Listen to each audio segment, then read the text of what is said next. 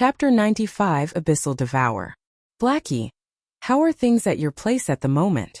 What level are you guys at right now? Shifeng asked. Leveling up in this hidden area is just too awesome. There is still no one coming over here to steal monsters, and everyone is at level 5 right now. Moreover, we obtained a lot of wolf meat and wolf skin, and our bags have long since been filled to the brim. Right now we're preparing to return to town and clear out our bags a bit, Blackie excitedly said. In this short period of time, they had obtained 4 pieces of level 5 bronze equipment from grinding on forest wolf dens. Amongst them there was a level 5 bronze staff that allowed Blackie's damage to increase by a lot. Full already? You guys sure are efficient. Shifeng was slightly shocked. A stack of wolf meat had 100 pieces in it. Previously, Blackie and the others had purchased plenty of big bags. Shifeng never thought that they would be filled so quickly. How many wolf meat was this? If all of them were to be given to Violet Cloud to be made into advanced cookings, then it would become a huge profit. That's right, you guys pass all of your wolf meat to a female cleric called Violet Cloud. Just give out my name when you meet her. Afterward you guys rest up a little and buy some HP and MP recovery potions, then wait for me at the trade area. Brother Feng, are we going to go dungeon diving with the snow goddess? Blackie excitedly asked after recalling some things in so properly rest up. You'll have to tense up your nerves after entering the dungeon. Shifeng nodded his head. Disconnecting the call on the other hand, Blackie had nearly jumped up in excitement. Originally, he had thought Shifeng would not be bringing them along to the dungeon. After all, their techniques were not that great. They would only be making fools of themselves if they were to go. However, since Shifeng did not forsake them, what else did they have to say? Anticipation grew within Blackie. He was fortunate enough to dive a dungeon together with the snow goddess. So what if he would shame himself?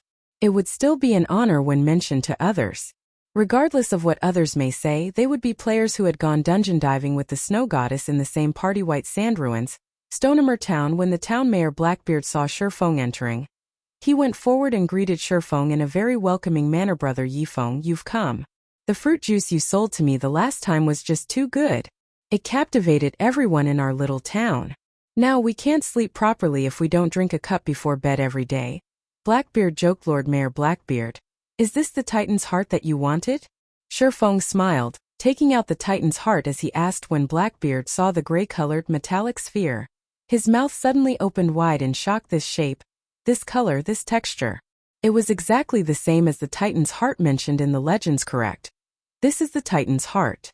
It is exactly the same as the one recorded in the ancient records. I never thought that I would be able to personally see it in my lifetime. Brother Yifeng, I truly did not think that you were such a powerful adventurer. For bringing back our Black Steel Dwarves' glory, I represent all Black Steel Dwarves in thanking you sincerely. Blackbeard excitedly received the Titan's heart, continuously thanking Shifeng's system. Unique quest: Steel Fortress Borussia completed. Rewarding 1 Black Steel insignia. Obtained Blackbeard's recommendation letter. Obtained Advanced Book of Magic. Rewarding 10,000 EXP. Reputation at Blacksteel Town has reached worship. The large amount of rewards dazzled Shifeng's eyes. His level had also risen to 73% of level 6. Such a leveling speed had even exceeded that of those leveling madmen. Shifeng did not care much about the amount of EXP. Instead, the other items were the most important ones. The rewards this time far exceeded Shifeng's expectations. A Titan's heart that possessed no energy in it could transform a third-rate guild into a second-rate guild. However, right now the Titan's heart in Shifeng's hand still possessed a quarter of its energy. Shifeng never imagined the rewards to be so good in his previous life. The player that completed this unique quest did not obtain such a bountiful reward. The player had only obtained a recommendation letter, an intermediate book of magic, and reputation reaching the level of worship. There was absolutely no Blacksteel's insignia. Blacksteel insignia. Fine gold rank. Unique equipment. User restriction, Yifeng. The Blacksteel insignia is the highest medal of honor amongst the Blacksteel dwarves. After equipping it, forging success rate increased by 5%. Proficiency has a 10% chance to increase by 1 extra point when forging. There is a 1% chance to increase the forged item's attribute. Shifeng was shocked after looking at the introduction. This Blacksteel insignia was literally a godly tool for forging. It was several degrees stronger than the forging talent. It was especially true with the 1% chance for an attribute increase. That meant that, out of 100 items forged, there would be one piece that would have its attributes increased. If Shifeng forged items every day without stop, he would have no problem making 300 to 400 pieces of equipment. In turn, he would have 3 to 4 pieces of equipment with their attributes raised. The thing players compared most when playing games was the quality of their equipment. Even if the attributes on a piece of equipment was only slightly higher, when the attributes of all the other pieces of equipment were accumulated together, the total amount would allow a player to exceed the others by quite a lot. Regardless of whether it was PK or dungeon diving, the player would have a great advantage in both situations. Although Shifeng did not know how much of an equipment's attributes would be increased, even an increase of a single point would cause an equipment's price to increase by multiple percentages. If it was a big increase, then the price would increase by several folds. The price of a single piece of equipment could even rival the price of 10 or more pieces. The black steel insignia was an unexpected profit. Shifeng's main purpose for doing this quest was to obtain the Book of Magic and Recommendation Letter, as both of these items were capable of allowing a guild to rise up. It was especially true for the Book of Magic. Moreover, the one Shifeng obtained was even an advanced Book of Magic. Aside from forging equipment, Shifeng could also forge other items, such as armor kits, gemstone buckles, alchemy wands, and much more. Amongst them, armor kits were the most popular and also had the largest demand generally. Armor kits were capable of increasing either a chestplate's defense or attributes. These all depended on the armor kit's quality and level. Meanwhile, the Book of Magic Shifeng obtained from Blackbeard was for making the strengthened version of the armor kit, the Mana Armor Kit. The Book of Magic was a unique item, and there was only one of it in the entire God's domain in Shifeng's previous life. It was exactly this item that had allowed a guild to earn a large sum of money, turning it from a third-rate guild into a second-rate guild. As for Blackbeard's recommendation letter, it would only be useful in White River City, so Shifeng was still unable to use it right now. However, now that Shifeng's reputation in Stonehammer Town had reached the level of worship, he could purchase a few bronze equipment, and even mysterious iron equipment, that would bind to the player's character upon purchase. Moreover, the prices of these equipment items were very cheap, to the degree that even an average player at level 10 could afford them. Stonehammer Town could be called the best location for players to obtain mysterious iron equipment. Hence, many players loved coming to this place to grind for reputation. After their reputation reached worship, they would be able to gear themselves fully with level 10 mysterious iron equipment. Unfortunately, it was not easy to grind for reputation. It was almost impossible for anybody to fully equip themselves with level 10 mysterious iron reputation equipment. Moreover, a complete set of mysterious iron reputation equipment was still somewhat weaker than the bronze ranked Silvermoon set equipment. So top-tier players all felt that it was below their dignity to equip it. Although Shifeng would not be equipping these items, he still had other uses for them. For example, using them to level up the Abyssal Blade. The Abyssal Blade needed to devour weapons in order to level up. According to his understanding, the better the quality of the weapon devoured, the higher the increase in attributes of the Abyssal Blade. The Abyssal Blade was like a cultivating weapon, hence the reason it was so much more powerful than those epic ranked weapons. They were even capable of rivaling legendary weapons if Shifeng nurtured it properly. The Abyssal Blade's attributes could definitely surpass a legendary weapon. Sadly, too many items were required to carry out such a feat. Even if it was the guild leader of a second-rate guild, they would not be able to support such a heavy cost. There was also the risk of facing a huge backlash. It was why many players both loved and hated magic weapons in consideration for the Abyssal Blade's attributes. Instead of feeding it the original 1 piece of level 5 mysterious iron weapon, and 10 pieces of level 5 bronze weapon, Shifeng decided to buy 11 pieces of level 5 mysterious iron weapon from the weapon shop. It was unknown how much of an increase in attributes such an action would yield following, which, Shifeng called out the leveling interface for the Abyssal Blade. He then fed all these weapons to the Abyssal Blade. Chapter 96, Magic Weapon Transformation. After choosing the weapons to devour and clicking level up for the Abyssal Blade, the Abyssal Blade suddenly let out a dragon's roar.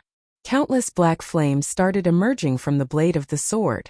The black flames then transformed into a dragon's head, immediately biting at the weapons that had been chosen. The dragon devoured the weapons, bite by bite in the blink of an eye. The black flame devoured all 11 mysterious iron weapons, and all of their essences flowed into the abyssal blade. The abyssal blade no longer looked like a fire poker, and it now gave off a faint cold feeling of sharpness. The blade's color and luster had also become more rustic, similar to a blade covered in dust for many years when Shifeng held the abyssal blade once again. The weapon felt slightly heavier than before. He felt a refreshing feeling when his hand wrapped around the sword's hilt. Shifeng then waved the sword a few times. Hua, hua, hua. The air was like paper, creating tearing sounds as he sliced it apart. The boss of the weapon shop was also a forging expert. When he saw this, his mouth opened wide in shock. He even nearly pulled out his go-to. The ordinary-looking weapon was actually so sharp that it could easily surpass a fine gold weapon. If it were utilized properly, it might even be able to break apart a bronze weapon with a single slash. Good sword. Shifeng waved the abyssal blade a few more times. After leveling up the sword, Shifeng felt that it had become much more suitable for him. He then checked the abyssal blade's attributes. Abyssal blade, magic weapon, one-handed sword. Attack power 39.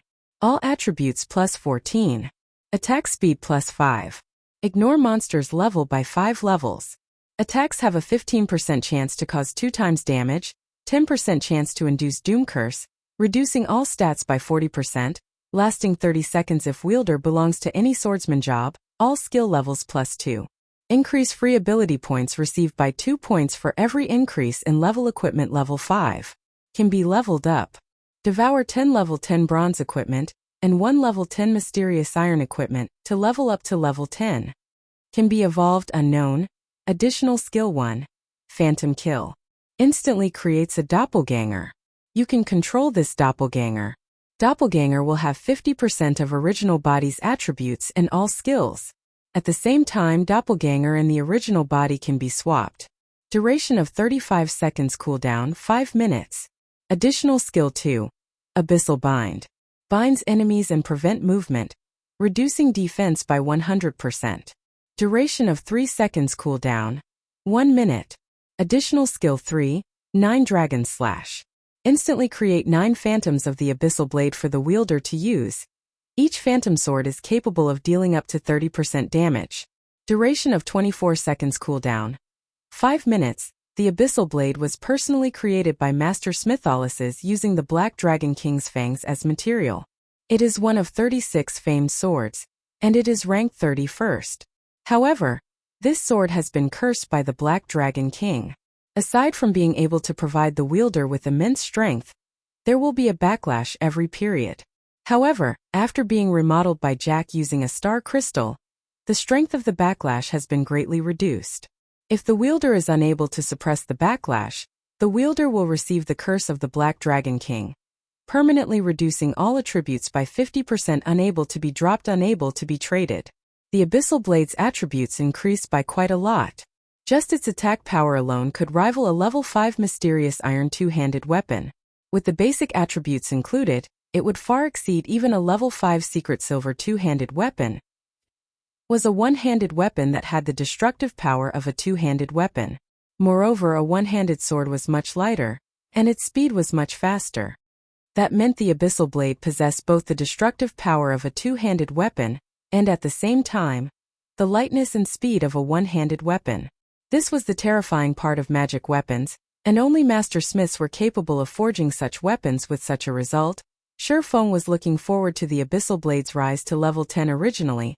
Shifeng intended to sell off the level 10 fine gold greatsword he had obtained from the Sun Temple. However, he dismissed that notion. If he were to let the abyssal blade devour this weapon, he wondered just how much of an increase the abyssal blade would have. However, it was but a thought of Shifeng's. To obtain an overall positive increase, it would not be possible just depending on a single weapon. Shifeng would, at the very least, need to pair it up with 10 level 10 secret silver weapons. Currently, even mysterious iron weapons were as rare as a phoenix's feather, not to mention priceless secret silver weapons. After sheathing the abyssal blade, Shifeng took out a return scroll and started chanting, returning to Red Leaf Town. If he were to run back instead, he would, with a 100% chance, be late. If he were to make the snow goddess wait for him, he dared not to think of the consequences. Red Leaf Town, trade area. After Shifeng transformed back to his original appearance, He made some minor adjustments to the appearance of the Silver Moon set equipment. It now looked more like an assembled set of bronze equipment. If Shifeng were to appear in front of Gentle Snow with his original appearance, she would definitely find something fishy about it. At that time, Shifeng would not find it easy to explain himself. Brother Feng, we're over here. Blackie stood up and shouted as he saw Shifeng walking over. The others, as well, stood up to welcome Shifeng when they saw him approaching, sending gazes of appreciation at him. If Shifeng had not let Blackie carry them, they most likely would not have been able to reach level 5 so quickly, and very likely they would still be struggling at the bottom of the ranks currently. Most of the veteran players in God's domain were level 4, and a minority had reached level 5. However, there was nothing great about the equipment they were using. If veteran players were lucky, they might possess 1 or 2 pieces of bronze equipment that had good attributes. Only those expert players would possess 6 or 7 pieces of bronze equipment. On the other hand, every one of them now possessed 7 or 8 pieces of bronze equipment originally. This reason alone already caused them to be extremely grateful towards Shifeng. They all decided to continue following Shifeng. They never thought that Blackie would actually be willing to sign a contract with them, allowing them to join Zero Wing Workshop and become one of its official members. They could also enjoy a monthly salary of 4,000 credits. They were not just fools playing a game. They knew the treatment an official member received in other workshops. The treatment for official members of top-ranking workshops in the city only received a monthly salary of 3,000 credits. Even so, many veteran players would still try to worm themselves into these workshops in whichever way they could. Meanwhile, they were just a bunch of fresh noobs, yet they actually had a monthly salary of 4,000 credits. This situation was just like a dream to them. Although they requested to lower the treatment they received, Blackie had firmly rejected all of them. He had said that Shifeng had personally declared it as such, and no changes were permitted. Helpless, they could only sign the contract, becoming official members of Zero Wing Workshop. Although they looked well off now, deep in their hearts, they were very clear about their own strengths. It was practically impossible for them to get invited to a workshop. It would be a good thing if they could even become outer members, not to mention official member. Shifeng swept a glance at everyone's equipment. Based on his many years of experience, he could roughly estimate an equipment's attributes. The basic attributes of the equipment his party members were wearing had definitely exceeded the elite members of many small guilds. However, it was still not enough. Let's make a trip to the warehouse first. Everyone was confused. What were they going to do at the warehouse? However, they did not question Shifeng's decision.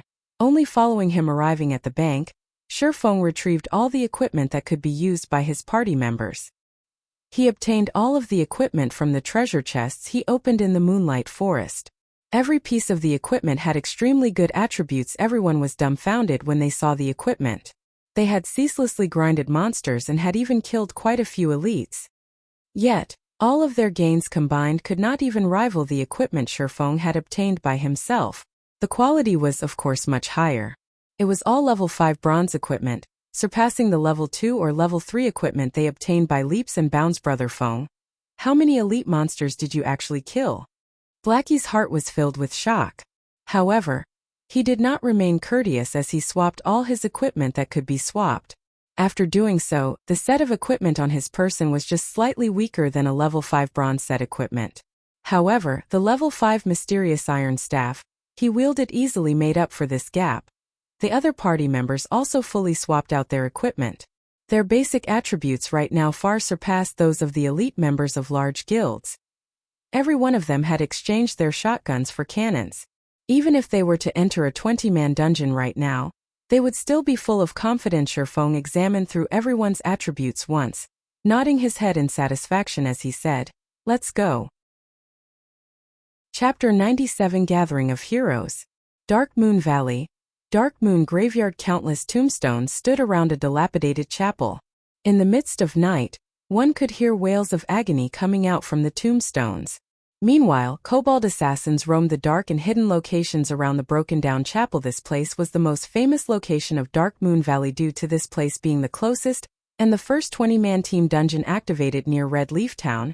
It held high importance to the many guilds stationed in Red Leaf Town. Compared to the previous 6-man party dungeon, the various guilds were paying the most attention to this team dungeon. That was because team dungeons and party dungeons were different. Not only was the difficulty for team dungeons higher, but the equipment that dropped from them was also better. Moreover, only by clearing a team dungeon would a guild be able to prove their strength. Aside from that, there was a gigantic glory list beside the teleportation gate of every team dungeon. On it, the names of the team and players who obtained the first clear for the dungeon would be listed for latecomers to admire, of course.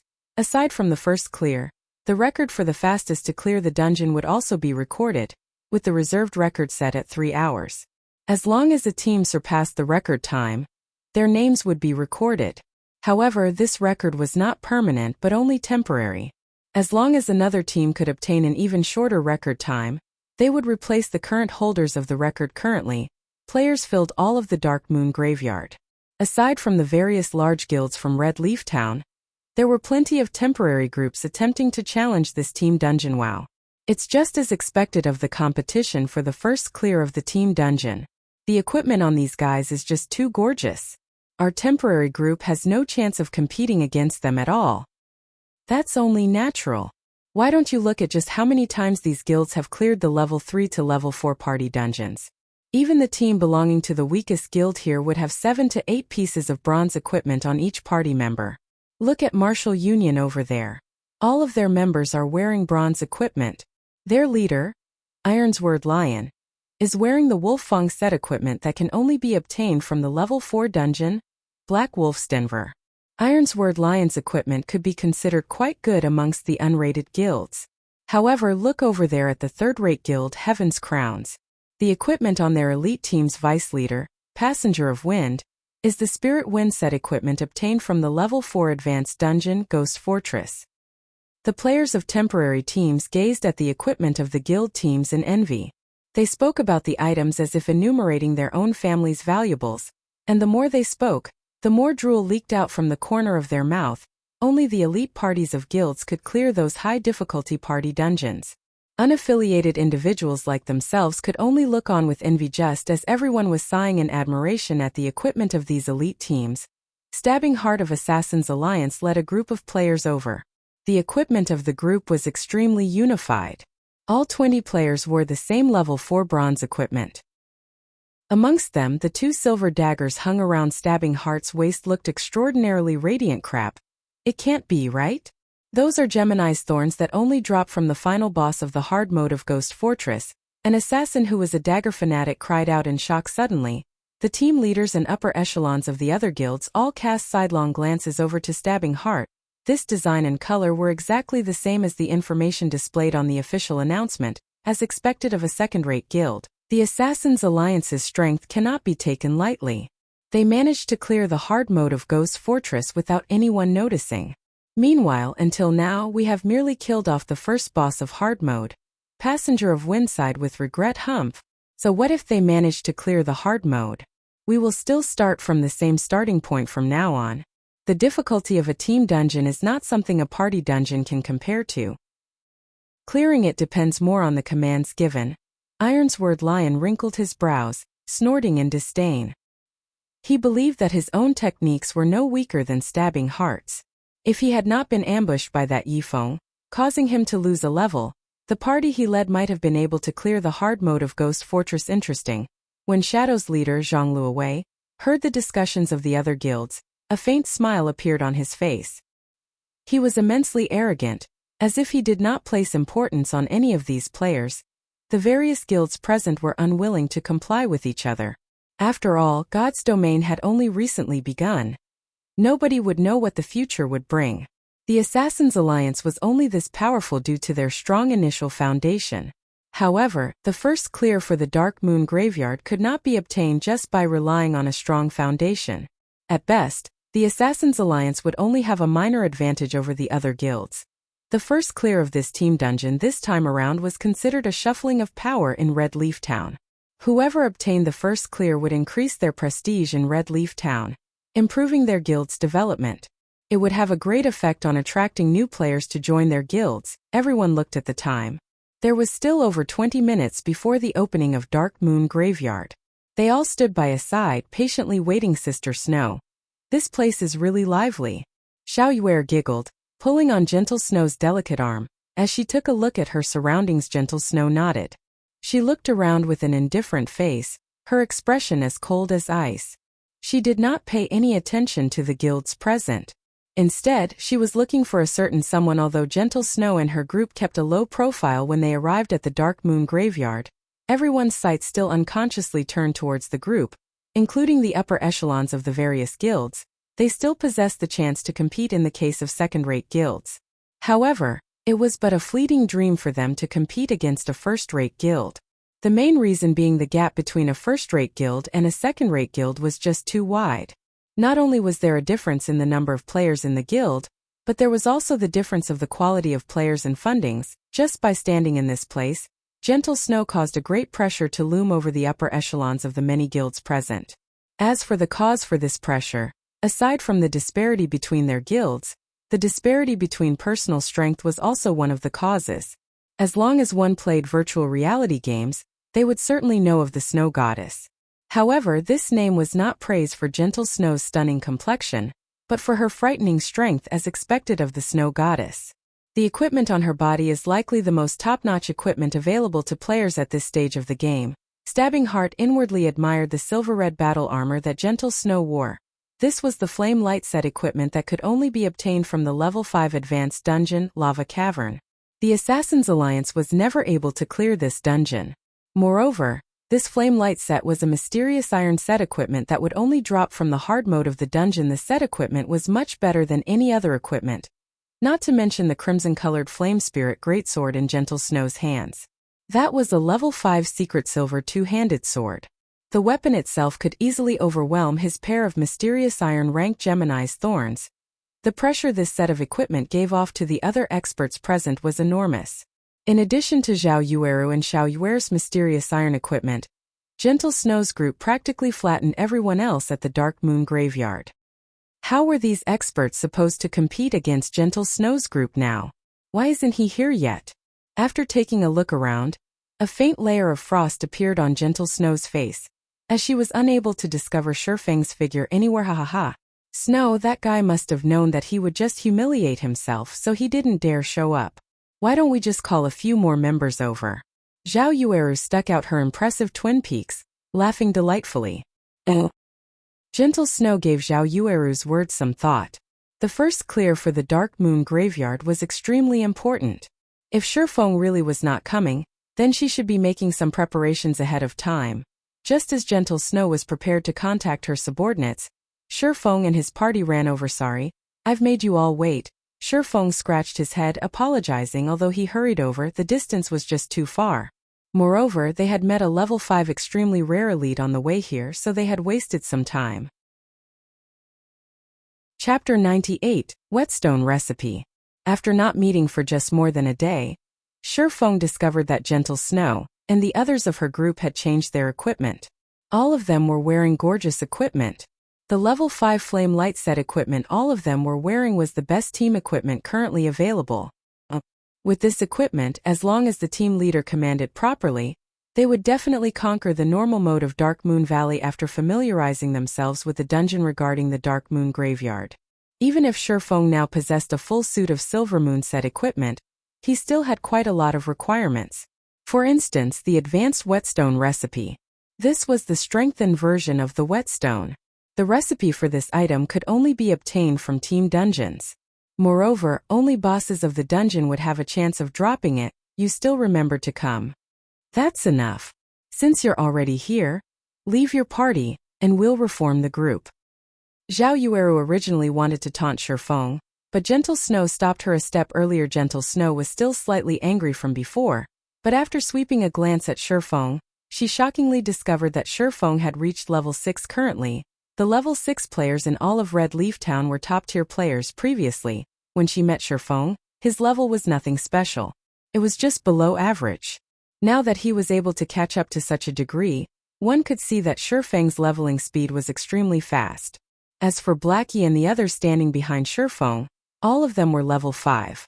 They were also fully geared with bronze equipment, and such a standard was relatively good amongst temporary Team Shifeng's party then disbanded. All of them joining Gentle Snow's team. All of the surrounding guilds and players saw Shifeng join Gentle Snow's team. Judging from the equipment of Shifeng's party, It was obvious that Shifeng and the others were not members of Ouroboros. However, it was extremely odd that they were still able to join Gentle Snow's team and enter the dungeon together. The equipment worn by Shifeng's party did not seem very high-leveled. They wore only scattered pieces of bronze equipment, not that different from the equipment of a temporary team. This was the important struggle for the first clear of a team dungeon. Was Gentle Snow so confident in being able to easily obtain it that she'd invite a group of people like this? Only Stabbing Heart knew of Shifeng's strength. Now that both powerhouses had joined, the competition for the first clear of the Dark Moon Graveyard had just become much harder. Brother Zhang. That's the brat that set up our men? Flaming Tiger hatefully commented when he saw Shifeng. So it is him? Zhang Luowei raised his brows. He could not help but pay more attention to Shifeng. He then said in a deep tone, since he has some connection with the Snow Goddess, try not to stir up trouble with them in the future. I don't wish for us to go against a first-rate guild right now. Being able to wipe out Flaming Tiger's group, and having a connection with the Snow Goddess, this person was not that simple. He still needed to do some investigations of this person. If this person had just joined the Snow Goddess by chance, he would definitely make this person pay for his actions. Yes, I understand, Brother Zhang. Flaming Tiger glared at Shifeng, only gritting his teeth as he answered. However, it was a different situation on the side of Martial Union. Every member of Martial Union could not help but wish they could get rid of Shifeng right that instant. It was especially true for Ironsword Lion previously. He put out the word that he would kill Shifeng back to level 0. Now that he saw Shifeng had already reached level 6, one level higher than Ironsword Lion himself, he felt extremely humiliated. What is that group of assassins doing? They actually allowed him to wash away his red name, and even rise to level 6. Just the fact that Shifeng was standing in this place, unscathed, caused the light on Ironsword Lion's face to fade. His face turned crimson from anger, saying, immediately contact the party of assassins. What exactly is going on here? Boss, what's up? One of the assassins standing guard in front of the hotel asked. What's up? Ironsword Lion nearly suffocated from anger when he heard those words. He bellowed, I told you all to pay attention to Yifeng. Yet what have you all been doing? Boss, we've constantly been keeping an eye out for him. However, Yifeng has not set foot outside the hotel. I'm guessing that he must be afraid, the assassin said. Puzzled. You've constantly been keeping an eye out for him? Then you tell me, who is this person that I am looking at? Ironsword Lion sent a screenshot, asking coldly. Impossible. We've really been constantly keeping an eye out for Yifeng. And he never came out. The assassin, immediately dumbfounded, looked at the screenshot. You're a bunch of rubbish that can't even keep watch over a single person. Get out of Martial Union immediately. I don't wish to see you any longer. Rage completely flooded Ironsword Lion's mind. Shortly after, he turned to glare at Shifeng, saying to his subordinate, call some men over, as many as you can. After they're done with the dungeon, I want him dead immediately. Boss Ironsword, this wouldn't be a good move, right? No matter how you put it, he still has some connection with the Snow Goddess. If we create a bad relationship with Ouroboros, it would be detrimental to the development of our guild. A druid set out in the streets, we live by depending on our reputation. Now that someone has stomped our reputation to the ground, who cares about anything else? Ironsword Lion said in disdain, so what if she's the Snow Goddess? She still hasn't met this daddy right here. I don't believe that a stupid skank like her could do much to me. If she knows how to be tactful, I can still give her some face. If not, then I'll kill her back to level 0 as well. Boss is right. God's Domain just has slightly more players. How prestigious was it during those years that we swept across Martial World? Now we can also sweep across God's Domain just like before. What should we be afraid of? The players that had constantly followed Ironsword Lion all voiced out their agreements, all of them releasing the aura of a mad dog from their bodies. In their opinion, one had to be fierce when playing virtual reality games. Compared to Wuxia games, God's Domain merely had more players. Moreover, they had to take into consideration so many problems every single day. What good was worrying about each and every little thing? Won't everything be solved if they just killed these first-rate guilds into submission? They had only depended on being fierce to succeed in the previous Wuxia game they played. And it would be the same in God's Domain. Only the druid, who had only recently joined, helplessly shook his head. These people were insane. Feng did not notice the movements of Martial Union. He only discussed the matter of cooperation with Gentle Snow. The items dropped from the dungeon will be distributed according to job requirements. If both sides require the same equipment, then there should be no problem if we just roll for it, right? We don't have any problems with the distribution of equipment. However, I want priority over the recipes and materials for lifestyle jobs. Feng's goal in coming here was the advanced whetstone recipe. While equipment didn't really matter to him, don't forget that we are the ones who will be carrying you through the dungeon. Moreover, do you know how valuable the recipes for lifestyle jobs are? After hearing Feng's words, Zhao Yueru stamped her feet in anger, bellowing like a fierce tigress. The other members of Gentle Snow's team were also feeling aggrieved. Feng and his party were just a group of wild players. They were already extremely benevolent by rolling to distribute the equipment. Despite that fact, Feng was still trying to take advantage of them. Brother Feng, your request is going slightly overboard. In any case, our equipment is slightly weaker than theirs, and even just clearing the dungeon would be a problem for us. So why don't you change your requirements? Blackie advised. Although their equipment was very good compared to the set equipment of these people, they were clearly still a step behind. Being able to roll for equipment was already a good condition. Going further to compete over recipes for lifestyle jobs, nobody would be willing to concede to such a request. To put it bluntly, even without them joining, Gentle Snow's team could similarly clear the Dark Moon Graveyard. Feng shook his head. He would not mind if it were any other recipes. However, he would not concede even a single step for the advanced whetstone recipe. He also could not reveal any specifics to avoid attracting the suspicion of others. After all, before a team dungeon was conquered, the official website would not reveal any information about its drops. 20-man dungeons would only refresh once every 3 days. There were only that many team dungeons nearby, and every one of them was extremely precious. The earlier Feng obtained the advanced whetstone recipe, the earlier he would obtain an advantage over the other players.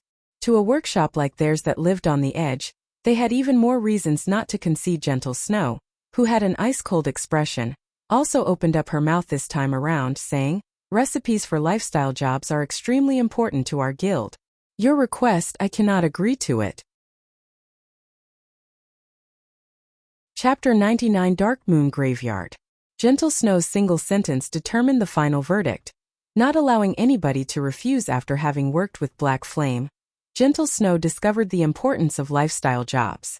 Although their influence towards God's domain was small right now, who could guarantee that it would remain so in the future? Hence, she would not let even a single recipe that dropped from the dungeon slip by. With Gentle Snow's approval, the confidence of the members of Ouroboros grew. Every one of them looked towards the foolish-looking Feng. Now that our leader has refused, let's see how you are going to continue acting arrogant. If you have the ability, then form your own team to enter the Dark Moon Graveyard. We will have an easier time that way as well. Feng slightly wrinkled his brows. He did not think that Gentle Snow would be so resolute. He wondered what had happened to Gentle Snow to trigger a nerve in her. She was completely different from when they first met. At that time there was still room for discussion. However, Feng did not have a clue that the person who triggered Gentle Snow was exactly himself. How about this then? We'll hold a party auction for the lifestyle recipes that drop, Feng said. Without having any better options, he could only take a step back and make some compromises. Hearing Feng, Zhao Yueru covered her delicate mouth as she revealed a shallow smile. Feng, stop dreaming. Team dungeons only reset once every 3 days. The recipes obtained from inside are extremely important to a guild's development. How could we auction them amongst the party? If you insist on doing so, then we will just call in a few more of our elite members. That way, those enter the Dark Moon Graveyard will all be our members, and we won't need to share anything with you. Zhao Yueru's tone turned chilling. Zhao Yueru had already made her words extremely clear. If you are going to stay, then forget about the recipes. Otherwise, pack up and leave. We won't be obstructing you on your way. Meanwhile, Gentle Snow showed no signs of hindering Zhao Yueru. Her actions meant that she too agreed with Zhao Yueru's viewpoint. Miss Zhao, please don't get angry. Brother Feng doesn't know how important the recipes are to you all. I apologize. Blackie could no longer stand to watch this scene continue to unfold. Any more of this, and the final result would definitely be a separation. They managed to obtain the favor of the snow goddess after much difficulty. Hence, they could not simply just let go of this chance to further advance their workshop. Lackey continuously hinted Shifeng not to act rashly, and to properly grab a hold of this chance. Shifeng could feel Gentle Snow's resolute behavior. Such an attitude gave him a headache. However, it would not be easy for him to find another team to enter the Dark Moon Graveyard with. It was a team dungeon after all. A certain standard of equipment, trust, and cooperation was required to successfully clear it. Moreover, players that were abruptly recruited might not necessarily be reliable. They might even bring adverse effects to the team. Alright then. Let's go with your arrangements. It was clearly not wise for him to enter a deadlock with Gentle Snow right now. Shifeng had no choice but to just give up this chance. His only choice was to look for new, reliable members after he finished the dungeon. He would then bring them to dive into other team dungeons. Seeing Shifeng agree, Blackie let loose a breath of relief. On the other hand, Zhao Yueru was slightly pouting. She inwardly felt unfortunate that she was not able to chase Shifeng away. Gentle Snow did not pay attention to Zhao Yueru's irritation. The time for the dungeon's opening already arrived. The other guild teams were all entering the dungeon, one after another. Hence Gentle Snow said in the team chat, "Let's go in then." Before entering the dungeon, Gentle Snow had set the dungeon's difficulty at normal. That way, after entering the teleportation gate, everyone would be sent to the normal mode of the Dark Moon Graveyard. Team dungeons were similar to party dungeons, in which they had 3 different difficulties: normal, hard, and hell. However, guilds that were not familiar with the dungeon would usually start off by obtaining and understanding information from the normal mode of the dungeon. They would then use the information obtained to prepare for hard mode and hell mode. Right now, every guild was competing for the first clear of the Dark Moon Graveyard. They wanted to use this chance to increase their influence towards the players in Red Leaf Town. So, naturally, they would not start off by challenging a higher difficulty. The team entered the teleportation gate, one after another. They all turned into a streak of white light as they entered the Dark Moon Graveyard. Team dungeons were unlike party dungeons. The map inside a team dungeon was extremely large. They were practically the same size as a small town, with some being the same size as a city with a population in the millions. The Dark Moon Graveyard was the first team dungeon available near Red Leaf Town. So the map of the dungeon was relatively small. Unlike the team dungeons in other virtual reality games, the main goal when entering any team dungeons in God's domain was to find the exit. As long as players could find the exit and leave the dungeon, then they would have cleared the dungeon. After leaving the dungeon, they would also receive the corresponding dungeon rewards. Dark Moon Graveyard was different precisely because of this reason. Taking into consideration that this was the first time players of God's domain came into contact with team dungeons, the Dark Moon Graveyard's difficulty was lower than other team dungeons. Players only needed to consider one key point when inside the dungeon: survive. As long as they could survive and leave through the exit, they would clear the dungeon immediately. After everyone entered the Dark Moon Graveyard, a chilling wind ambushed them, causing their entire bodies to shiver. It was past dusk in this place, and a red moon hung above the sky, shining down on the earth. Gravestones littered the wasteland, and the gigantic stones formed one gigantic maze. A strange atmosphere filled the place, coupled with countless wails of anguish. "I'll divide up our responsibilities first, so when the time comes, just make sure you do your own part." Gentle Snow was not even the slightest bit shocked by the strange atmosphere. Instead, the corners of her lips curved upwards, forming an excited smile. Although they wasted several minutes, they properly determined each team member's responsibilities. That way, whenever anything unexpected occurred, everyone could react with the quickest time possible. The team had a total of 4 healers, with 2 being clerics, 1 oracle, and 1 druid. There were 2 MTs in the team. One of them was a shield warrior, the other, a guardian knight. Meanwhile, Shifeng was arranged into the dagger party. The party's main goal was to combat at the front lines. On the other hand, Lonely Snow was arranged into the protection party. Their main goal was to protect the team's lifeline. The healers: alright, scout party, search for a path. We will follow behind at a slower pace. Once Gentle Snow was satisfied with the team's formation, she arranged for 2 assassins to scout ahead. After entering the wasteland maze, the 2 assassins immediately reported the situation they discovered. Gentle Snow responded immediately, allowing her team to advance towards the best possible route and easily avoid the traps set up by the Kobold Assassins and Kobold Warriors. Kobold Assassin, Common Rank. Level 5. HP 1600/1600. Kobold Warrior Elite Rank. Level 5. HP 3, 500/3500.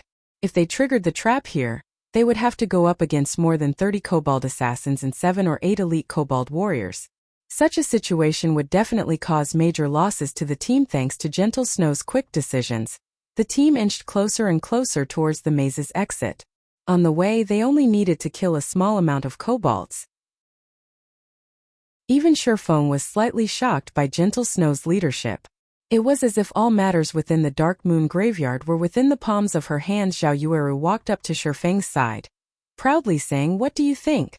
You should see how far apart your strengths are now, right?" Sherfeng remained silent. He did not pay much heed to Zhao Yueru, his hand only tightening its grip on his treasured sword hanging on his waist. Humph. Speechless now, are you? Zhao Yueru thought Sherfeng was tacitly agreeing, her heart feeling a wave of pleasure. However, not long after Zhao Yueru felt pleased with herself, 2 blood-curdling screams came through the team's chat scout party. What happened? Gentle Snow hurriedly asked. System. Player White Cry has died. System. Player Wind Shadow has died. What happened? When Zhao Yueru saw that the 2 players who died were both from the scout party, her heart filled with questions. However, nobody answered Zhao Yueru due to the settings of God's domain. Players were unable to initiate communication after death. Everyone immediately tensed up. They watched their surroundings vigilantly.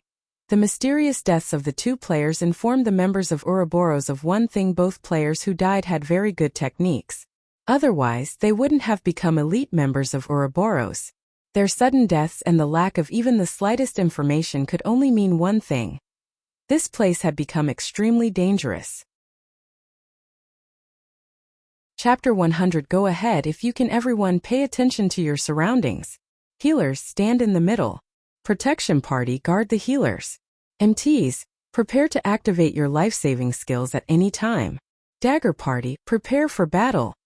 Gentle Snow was not frightened by the situation. She immediately gave out commands, staying combat ready. Haughtiness invites disaster. Humility receives benefit. This sentence just happened to be applicable to the members of Ouroboros. It was especially true for the arrogant Zhao Yueru. Problems were bound to occur when one became complacent, only the problems this time arrived somewhat too quickly. Zhao Yueru, who was still relaxed, suddenly tightened her grip on her crystal staff. She was no longer acting cheerful or witty. Her expression now turned solemn. She observed her surroundings for every little detail, revealing the unquestionable quality of an expert. The other members of Ouroboros also no longer dared be careless.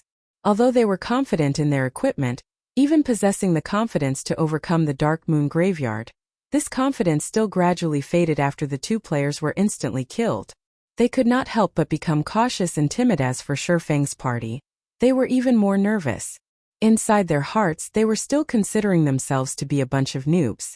Meanwhile, the elite members of Ouroboros before them were experts.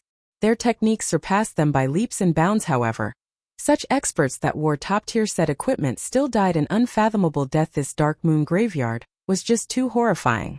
Seeing everyone in such a panic, Sherfeng remained incomparably calm. As for what actually happened, nobody had a better understanding of it than him, or rather, he long since predicted such a situation. Since Dark Moon Graveyard had a lower difficulty, depending on equipment and some experts, it was easy enough that it could be relaxingly cleared. However, in Sherfeng's previous life, an unknown number of guilds fell to the dungeon over and over, to the degree of cursing someone's mother.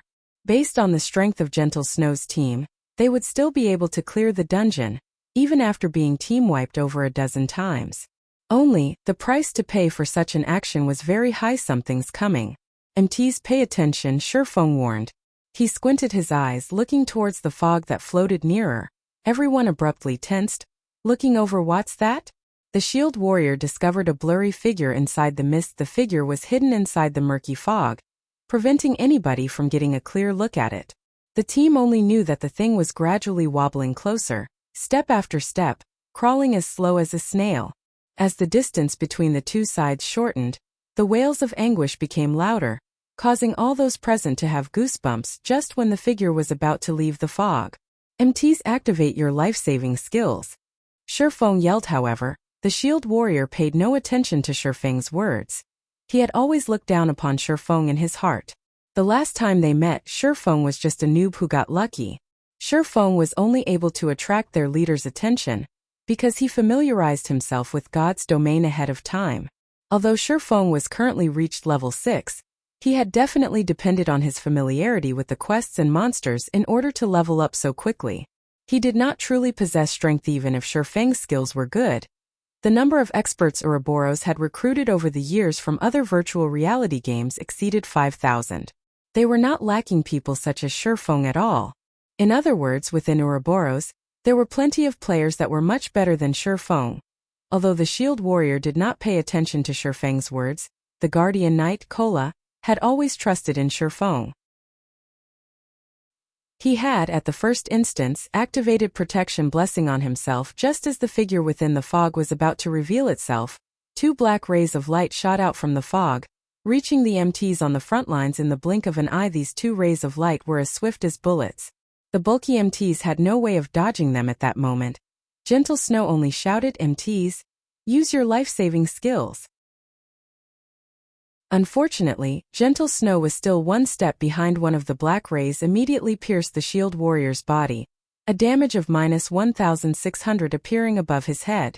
He was killed instantly, the shield warrior's eyes affixed to his chest where the black ray penetrated, unwillingly passing on. Meanwhile, after activating protection blessing, the damage Kola received reduced by 50%.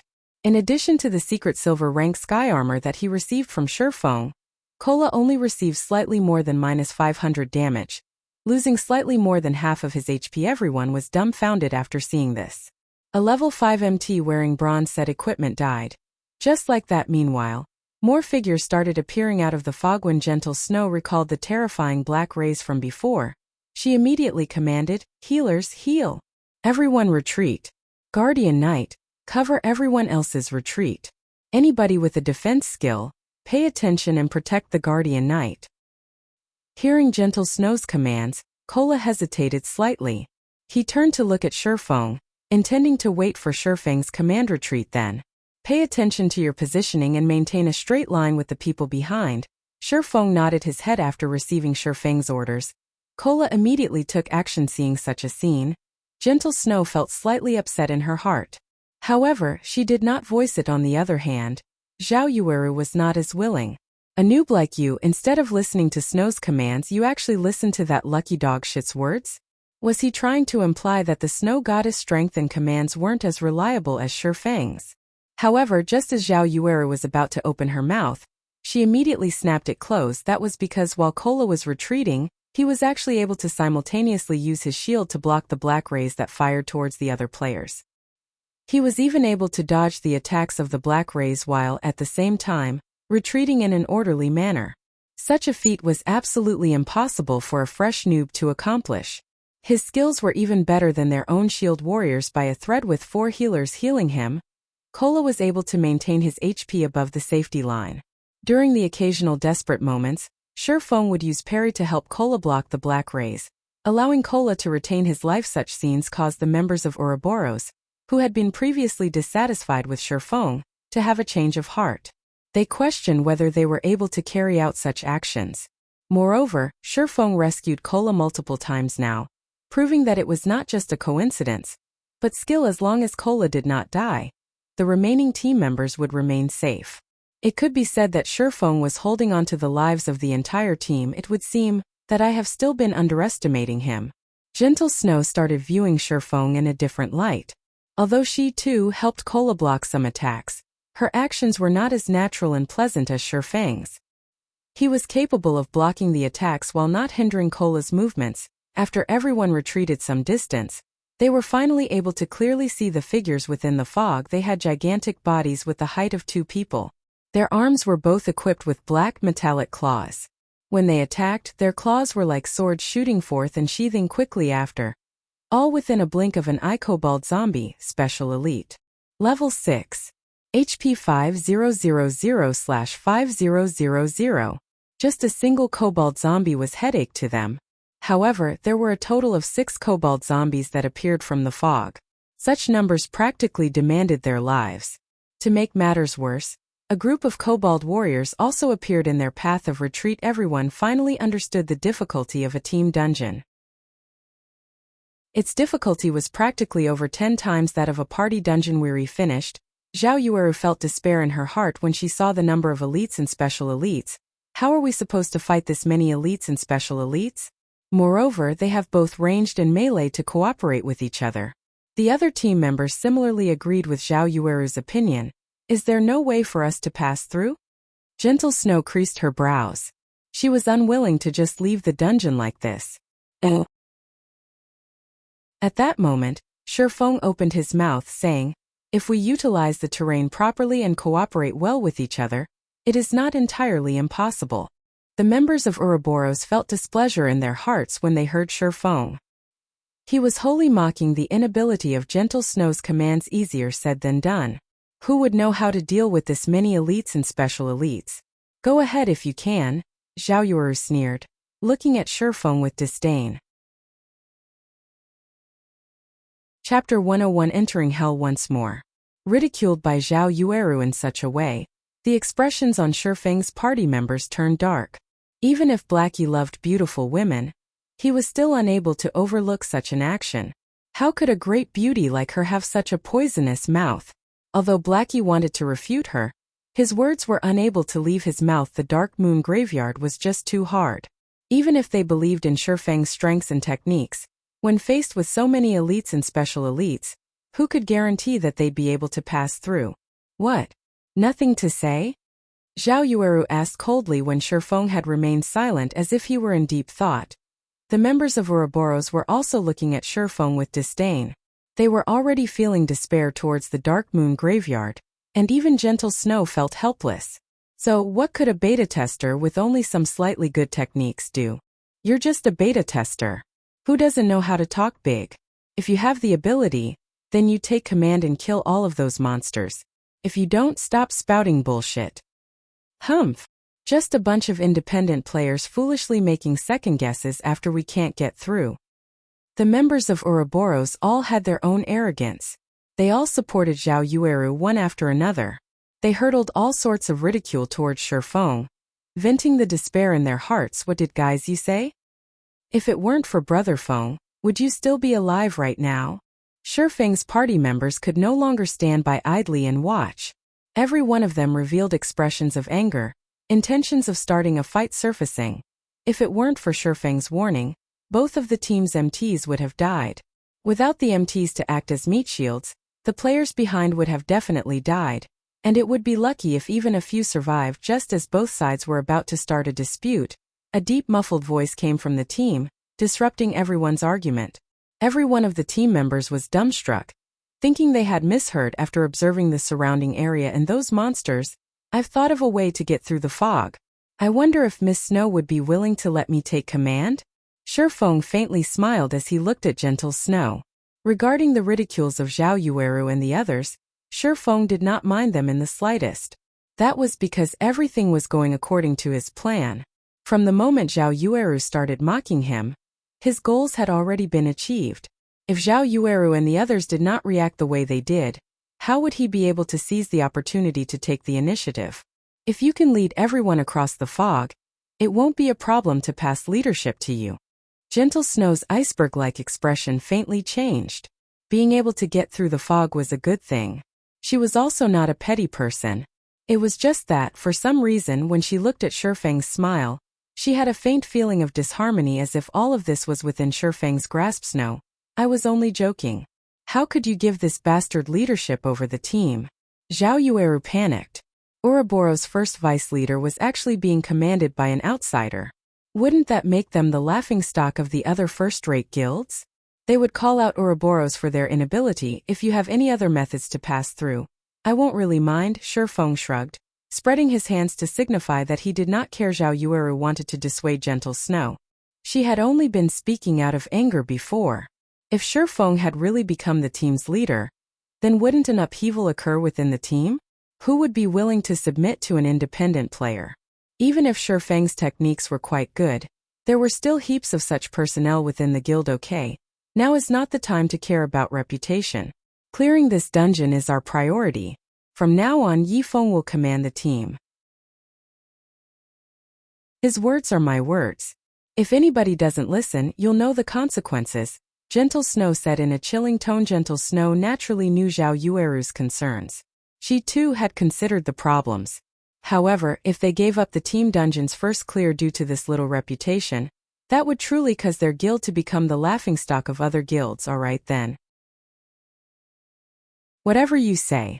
However, if he doesn't command us adequately, only blindly giving out orders, I won't obey. Zhao Yueru shot a glance at Shifeng in anger. She did not believe that Shifeng could properly command the team, not to mention lead them through the fogged area. After all, Shifeng was just an independent player. It was impossible for him to have any experience in commanding a team. In a moment, she would watch and make fun of Shifeng making a fool of himself. Seeing that Gentle Snow had already nodded her head in agreement, Shifeng unhurriedly said, "Since we're done with the matter of leadership, let's talk about the matter of distribution.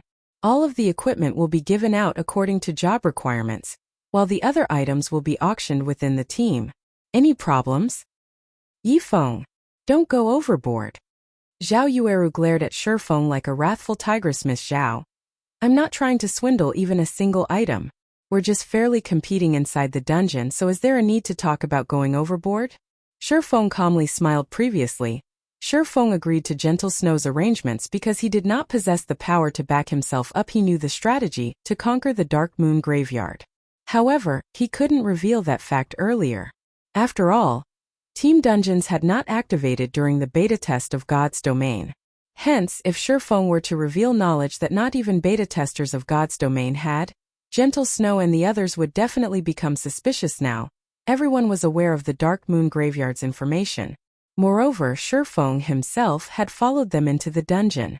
As long as Shifeng performed thinking up a strategy, naturally, no one would question him. Even the astute Gentle Snow would not suspect. Shifeng had long since known how to conquer the Dark Moon Graveyard. Zhao Yueru became speechless from anger. She felt Shifeng was just a scoundrel intoxicated by success. On the other hand, Gentle Snow did not hesitate as she revealed a faint smile, calmly saying, "All right. As long as we can get through, I'll agree to your conditions." Snow. Zhao Yueru did not dare believe her own ears. Gentle Snow agreed just like that. Recipes for lifestyle jobs. The ones dropped from Team Dungeons were even more priceless. How could they just let others take advantage of them? Enough. It's all just a waste of breath if we can't get through the dungeon. If we manage to get through and an item drops, we'll just buy it as is. Do you think an independent player like Yifeng is wealthier than us? Gentle Snow softly explained. Hearing this, Zhao Yueru came to a realization. If they were competing regarding capabilities, even 100 Yifengs would not be a match for them. At the end of the day, the item would still be theirs. Humph. Be pleased with yourself while you can. Zhao Yueru's mood greatly improved. She even looked forward to clearing the dungeon as quickly as possible, obtaining several recipes. She wanted Shifeng to know just how foolish his decision was. Since I will be commanding the team from now on, let's first leave the dungeon and re-enter it once everybody gathers. Shifeng took out a return scroll and started chanting. Using a return scroll inside a dungeon would automatically send players back to the dungeon's entrance, saving players the wasted time running back. The others also promptly took out return scrolls after watching Shifeng do so. Indeed, 3 people had died in the team, so some reorganization was necessary outside the Dark Moon Graveyard. Many teams belonging to guilds had returned after dying. They were currently reorganizing themselves, preparing to challenge the dungeon once more. When they saw the Snow Goddess and her team leave the dungeon, they all were abruptly shocked. All of them hurriedly looked towards the glory list at the dungeon's entrance. The Snow Goddess' fame was extremely great. In addition to so many of her team members leaving through the dungeon's entrance, there was a high chance that they had already cleared the dungeon. However, the glory list was still as empty as ever. Everyone let loose a breath of relief. They continued with their rest, discussing how they would raid the dungeon. After over a dozen minutes, the entire team was assembled.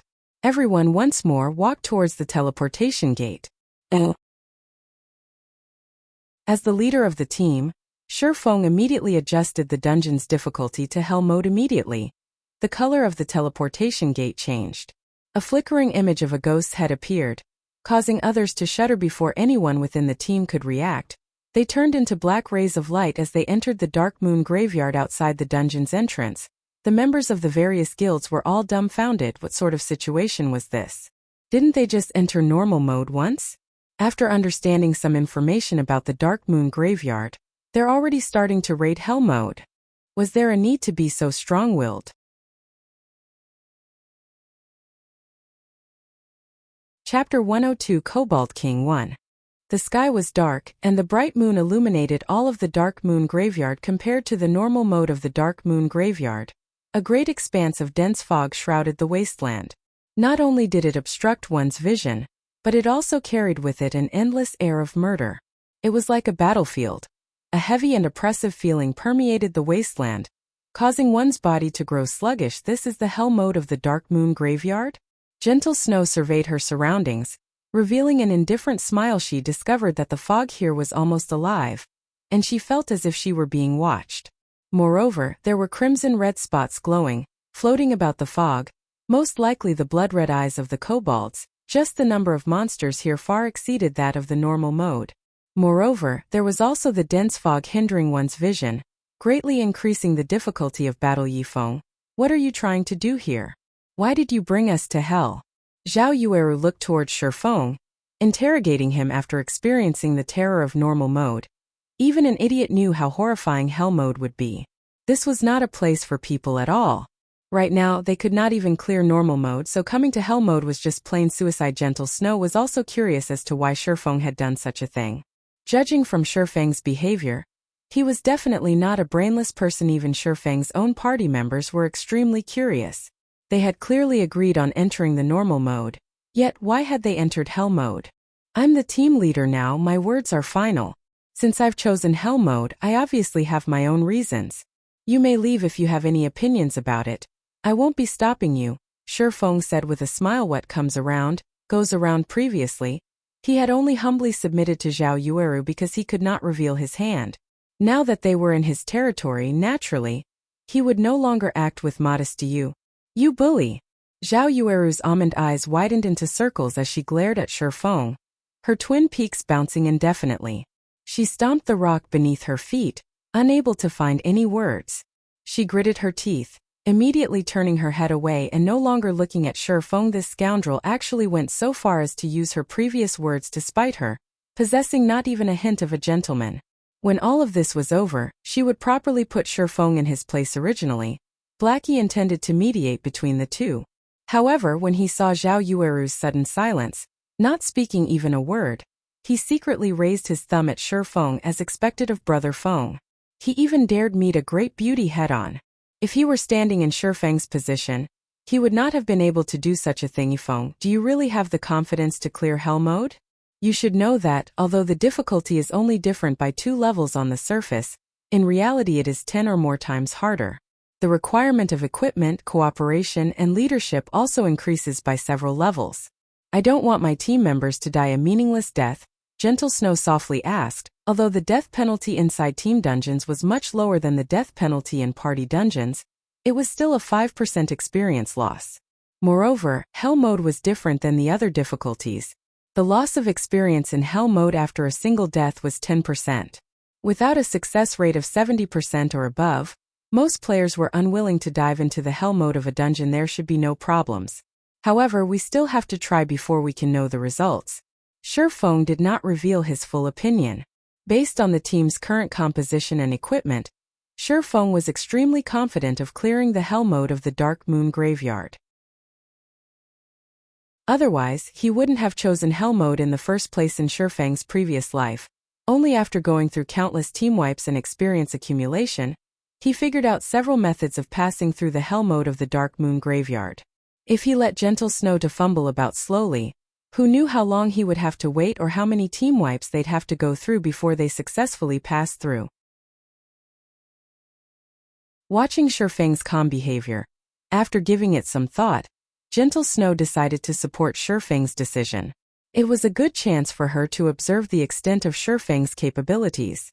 If he performed well, it would be beneficial to invite him to join the god-slaying army. Gentle Snow nodded. At this time, even if the others were still unwilling, they had no choice but to listen to Shifeng's commands. However, it was not because they believed in Shifeng. Rather, they believed in Gentle Snow's decision, after which Shifeng started assigning responsibilities. Overall, his arrangements were mostly similar to Gentle Snow's. The difference was that he placed 3 elementalists in the dagger party and disbanded the scout party to place their members in the protection party instead, protecting the healers after entering the fog. Both MTs are to activate your life-saving skills and rush after me without stopping. However, pay attention to dodge attacks.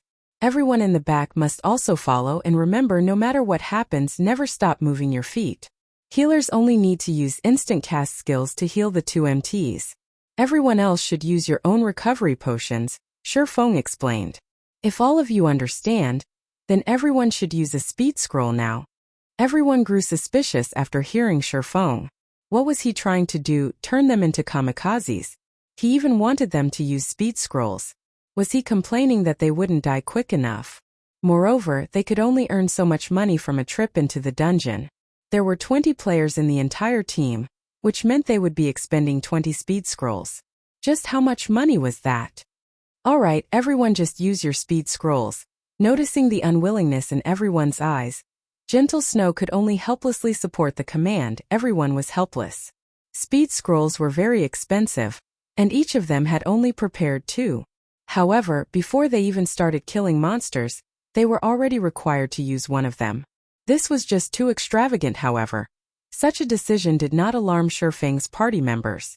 Speed scrolls had long since become a necessity for them to grind elite monsters, so they each had 6 or 7 on their person. After everyone used a speed scroll, they followed Shifeng towards the entrance of the maze area. Follow closely. I won't concern myself if you fall behind, Shifeng reminded in the team chat. Having Shifeng tell them in such a way, everyone became nervous. If they fell behind, needless to say, only death waited for them. Run. After seeing everybody ready, Shifeng activated his title, Might of 1,000, greatly increasing everyone's attributes. As a result, their running speed also increased. Before shock took hold of anyone over their increased attributes, Shifeng started running.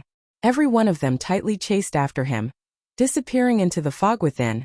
The fog massively limited everyone's vision. They could only barely make out an area of 5 yards after running for some time. Shifeng suddenly said, MTs, use your life-saving skills. Healers, heal. Hearing Shifeng's commands, the 2 MTs started activating their life-saving skills. The healers also started using their healing skills on the 2 MTs following, which, black rays appeared, fired out from the fog. The black rays struck the 2 MTs, dealing a horrifying amount of damage. Fortunately, the healers constantly replenished their HPs to make up for the damage they received. In addition, the 2 MTs had high movement speeds, reducing the chances of the black rays striking them. With the 2 MTs taking the full brunt of the damage, the other team members behind had nothing to worry about. In such a way, everyone ran after Shifeng for a full 10 minutes, making twists and turns every so often. In between, they all used another speed scroll. If the healers were lacking mana, they would drink mana recovery potions. Such a situation worried the members of Ouroboros greatly. How was this still a dungeon raid? They were just throwing money away. Moreover, everyone clearly felt the countless monsters closely chasing after them. The monsters constantly bellowed, and as long as they halted their steps, those monsters would definitely kill them. Fortunately, this place was just like a maze. There were plenty of paths available for them. Moreover, the paths were relatively narrow, resulting in a situation where the monsters hindered each other's advance. As a result, it would not be easy for the monsters to catch up to the team. Turn left ahead and enter the small path. After everyone has entered, both MTs block the entrance of the path and use your life-saving skills. Healers, spam your heals on them. Blackie, prepare to use Hellflame. When the MTs are unable to hold on, the 3 elementalists should use Frozen Nova to block the monsters. If the MTs die, all melees are to stand forward and block the way, but none of you are allowed to attack. Shifeng immediately shouted in the team's chat as he looked towards the small path a short distance away, following which, everyone quickly poured into the narrow pathway. Both the MTs just happened to block the entire entrance of this path successfully. When both MTs were in position, they received powerful attacks one after another, constantly pushing them backward. Damage appeared above their heads endlessly. Just as the two of them were about to be sent flying from the barrage of attacks, Shifeng placed both his hands on their backs, bracing against them. The two MTs felt like they leaned against a wall, their bodies unable to retreat any further. Blackie, hurry up. Elementalists, prepare your frozen novas. Shifeng hurriedly commanded. I'm ready. Blackie chanted the final incantation. MTs retreat. Elementalists, cast frozen nova. Shifeng yelled, following which, a frozen nova spread out to encompass all the monsters, freezing them and stopping their movements. Over 20 points of damage appeared over every monster's head. Such a high ice resistance. Zhao Yueru's brows slightly cringed. She was extremely dissatisfied with the damage she inflicted at this time. Pillars of green-colored flames shot up amidst the monsters, causing damages of over -300 to every monster. The pillars of flame lasted for 5 seconds, and during this period, the monster's HP incessantly fell. This scene dumbfounded everyone. Even Blackie himself was stunned. Wasn't this damage a little too high? After all, these monsters were all elites and special elites. Being able to cause damages of over -100 was fortunate. However, what Blackie did not know was that the kobolds in the Dark Moon Graveyard lived in this cold and dark environment for many years now. They loved the cold but were afraid of fire. Hence, the damage from fire-attributed magic would be multiplied by several folds. It was especially true for the kobold zombies, as they feared fire the most after Hellflame ended. The two MTs stepped forward once more to block the monsters. Due to the road being narrow, only 2 or 3 monsters could attack at a single time.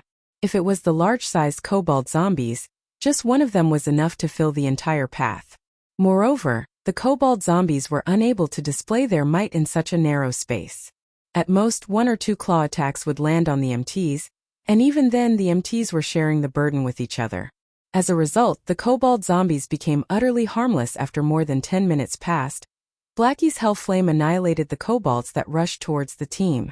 Everyone's experience greatly increased as a result, and there was even a pile of dropped items. The members of Ouroboros were astonished. Although Blackie's magic surprised them, Shifeng's strategy thoroughly stunned them. He was actually able to think up such a strategy and discover such a location.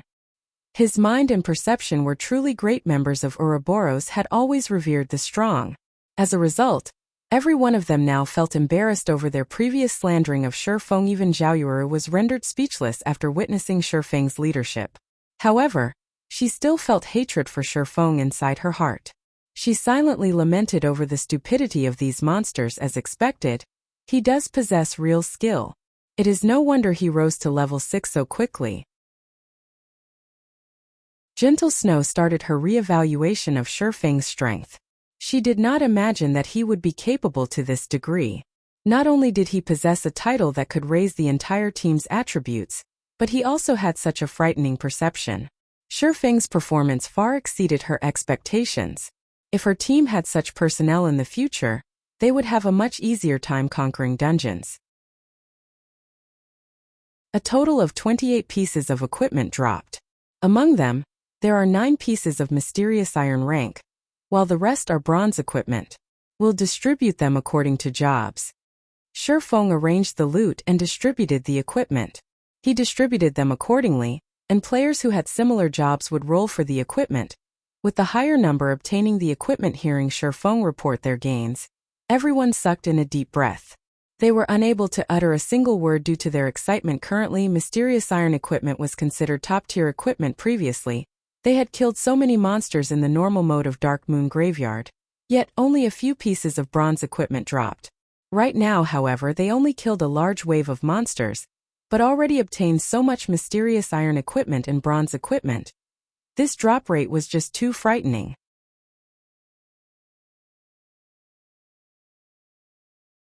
Chapter 103 Cobalt King 2.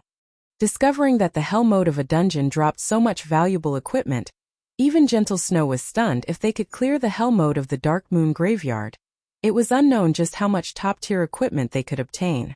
With top-tier equipment, they would have a much easier time conquering the other team dungeons.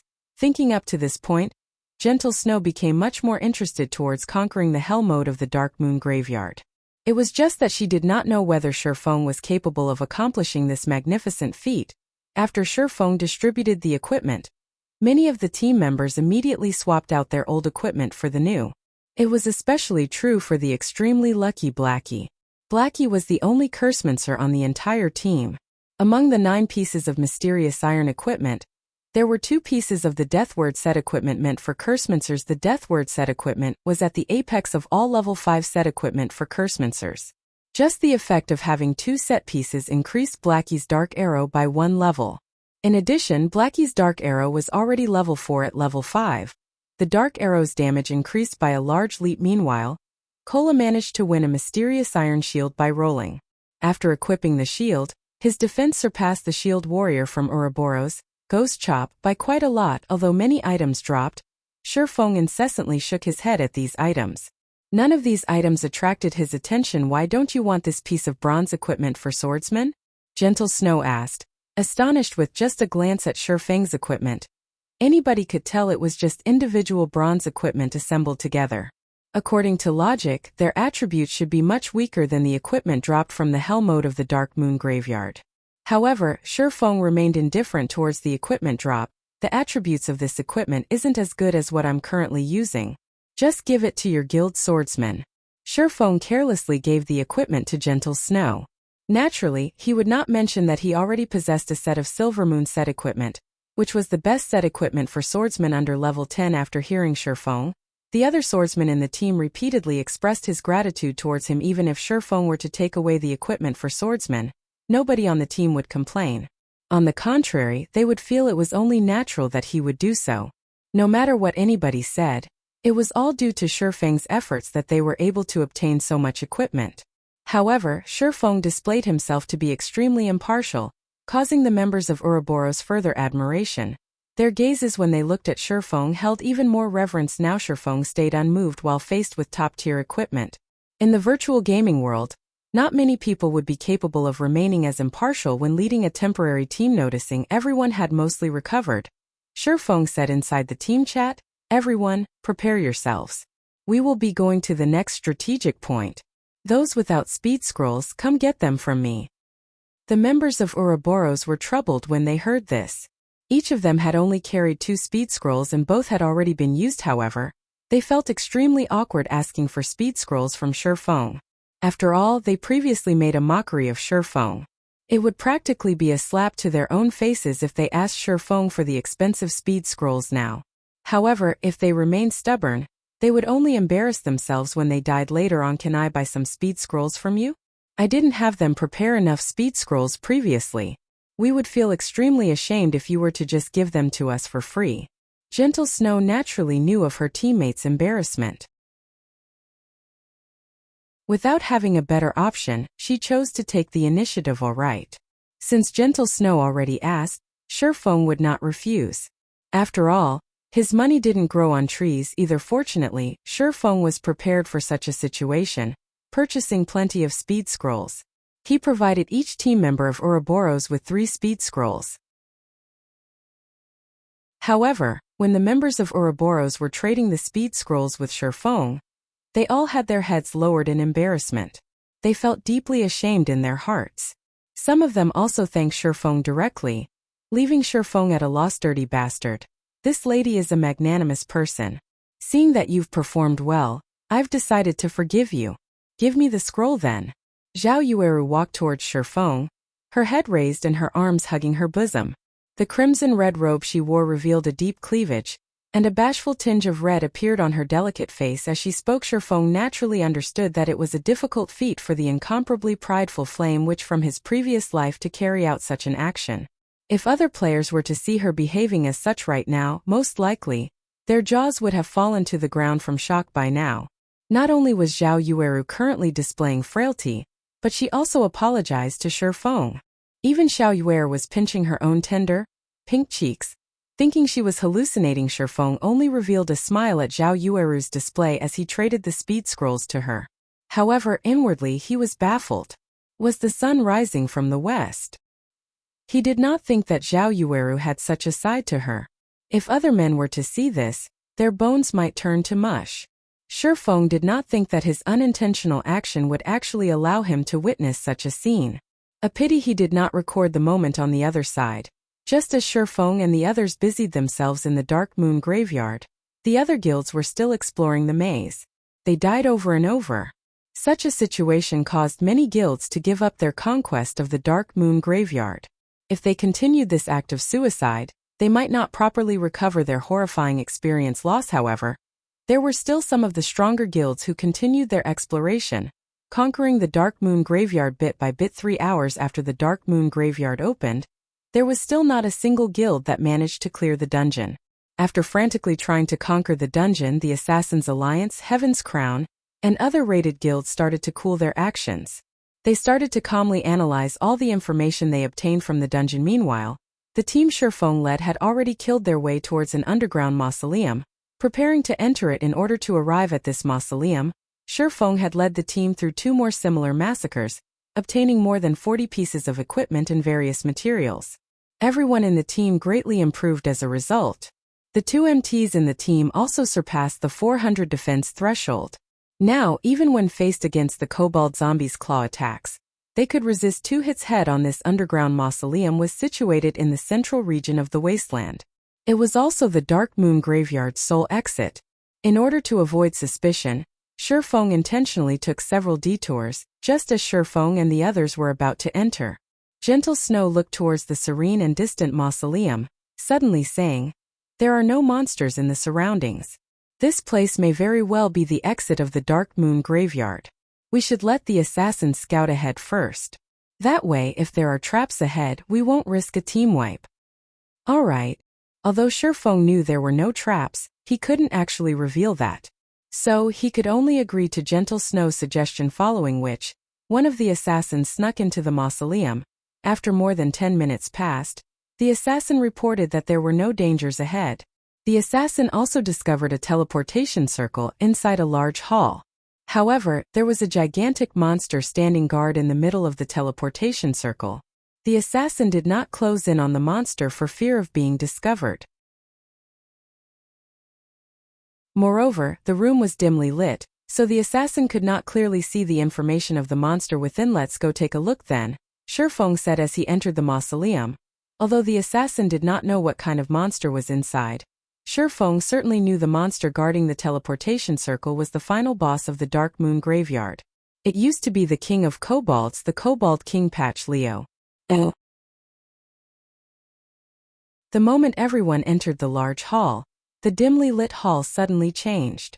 The extinguished candles around the room flared to life, emitting a dark green flame and illuminating the entire hall. Meanwhile, a figure over 3 meters tall stood in the center of the hall. The figure was a ferocious kobold, its body covered in blue-colored armor, and its hands wielding a pitch-black greatsword decorated with runes.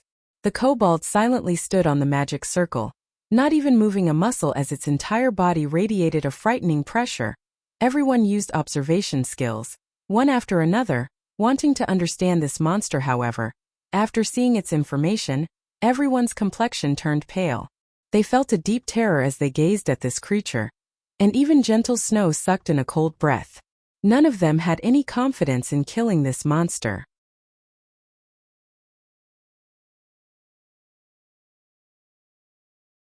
Chapter 104. An Unknown Way of Battle. Everyone stood silently within the bright mausoleum hall, turning the place eerily quiet after some time had passed. "Brother Feng, what do we do now? This boss is just too terrifying. It is impossible for us to kill it." Blackie looked towards Shifeng, asking on the other side.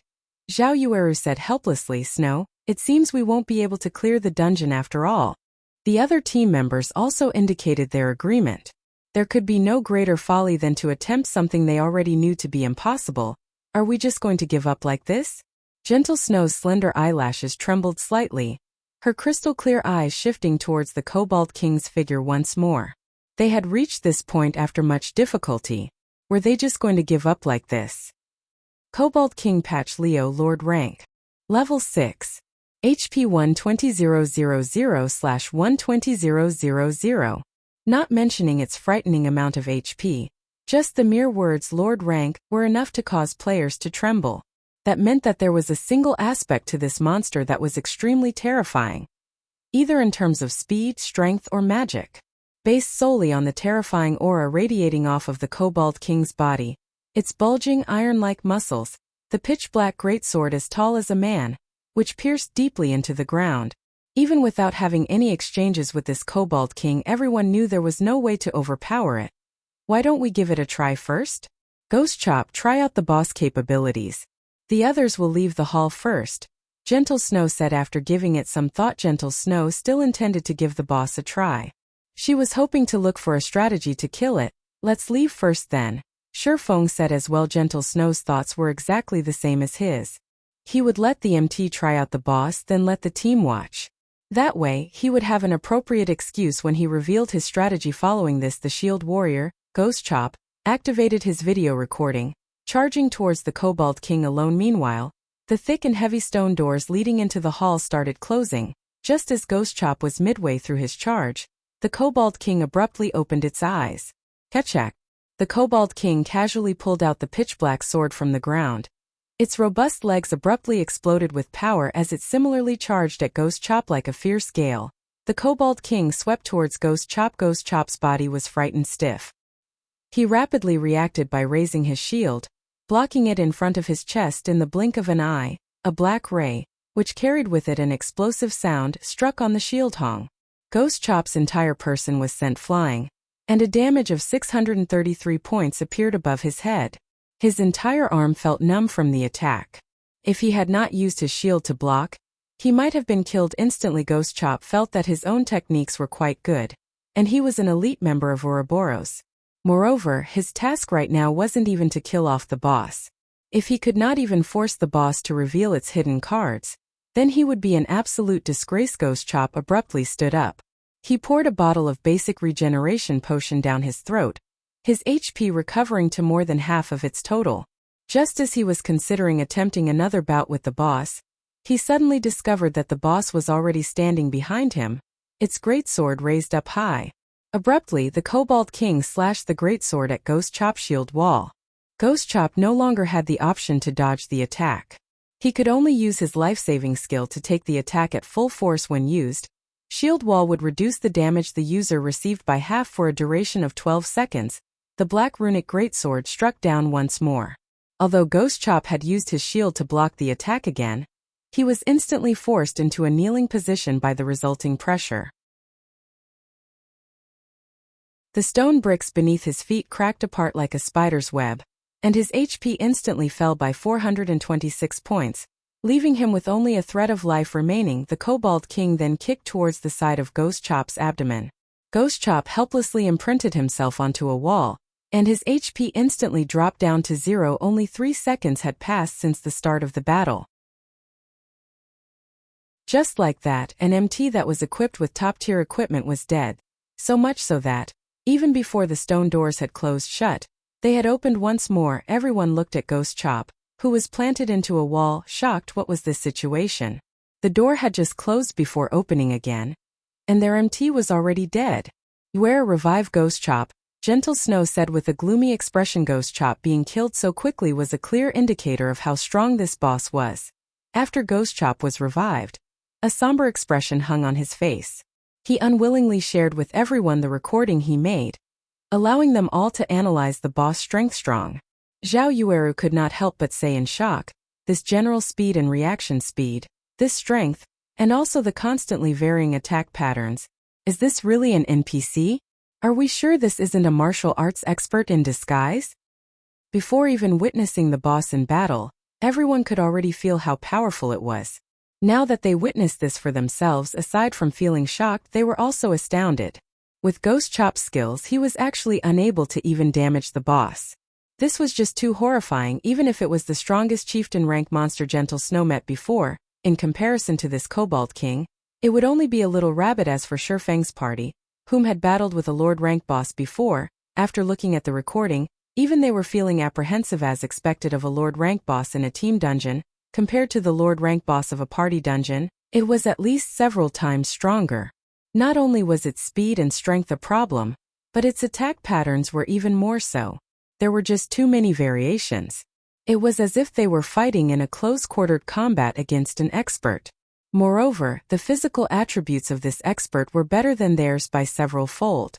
Just how were they supposed to continue battling against this boss? Even if their brother Feng was very powerful, he might not be able to last long against this boss. After all, this boss had a HP of 120,000 and their HP did not even reach 1000. Let's withdraw. After considering for a good while and thinking up of all sorts of simulations, Gentle Snow still came to the conclusion that they would be team-wiped. She was not prepared to waste time here, and rather prepared to raid the normal mode of the Dark Moon Graveyard. The boss in the normal mode should be a chieftain rank boss, which should be much weaker. According to their current equipment, they would at least have a 20 to 30% chance of killing the boss. Everyone else could only give up after hearing Gentle Snow say this, so all of them took out return scrolls. At this moment, Feng suddenly said in the team chat, after looking at the Kobold King's attack patterns, if Miss Snow, the two MTs, and myself were to implement a rotation battle, we should have somewhat of a chance at succeeding. I wonder if Miss Snow still wishes to raid this boss? Although Feng's voice was soft, it was as if a light in the darkness appeared, brightening everyone's spirits. Brother Feng, are we really going to fight it?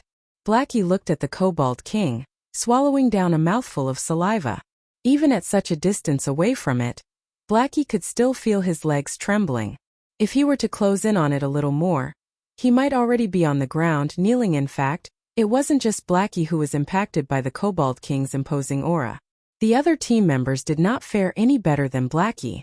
They instinctively acknowledged that they could not beat it, wanting to run away from it. You have a plan? Shock flashed past Zhao Yueru's eyes as she looked at Feng, asking. This was a lord inside a team dungeon.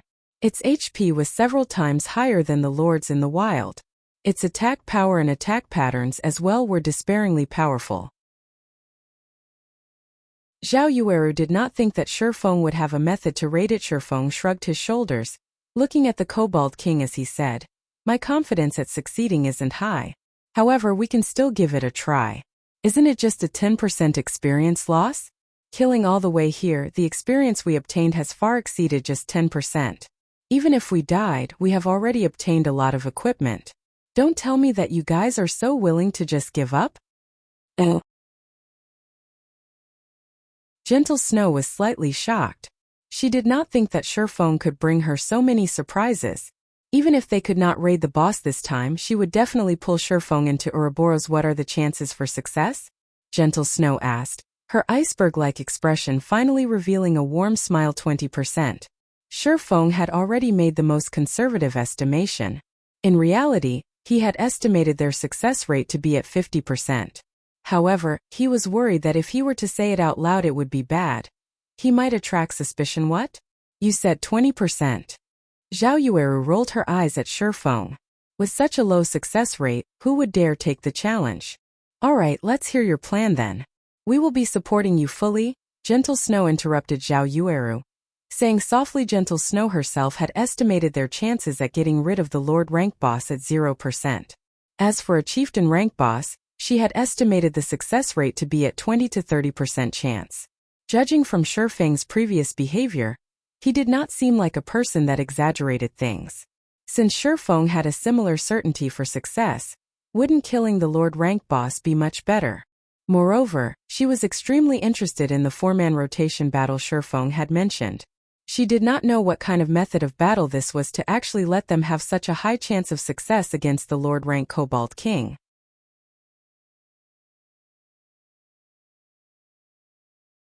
Chapter 105. Ashblade 1. Although the members of Ouroboros admired Feng, they still felt that it was impossible for them to raid this boss. What would happen if they were wiped out? However, Gentle Snow had already nodded her head in agreement. That meant she was also willing to take on this risk. Even if everyone were to lose 10% of their experience in some skill proficiency, losing to the other guilds in terms of levels by a little, she would shoulder all the responsibility. Although 10% of experience seemed like a small amount when a player had reached level 6, raising their experience by 10% would require at least 2 to 3 hours worth of effort. If the team was wiped out as a result of Gentle Snow's decision, the losses the team suffered would not be small. It was obvious just how much trust she placed in Feng. The members of Ouroboros looked at each other, Feeling that they were all too timid after playing virtual reality games for so long, they had all turned towards stability. They thought that, in order to raise their standings in the guild, the less deaths they had, the better. Yet, unknowingly, they had forgotten one of the most important points when playing a virtual reality game: the thrill of adventure. That was the reason why most people played virtual reality games. They had already gained a bountiful harvest from the dungeon. Just like what Shifeng had said, it wouldn't really matter, even if they died. Leader will do as you say then. Whatever you want me to do, I guarantee that I'll do it. The shield warrior Ghost Chop looked towards Shifeng, clapping his chest as he said, so leader, say it. Right, say it. The members of Ouroboros all looked towards Shifeng. They had thought it through already. If they were going to make a loss, so be it. However, on the off chance that they did succeed, endless glory would await them since everyone has agreed. I'll tell you my strategy. After we start the raid, only me, Miss Snow, and the two MTs will battle with the Kobold King. The other melee jobs are to all stay at a distance. Berserkers, listen to my command to use charge. Assassins, after giving the boss a bleeding effect, immediately distance yourselves and use bows to attack. The other ranged jobs should just dish out as much damage as you can. However, pay attention to maintain a distance of 25 yards or above from the boss. The two clerics and druids should focus on healing the MTs, while the oracles will heal Miss Snow and I. Shifeng started explaining his strategy, giving Gentle Snow and the others detailed explanation on the method of rotation battle. The rotation battle method was a technique that allowed the weak to win against the strong. It was a technique specifically meant for dealing with bosses in Shifeng's previous life. This method of battle was gradually discovered by some experts a month after God's Domain's opening. These experts then carried out the technique in an actual battle against the boss of a dungeon. Unexpectedly, the technique yielded remarkable results. Bosses, which they were previously helpless against, were easily gotten rid of with this technique. Following which, this technique slowly spread out, and within 2 months' time, almost every guild's elite team members had learned the technique. Right now, if they wished to raid this Lord-rank Kobold King, then they would need to utilize this method of battle. Otherwise, for as many battles as they carried out, they would die an equal amount of deaths. There would be no exceptions after Shifeng's explanation ended. Everyone entered into the large hall of the mausoleum.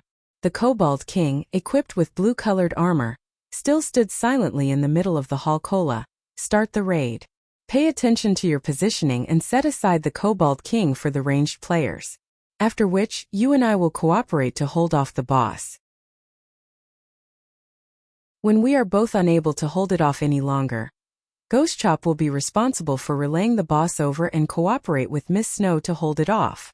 After we have stabilized the boss aggro, all ranged players can start dealing damage. Shifeng unsheathed his pair of swords, giving out instructions one after the other in a methodical manner. Leave it to me. Kola appeared slightly panicked. However, after having gone through Shifeng's guidance for a period of time, he gradually began displaying the potential of an apex expert.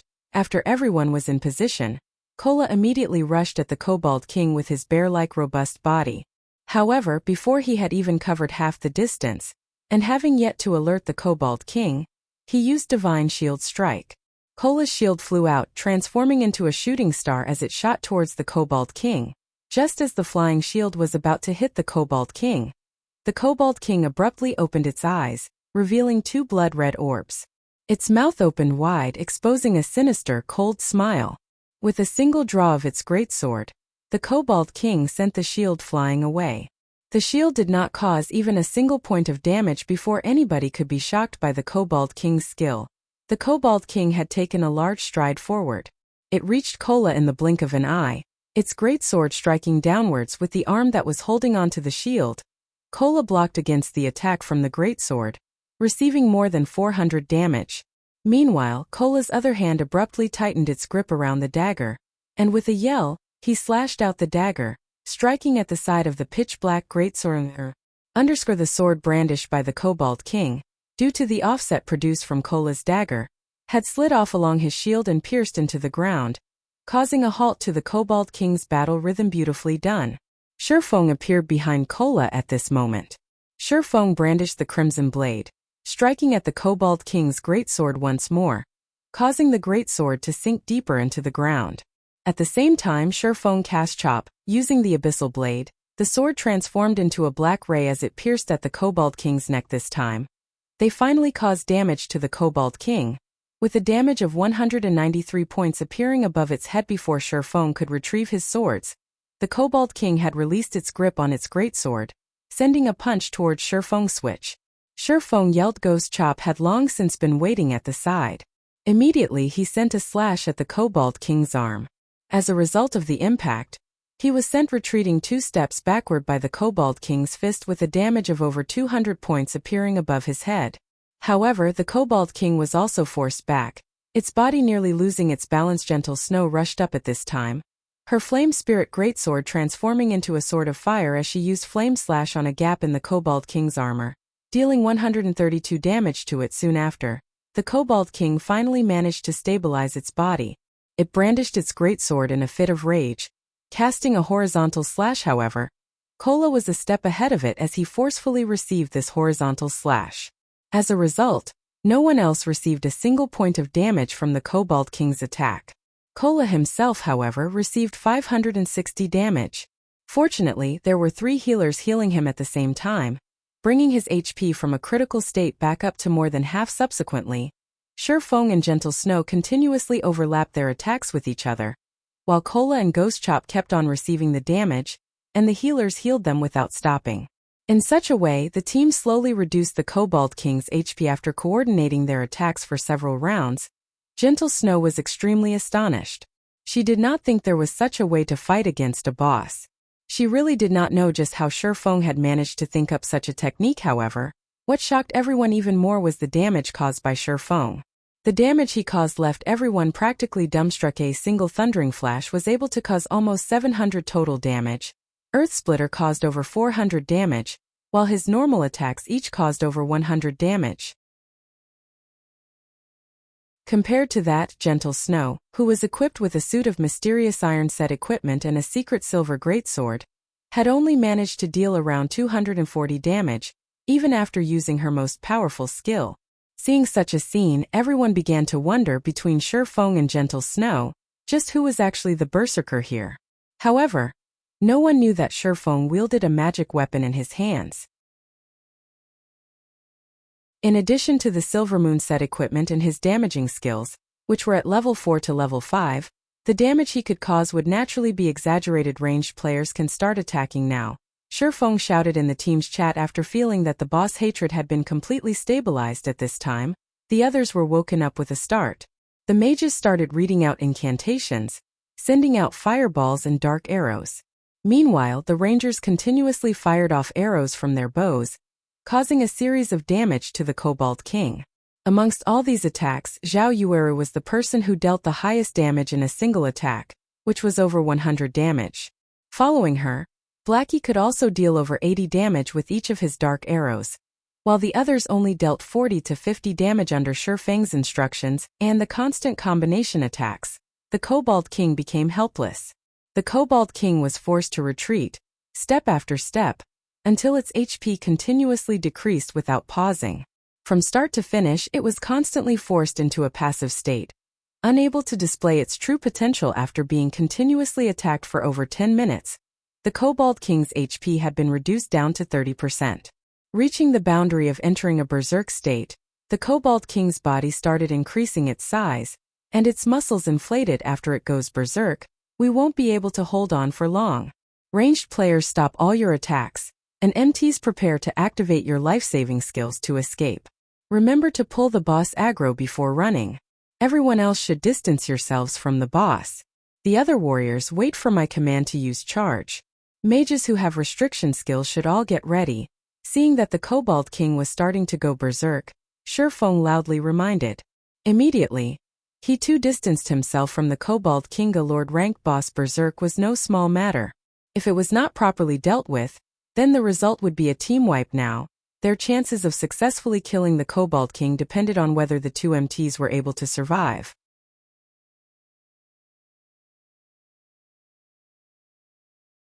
Chapter 106, Ashblade 2.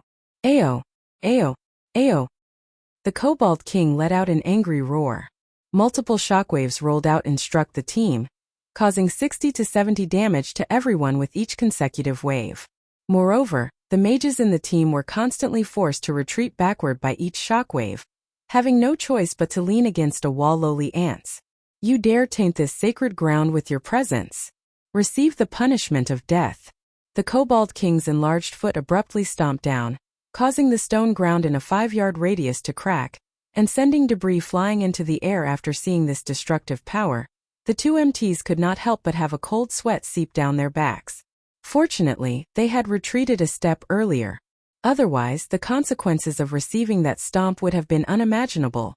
Just as the both of them were still celebrating, the Kobold King tightly gripped onto its greatsword with both its hands. Without warning, it abruptly slashed the greatsword at the two MTs from a distance. A black streak of sword aura sliced through the air, striking across the bodies of the two players, and causing more than 600 damage to each of Thema sword aura area attack? Gentle Snow wrinkled her brows. She did not think that, after the Kobold King's HP decreased to 30%, it would actually switch to attacking from a range. Moreover, the damage it dealt was still so high that even after both MTs had activated their life-saving skills, reducing the damage they took by 50%. The difficulty of raiding the Kobold King had suddenly increased by many folds.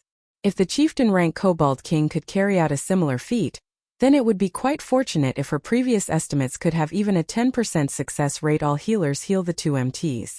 The other ranged players, distance yourselves from the two MTs. MTs, pay attention to your positioning. Absolutely do not let yourselves come into range of the boss.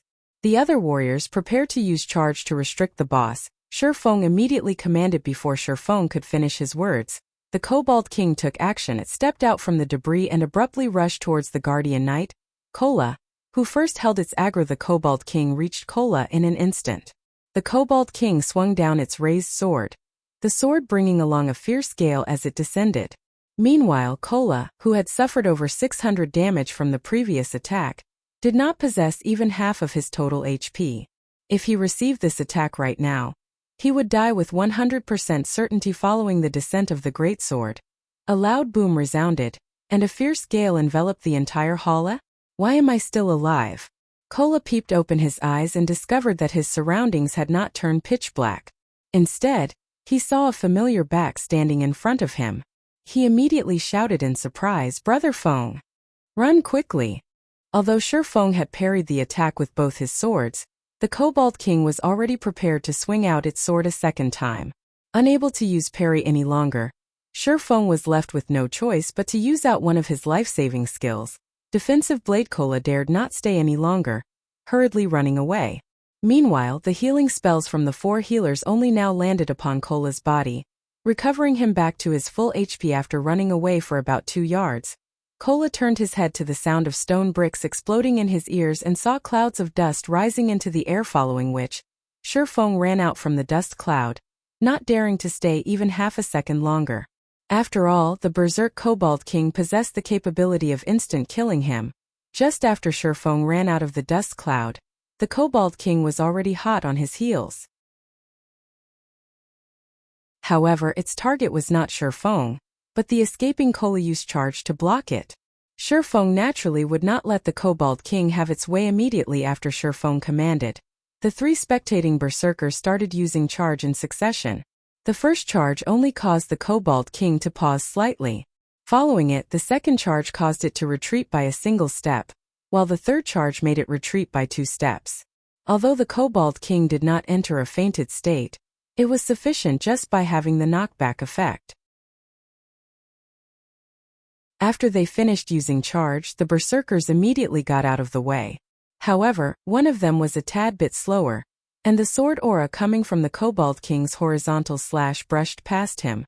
Instantly, the berserker's HP fell down to 0, his body falling flat on the ground. The shorter the distance, the greater the damage the Kobold King's sword aura attack caused. Within a distance of just 2 to 3 yards, a single strike could instant kill a full HP MT, not to mention a berserker whose HP was inferior to an MTS. However, the berserker's death was still a worthwhile sacrifice. At the very least, the felled berserker had managed to earn the team some time, allowing the 2 MTs to have a better chance of survival. The mages had also started using restriction skills to restrict the boss, allowing the two MTs to be more scared than hurt. Amongst the skills that best restricted the Kobold King was Blackie's Evil Whip. The Kobold King had wasted quite some time in order to escape from those thorns. The Frozen Nova from the other mages had all failed to induce a frozen effect on the Kobold King. The mages had also used it to reduce the Kobold King's speed, though the effects were minimal. Time passed bit by bit. Although Cola and Ghost Chop were chased all over the place by the Kobold King, fortunately, both of them were still able to stay alive. Finally, the Kobold King's berserk ended, returning it to its original state. However, its HP recovery speed had increased considerably when it went berserk. Its current HP was restored by more than 50%, which was over 60,000 HP. Attack it in rotation. After the Kobold King's berserk had ended, Shifeng naturally would not give the boss any leeway, immediately starting their retaliation with the four of them attacking in rotation. The Kobold King was once more placed in a disadvantageous position. Furthermore, the four of them were becoming more practiced with carrying out joint attacks. After a few minutes, the Kobold King's HP had fallen to 20% this time. The Kobold King did not go berserk. Instead, it abandoned its greatsword, pulling out two blood-red, one-handed long swords that had runes carved into them. It then began madly brandishing its swords. The Kobold King transformed into a tornado that engulfed everything, and anything that came into contact with its blades turned to ashes. This move was one of the Kobold King's ultimate. Blade Storm. All berserkers use charge, then immediately retreat. Mages, use all of your restricting skills, and pay attention to avoid the tornado. Stay at least 10 yards from it. Shifeng immediately shouted after battling up to this point. Everyone in the team had become extremely trusting of Shifeng. Without hesitation, the berserkers immediately used charge. All the warriors, including Gentle Snow, rushed up to the Kobold King, ramming their bodies at the Kobold King. The mages all used Ice Sphere while Blackie used Evil Whip. The 7 thorn vines bound both legs of the Kobold King, immediately reducing the Kobold King's speed greatly. The power of its rotation was also significantly weakened. Although the speed of the Kobold King's Bladestorm had slowed down a lot, and its might reduced slightly, there were still a few players engulfed by it, turning into meat paste in less than 2 seconds. Within the Bladestorm's duration of 15 seconds, out of the 20 players within the team, 6 had already died. Amongst them, there were 2 berserkers, 1 assassin, 1 cleric, 1 ranger, and 1 swordsman. Meanwhile, the Kobold King still had 10% of its total HP. Seeing that the 2 MTs had their HP hanging by a thread, the Kobold King followed up by slashing its 2 swords at both their necks. Just as the 2 MTs were about to meet their makers, Shifeng appeared behind the Kobold King. Abyssal Bind. Thundering Flash. Double Chop. 9 pitch-black chains bound the Kobold King, preventing it from moving even a single step. After saving the 2 MTs, Shifeng followed up with a series of slashes on the Kobold King's weak point. The speed at which he drew his swords was frighteningly fast. Gentle Snow could not help but be shocked at Shifeng's sword-drawing speed and accuracy. However, she did not halt her actions as she continued slashing at the Kobold King with her greatsword. Within a short 3 seconds, everyone had taken away close to 4,000 HP from the Kobold King, plunging its HP down to a critical point. AO. The Kobold King was truly enraged now. Following its roar, the entire hall started trembling. This was the Kobold King's final ultimate, Death's Intimidation. The skill causes all enemies in a radius of 50 yards to fall into fear, unable to attack for a duration of 10 seconds. Suddenly, everyone had fallen into fear, blankly standing still and unable to move at this sight. The Kobold King revealed a sneer that resembled a human's. It brandished its twin swords as it began a massacre. Within an instant, it had taken the lives of a berserker and assassin. Striking out, sword after sword, the 2 MTs were killed off as well. Meanwhile, not even 4 seconds had passed since the Kobold King had used Death's Intimidation. If the Kobold King was allowed to continue having its way, everyone would be dead. When the 10 seconds were up after half of the entire team was dead, Shifeng became the Kobold King's target. Shifeng was finally able to move. Previously, he had activated his extraordinary physique too. His resistance to fear became higher than the average player. So the effective duration of the fear induced was also reduced by quite a lot. However, the Kobold King's sword was already descending. Unable to avoid it, Feng bellowed as he activated Life Shield.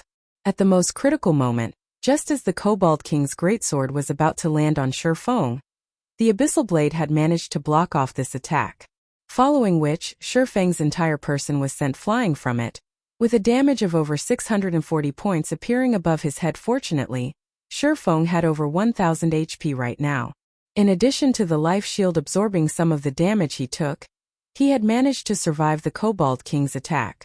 However, the life shield was also destroyed by this attack. Seeing that Feng did not die, the Kobold King became flabbergasted. It then rushed towards Feng, wanting to give him the final blow. Phantom kill. 9 Dragon Slash. Feng's doppelganger used parry to block against the Kobold King's attack. Simultaneously, the doppelganger activated Defensive Blade and was able to delay the Kobold King for quite some time. Meanwhile, the Kobold King was receiving continuous attacks from the 9 Abyssal Blades. Its HP steadily fell, leaving it with only 1% remaining. Seeing that the cooldown for his own Defensive Blade was finished, Feng as well activated the skill. From a distance of 10 yards, Feng started attacking the Kobold King with sword auras. Damages of over 100 points kept on appearing above the Kobold King's head, taking its HP away bit by bit. After the Kobold King had managed to get rid of the doppelganger, its remaining HP did not even reach 300 points. Suddenly, it threw out both of its swords, sending them piercing towards Feng. Unfortunately, both swords were blocked off by Feng's Defensive Blade. However, the Kobold King had yet to give up. It turned into a streak of shadow, appearing in front of Feng in the blink of an eye and sending a slap at Feng with its claws. At this moment, Feng's Thundering Flash had finished its cooldown. Blocking the sharp claws with the Crimson Blade, Feng slashed at the Kobold King's neck with the Abyssal Blade, the blade turning into a streak of lightning as it struck at its target. Feng was blasted towards a wall, with only a thread of his HP remaining. On the other hand, the Kobold King lay on the floor motionless. Feng had also abruptly risen by a level, reaching level 7. A large pile of items dropped. Amongst these items, there was one that was unusually dazzling.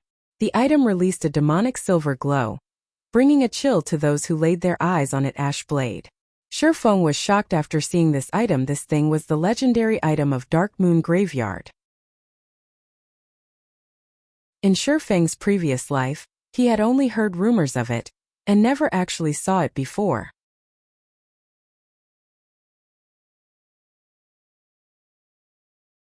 Chapter 107 Moment of Glory. After the Kobold King's death, everyone's fear was similarly dispelled. They all regained their freedom of movement. However, at that moment, there were only 6 members alive in the entire team. When everyone looked at the corpse of the Kobold King laying on the floor, they all had expressions of shock on their faces. Even Gentle Snow was baffled at this result. Logically speaking, they should not have been able to survive through the fear state. So, just how did the Kobold King die? However, when she looked at Feng standing beside the Kobold King's corpse, and furthermore, at the scant amount of HP he had remaining, realization struck Gentle Snow. Needless to say, Feng was definitely the one who had killed the Kobold King. The others were shocked into speechlessness. In such a situation, just what method did Feng use that enabled him to kill the Kobold King? Brother Feng, you are too awesome. You killed the boss even under such a situation. You are literally my idol right now. Blackie excitedly said as he looked at Feng with worshipful eyes, the first clear of the hell mode of Dark Moon Valley. This was definitely a moment for excitement. This signified that they would be leaving their names on the glory list for all eternity. In the future, as long as there were players wanting to enter the Dark Moon Graveyard, their names would be on display for these players to behold and revere. At that time they would become famous even if they didn't want to be. Alright, quickly revive the others. Feng, who was currently sitting on the ground, did not become too excited. He only pointed towards the members that had died. It was not nice to let them continue laying on the ground. At Feng's comment, Gentle Snow finally managed to recover from her shock. She looked towards the only surviving healer, Xiao Yuer, and said, "Yuer, quickly revive them." And Xiao Yuer nodded her head, starting to cast revival. Several minutes later, all the team members were finally resurrected. After Xiao Yuer was revived, she vacantly asked, "Yuer, was the team wiped out?" "Nope. We cleared it." Xiao Yuer faintly smiled. As expected, it was still a team wipe. Zhao Yueru shook her head, inwardly lamenting. If everyone present possessed a dispelling skill, then at the very least they would not end up being completely wiped out. To bear witness to a low HP Kobold King obtaining victory in the end, Zhao Yueru could not help but let out a laugh. If she did not personally witness the Kobold King dying, she too would not have believed it. Hence she loudly proclaimed, "Sister Yueru, the boss is already dead." "Impossible. None of us has a skill to dispel fear," Zhao Yueru said with confidence. "Even if we wait for the fear to end, the remaining members would not be able to get rid of the boss. If you don't believe it, look over there. The Kobold King was killed off by Big Brother Yifeng in the end. You don't know just how dangerous of a situation Big Brother Yifeng was in at the time. He went all out in the last strike, intending to die together with the Kobold King. In the end he barely survived with only 16 HP remaining." Zhao Yueru pointed towards the corpse of the Kobold King in the distance, admiration in her voice as she recounted Shifeng's feats. Zhao Yueru turned her head around. Sure enough, it was the corpse of the Kobold King. Zhao Yueru tilted her head, her beautiful eyes sizing up Shifeng's back. She discovered that Shifeng was truly a mysterious person. The way he had commanded the team before was as if a veteran general of many years commanding his team. Every line of command he gave out was extremely precise, and even the positioning of each member was clearly stated. Just how was he an independent player? Even a team leader of a guild who often went dungeon diving would not be able to replicate his feats. Shifeng was simply inconceivable now. Shifeng had even landed the final strike that defeated the Kobold King. His strength powerful to the degree of leaving others speechless. Observing capabilities, commanding capabilities, battle techniques. Shifeng was practically standing at the peak in all these aspects. Shifeng had broken every understanding she had of him. Truly an evil bastard. Zhao Yueru lightly bit down on her lips, her heart filled with displeasure as she looked at Shifeng. She felt that Shifeng was definitely toying with her. She could not help but wish that she could give Shifeng a few bites to relieve her anger. However, Zhao Yueru only had thoughts of doing so. She would not truly carry out such an action. Only after everyone had gathered did Shifeng begin to tidy up the loot from the Kobold King. Looking at loot, each and every one of the team members anxiously waited for Shifeng to complete his task. These things were all items that only dropped from the boss of the Hell Mode of Dark Moon Graveyard.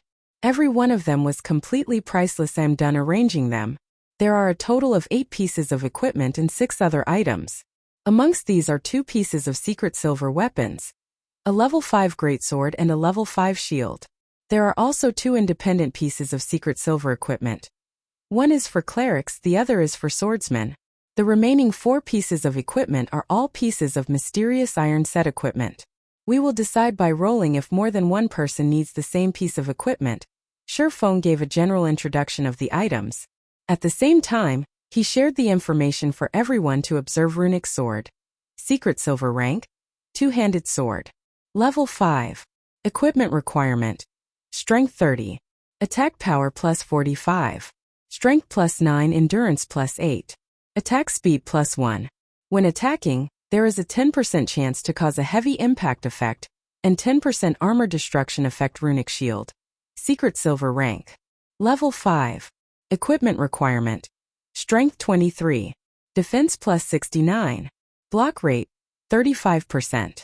Strength plus 6. Endurance plus 10. Additional skill dash. Tough shield. When activated, reduces the damage taken from the front by 30%. Duration of 10 seconds. Cooldown 2 minutes. Everyone was stunned after seeing the attributes on these equipment pieces. Every piece of equipment was a top-tier item. Amongst them, the runic sword and runic shield were the absolute best. If they were to be sold right now, they would sell for 80 silver coins at the very least. However, they definitely would not sell any of these items. With good equipment in hand, they would have an easier time leveling up later on. Only an idiot would be dumb enough to sell them, following which, everyone on the team began madly rolling for points as they competed over the equipment. In the end, the runic sword fell into the hands of Gentle Snow, while the runic shield went to Kola. Shifeng also obtained a secret silver pauldron, greatly increasing his attributes once more. Then next would be the other items. We will hold an internal auction for them. Highest bidder wins, Shifeng said. Hearing Shifeng saying so, The members of Ouroboros felt slightly embarrassed. They knew that the worth of the other items surpassed these pieces. It was especially true for that dazzling broken blade called Ash Blade. Just judging from the introduction of that item was enough to excite a person. Moreover, there was also a piece of advanced whetstone recipe and a few more rare materials. Every one of them was priceless. However, if it were not for Shi Feng, just how would they be able to even clear the hell mode of Dark Moon Graveyard? Furthermore, they had obtained so much top-tier equipment, greatly improving themselves. Right now they were already leading the other guilds by a large margin, so how could they not feel shame fighting over these items with Shi Feng? Gentle Snow had naturally considered this point. Moreover, she had wanted to pull Shi Feng into Ouroboros herself, so naturally she had to deepen her relationship with Shi Feng. Hence, she looked towards Shi Feng, taking the initiative as she said, "We were only able to conquer the Dark Moon Graveyard due to your great contribution. We have already received enough, so the other items will all belong to you. I can't even begin to thank you enough." The other members of Ouroboros all nodded their heads in quick succession. Shi Feng was slightly astonished. He did not think that Gentle Snow would actually give up on the auction, although he also was not afraid of having an auction. He had plenty of gold coins inside of his bag, enough to buy out both the advanced whetstone recipe and the ash blade. Since Gentle Snow did not wish to compete, he naturally would not refuse her offer. He stowed all of the items into his bag with the dungeon conquered and the loot distributed. Shi Feng walked towards a corner of the mausoleum. He then activated the mechanism to trigger the teleportation gate. Everyone walked into the teleportation gate, disappearing from the large hall of the mausoleum one after another just after everyone had left from the Dark Moon Graveyard.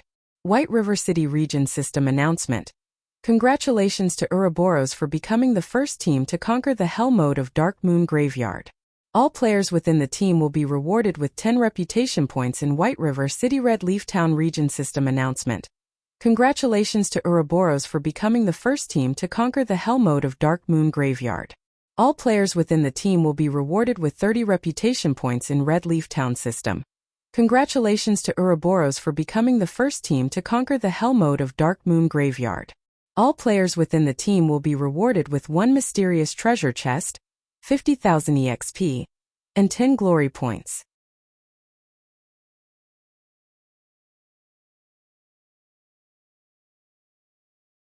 Chapter 108: Shaking the Four Corners. Outside the Dark Moon Graveyard.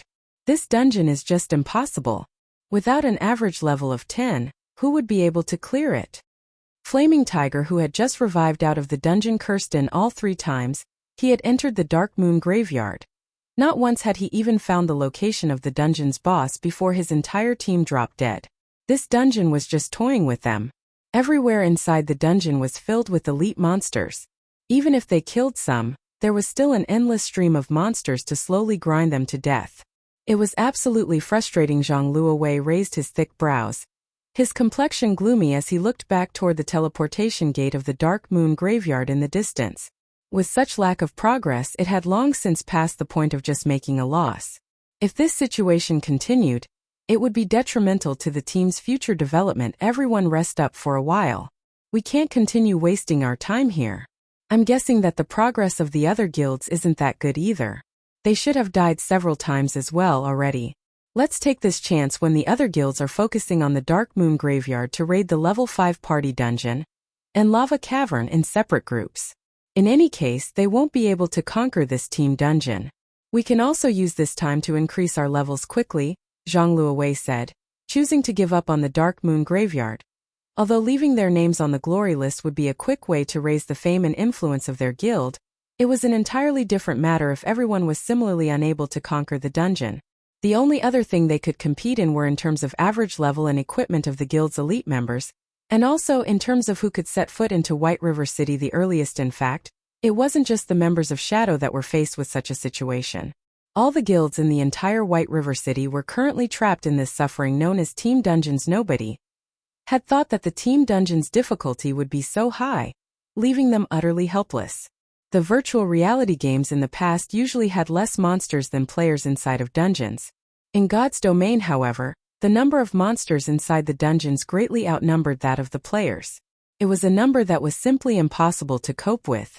Even if they increased the number of MTs and healers they brought with, it would still be a useless endeavor after some time had passed. The second-rate guild, Assassin's Alliance, had also died out from the dungeon with dejection covering their faces. What's gotten into all of you? Just a few deaths. Don't forget, for each time we die, we will gain significant progress. We will be able to clear the dungeon sooner or later, so stop feeling dejected. Right now, we should try to think up a method to get through the fog.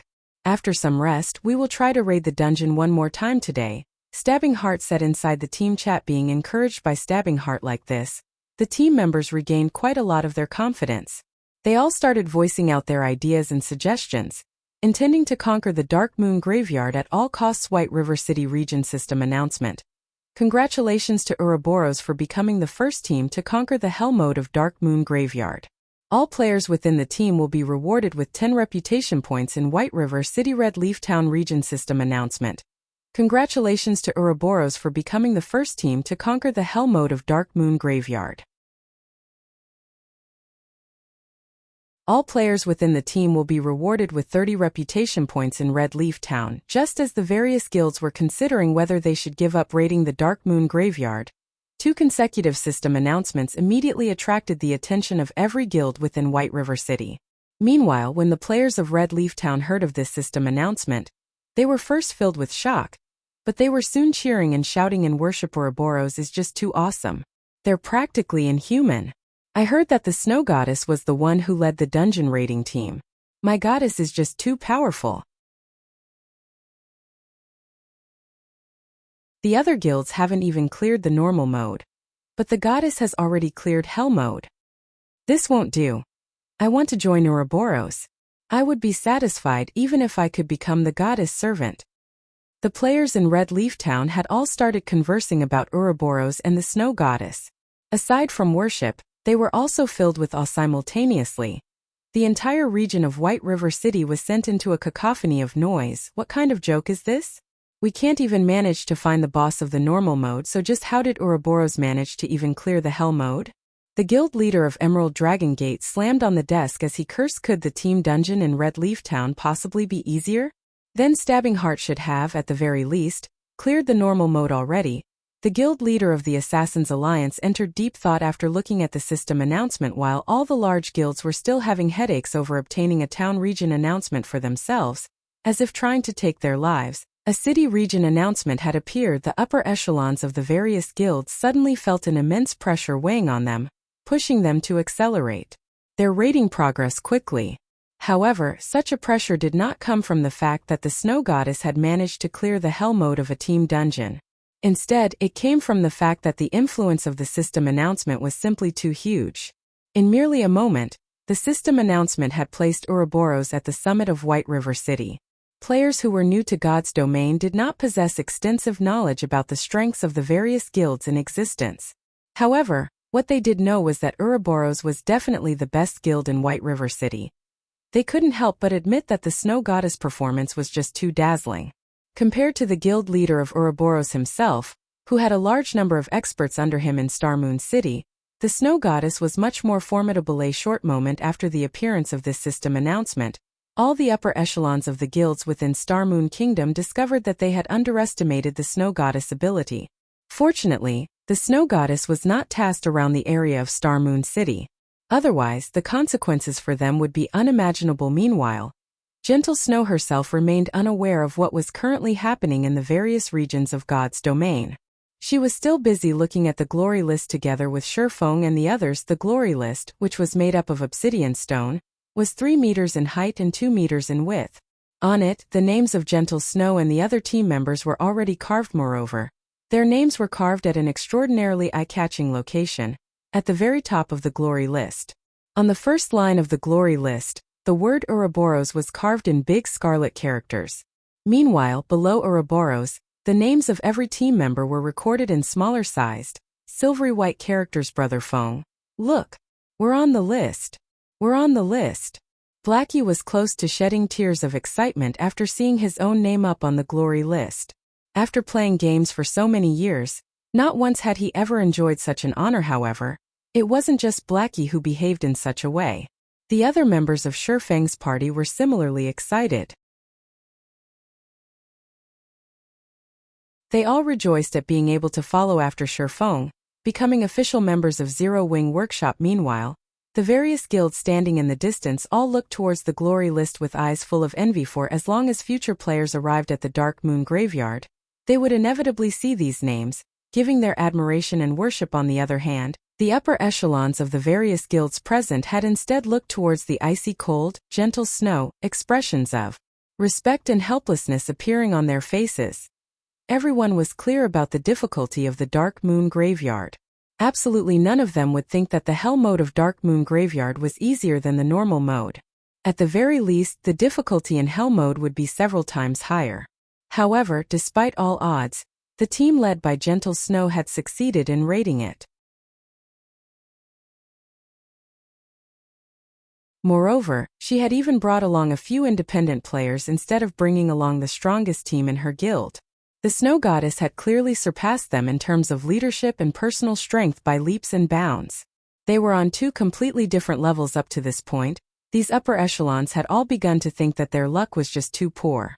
Being tasked in the same town as the Snow Goddess had sealed their fates at becoming merely the grass that sets off the color of her flower. We will need to wait 3 more days before being able to enter the Dark Moon Graveyard again. During this time, would you be interested in joining us in raiding the Goblin Factory? Gentle Snow earnestly invited Shifeng. Although Gentle Snow's voice was not loud, the outside of the Dark Moon Graveyard was extremely quiet. Even from a distance, her voice could very clearly be heard. The upper echelons of the various guilds were all dumbfounded. Just who was this Shifeng exactly? The Snow Goddess was actually inviting him from one dungeon raid to another. Could the Snow Goddess have possibly fallen for him? However, why would the highly haughty Snow Goddess fall for such an unattractive brat? Moreover, the person did not possess even the slightest hint of an expert. Meanwhile, standing at a distance, Flaming Tiger's eyes had nearly popped out of his sockets, going crazy from envy. Not only was Shifeng able to be in the same team as the Snow Goddess, he was even able to leave his name on the glory list. Flaming Tiger's hatred for Shifeng immediately increased by hundreds of folds. Just as everyone was shocked at such a scene, hundreds of players suddenly appeared and surrounded Shifeng and his team, each and every one of them filled with a murderous intent. Brat, we meet again. Ironsword Lion slowly walked out from the tide of players, sending Shifeng a cold glare as he sneered.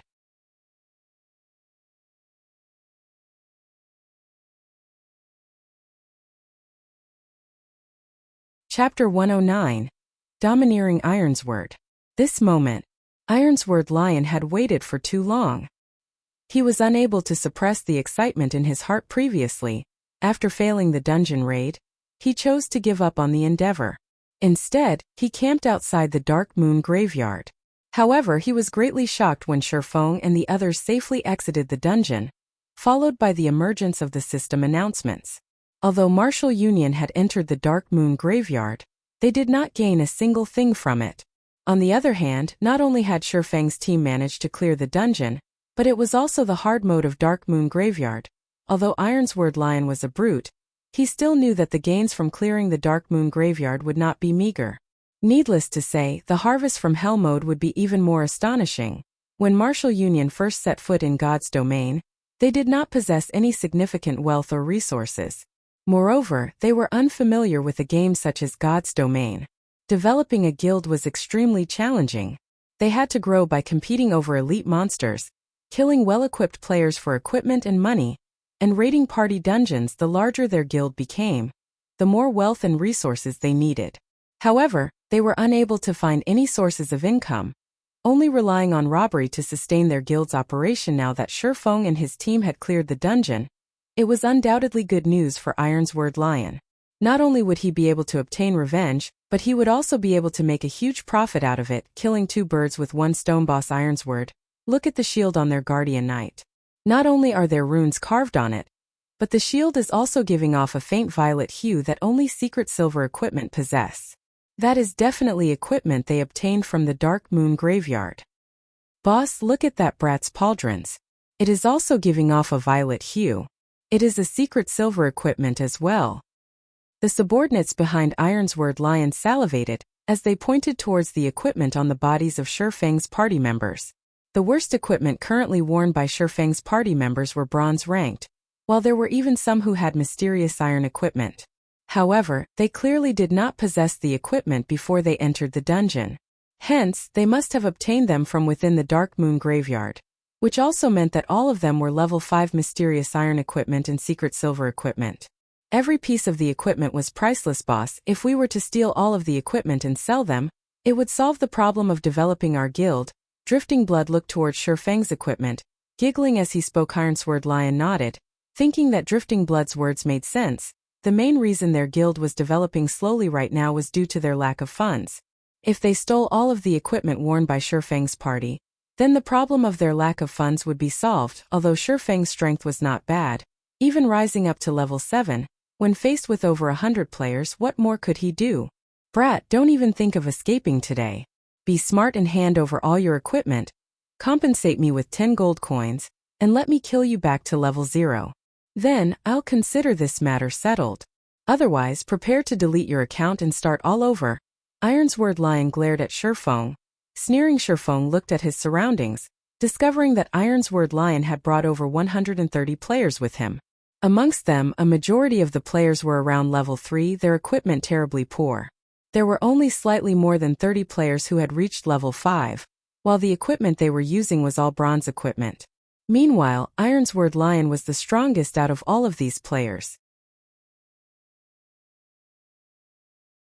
He was wearing a suit of level 4 bronze set equipment. In a moment, employ a hit-and-run tactic as we run towards the forest. Their numbers are too great right now, so it would be bad if we get surrounded, Shifeng said inside the team's chat. Good.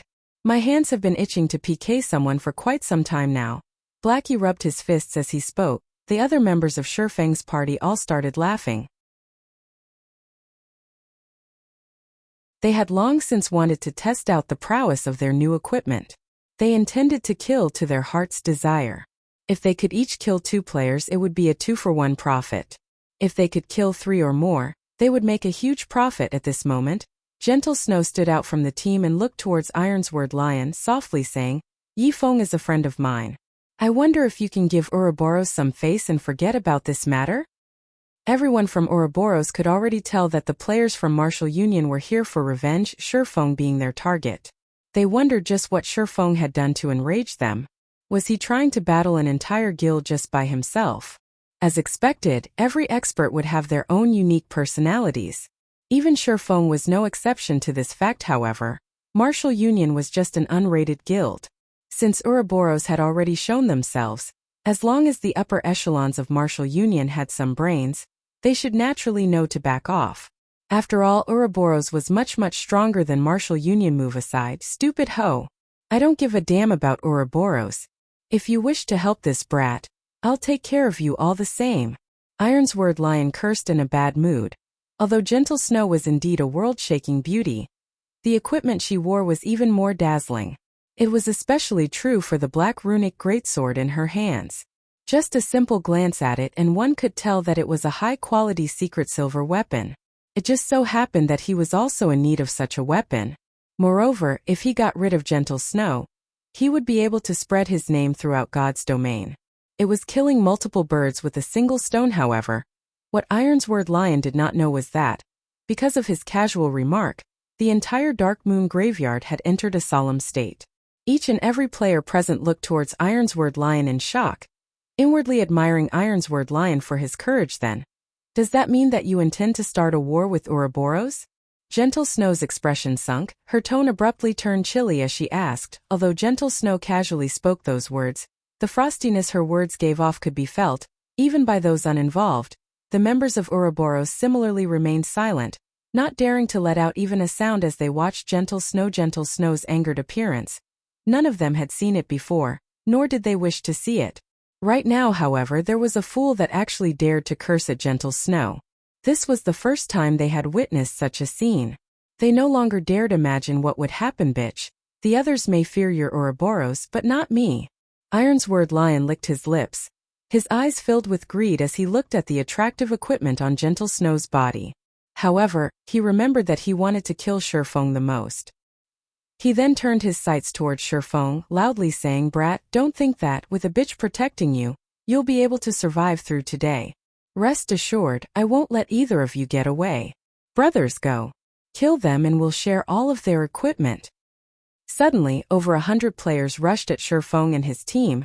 Murder in their eyes. Ironsword Lion even took the lead as he charged towards Shifeng, no longer able to hold back his treasured sword. Only by drenching it with Shifeng's blood would it be able to achieve satisfaction. Hit and run as we head towards the forest. Don't overextend yourselves. Shifeng unsheathed his pair of swords, once more commanding through the team chat. Just after Blackie and the others had taken a few steps, they suddenly discovered that Gentle Snow and the members of Ouroboros remained unmoving, intending to face the players from Martial Union head-on.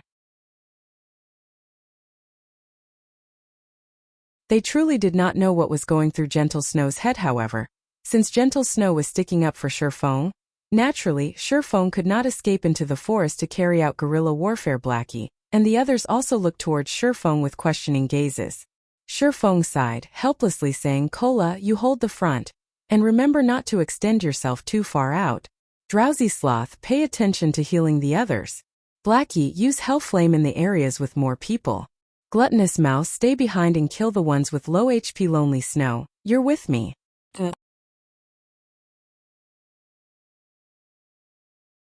Before both sides collided with each other, the enemy's magic had already struck at Shifeng and the others' fireballs and frost arrows struck at the team, one after another. Ghost Chop stood in the front as he held off against the attacks. Kola as well rushed up in time. He raised the runic shield and activated Tough Shield. At the same time as the enemy magic landed on both Ghost Chop and Kola's shields, the heals coming from behind them similarly landed. Each of the magical attacks caused -20 to -30 damage to Ghost Chop, whereas Kola only received damages of over -10 points. The highest damage Kola received was only over -30 points. Moreover, the attack was from a level 5 elementalist who was fully geared in bronze equipment. As the heals landed on the two MTs, both their HPs were instantly recovered to full. The members of Martial Union were immediately dumbstruck after seeing this sight. It was especially true for the level 5 elementalist. Normally, a single flame explosion from him could deal over -100 damage to an MT.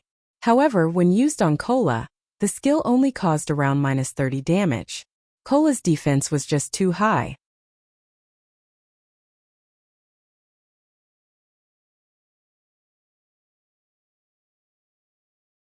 Chapter 110 Drenching Dark Moon in Blood. Kola and Ghost Chop's defenses were just too high. In addition, the 4 healers behind them were similarly strong. The attacks from the mages of Martial Union had absolutely no effect on the two MTs. As for attacking the other members with the two MTs blocking up front, Martial Union had no way of attacking them at all. Don't panic. Just keep killing. We outnumber them by 6 to 1. We'll kill them even if we have to throw bodies at them. Assassins, circle around and kill the healers. Ironsword Lion was similarly having a headache towards the two MTs.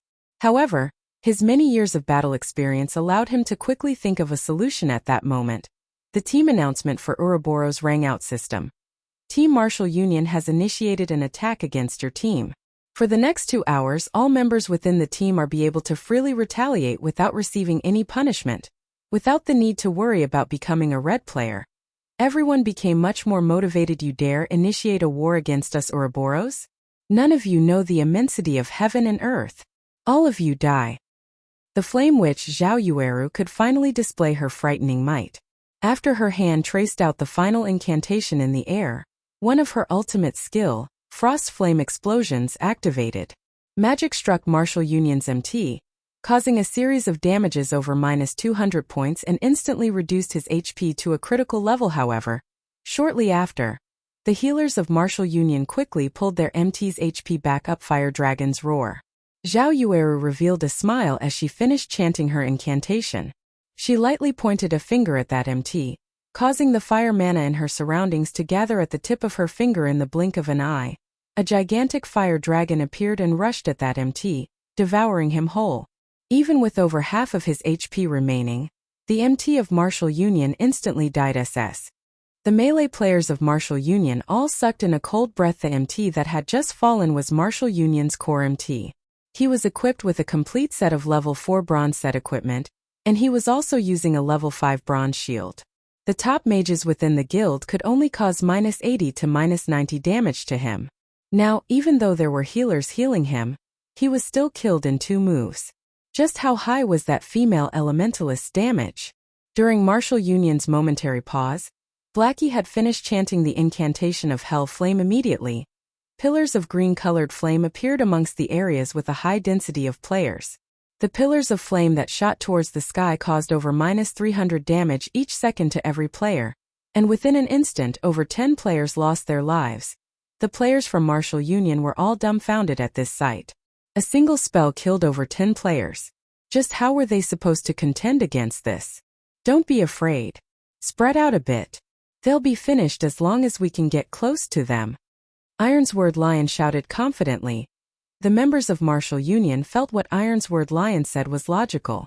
They then continued charging towards the group from Ouroboros, starting a melee battle. The players from Martial Union were many, and very quickly they surrounded everyone from Ouroboros. Gentle Snow raised her sword, immediately using charge to send 3 players flying. With a wave of the runic sword, Gentle Snow used cleave, dealing over -450 damage to the 6 level 3 players that rushed at her. As a result, all 6 of those players directly fell. The players from Martial Union did not know just how frightening a berserker with 50 strength was. With just 20 strength, a berserker could snap a common weapon in half with only their bare hands. If a berserker had 50 strength, one could just imagine how frightening they were. After killing the first wave of players, Gentle Snow rushed headlong into the crowd. Like a flood dragon entering the ocean, Gentle Snow wreaked havoc amidst Martial Union. A fierce gale unfolded as Gentle Snow used Whirlwind Slash. The players within a 5-yard radius around her were all sent flying upwards, and damages of over -500 points appeared above their heads. The players crashed heavily into the ground, becoming deader than dead. The healers standing at the backlands could not even manage to heal them before they were slaughtered. The players from Martial Union, who surrounded Gentle Snow, were scared to a tremble. The aura Gentle Snow emanated was just too frightening, snatching away their courage. As for the other players from Martial Union, every one of them were still valiantly attacking, using their skills on the members of Ouroboros. However, each of their attacks only managed to cause -40 to -50 damage. On the other hand, a single hit from the players of Ouroboros took away over half of their HP. Just 2 hits left them dead, and not even the healers could manage to save them in time. The players from Martial Union quickly discovered a problem, that, although they had the advantage of numbers on their side, the majority of them were all new players to God's domain. In other words, they were noobs. Not only was the difference in their levels huge, the gap in their equipment was even more ridiculous.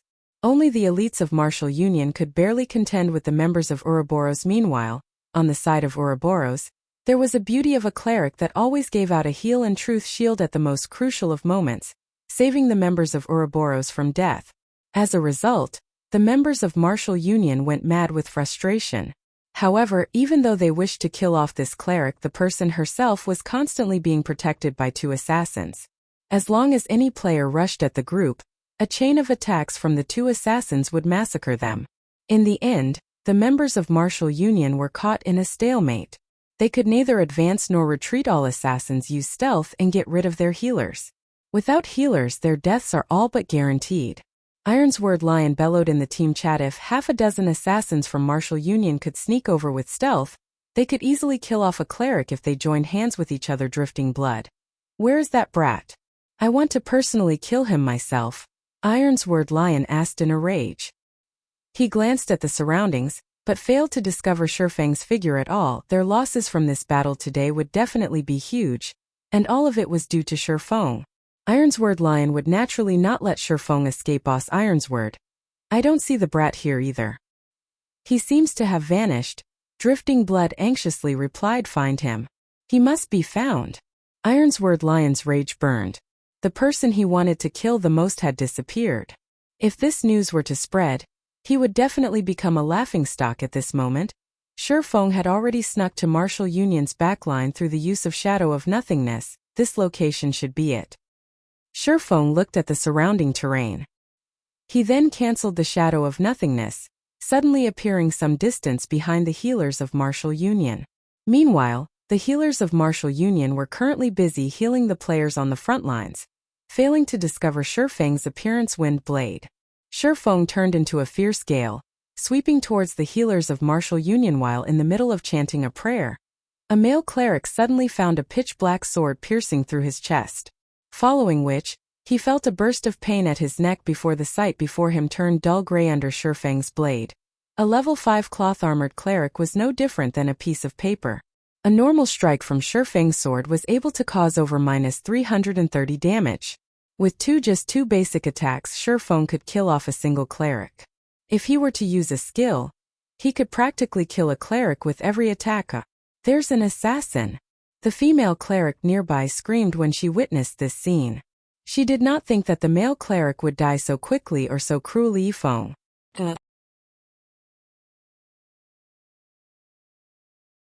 Ironsword Lion immediately turned his head towards the backlands, discovering Shifeng rapidly harvesting their healers, just like sheep entering a tiger's mouth. Ironsword Lion's eyes nearly cracked open in rage at this sight. He loudly bellowed as he rushed at Shifeng. Unfortunately, Shifeng's speed was extremely fast. The healers held no chance of escaping Shifeng's blades. In mere moments, Shifeng claimed more than 10 healers' lives. Without healers, the front line of Martial Union started to quickly crumble as Gentle Snow and the others butchered them. Die! Ironsword Lion's eyes turned crimson red.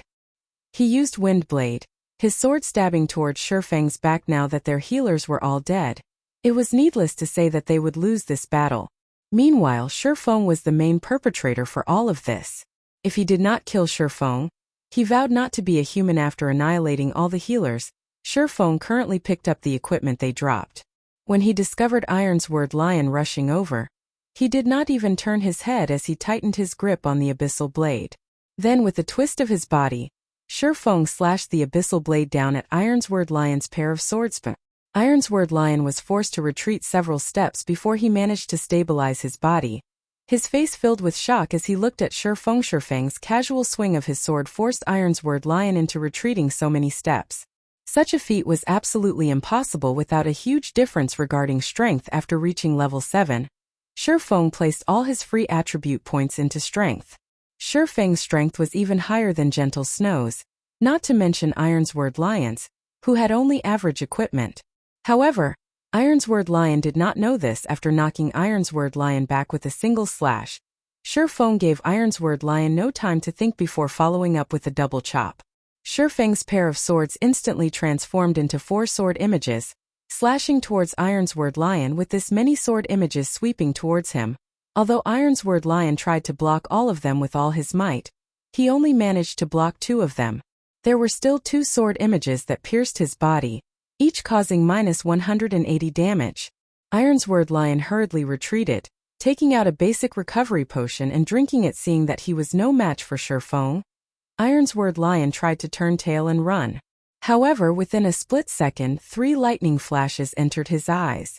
Before his body could even defend against the streaks of lightning, damages of -266, -352, and -463 appeared above his head. Ironsword Lion instantly died under Shifeng's swords. At his death, Ironsword Lion dropped a piece of equipment and one other item.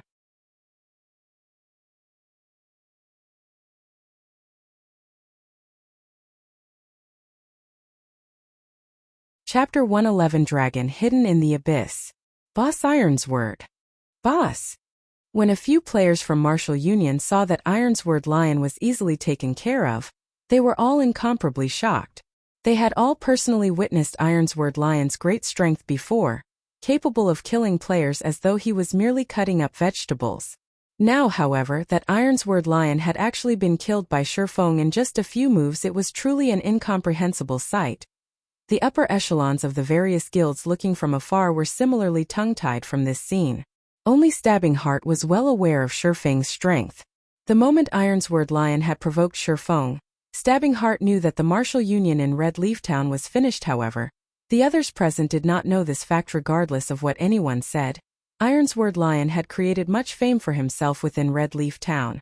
Previously, they had only heard of Ironsword Lion being ambushed by Shifeng, dying an accidental death. If it were a head-on fight, however, Ironsword Lion would definitely be the victor.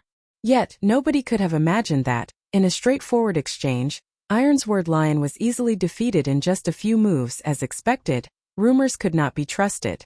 Looking at the speed and accuracy at which Shifeng drew his swords, creating 4 sword images with just 2 swords, even those in the various guild upper echelons would not be able to block off all those attacks. In addition to Shifeng's excessively high attack power, Ironsword Lion was definitely not his opponent. Shifeng was no ordinary swordsman. It was no wonder why the Snow Goddess would stick out and defend him. I had originally thought that Ironsword Lion would be a huge competition to us. Now that I'm looking at him, he is but an upstart from another small virtual reality game. I never thought that he would be such a brain-dead fool, biting at whoever he meets. Martial Union is finished this time. First he went and provoked such a top-tier expert. Now he has even blindly declared war against the Snow Goddess. Did he think mingling in God's domain was so easy? It would be enough if he were to be a fool in reality.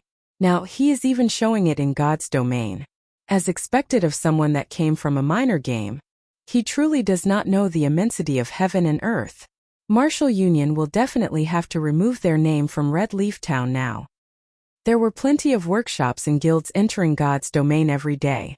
Similarly, there were also plenty of workshops and guilds who had vanished from God's domain every day. This was a common occurrence within God's domain after Ironsword Lion died. There was no longer anyone to command the players from Martial Union.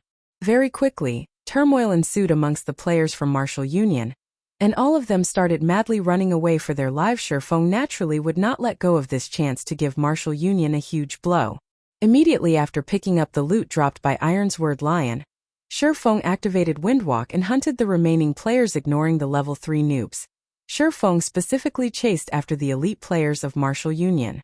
With every kill of these players, Shifeng would be able to obtain a piece of bronze equipment, causing a significant loss to Martial Union. Drifting Blood, we meet again. Shifeng blocked off the escape path of several Martial Union elites, discovering a person he was familiar with amongst them. It was Drifting Blood, the person who had harassed Violet Cloud, and had then gone on to seek trouble with Shifeng. Drifting Blood was shocked into a jump. He trembled as he pointed a finger at Shifeng, timidly saying, "Yifeng, you shameless bastard. What kind of expert are you to bully 4 people with one?" Without speaking any further, Shifeng stepped forward, slashing both of his blades. 8 sword images appeared, immediately aiming for the lives of the 4 players. A shield warrior amongst the 4 immediately activated shield wall, prepared to receive Shifeng's attack. Meanwhile, Drifting Blood had used Chop at Shifeng, while another Berserker used Charge, and a Cursemancer used Dark Arrow. Shifeng noticed that the cooperation between the 4 was very good. It would not be beneficial for him if he were to receive their attacks forcefully.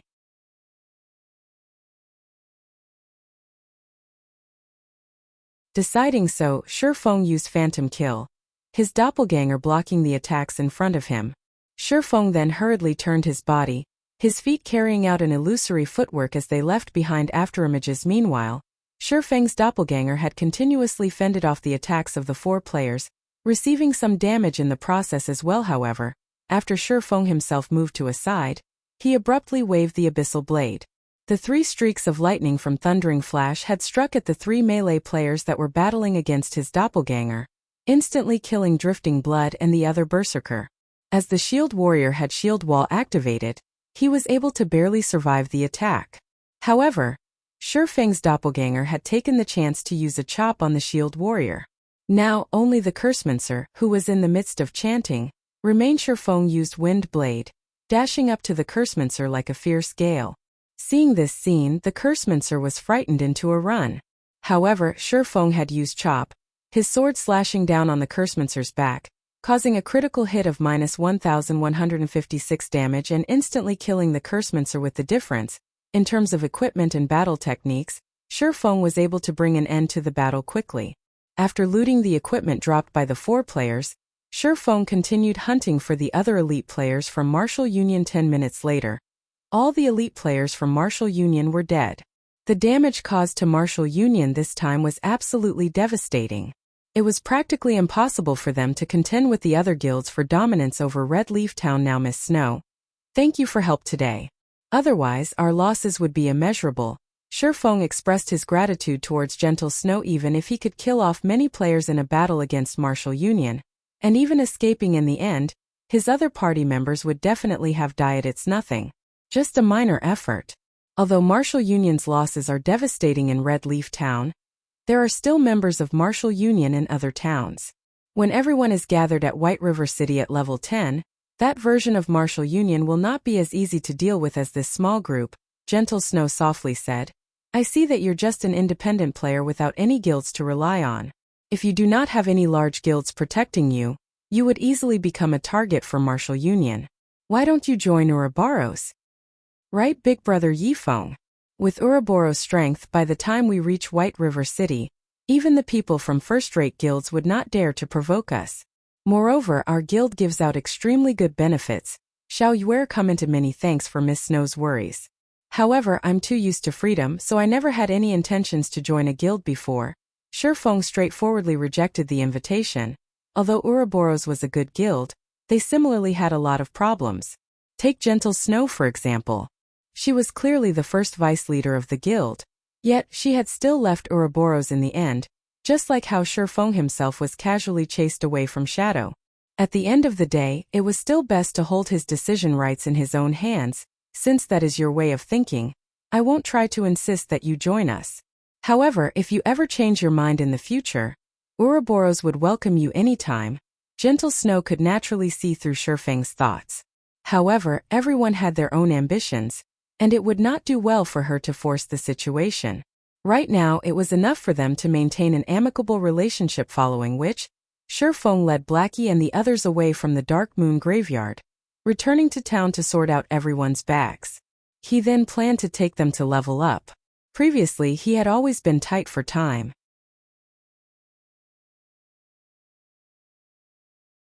Now that he had finished dealing with his matters, the time was just right for everyone to rise up to level 10 quickly. Meanwhile, Xiao Yueru looked at Shifeng's departing back, faintly feeling a sense of familiarity.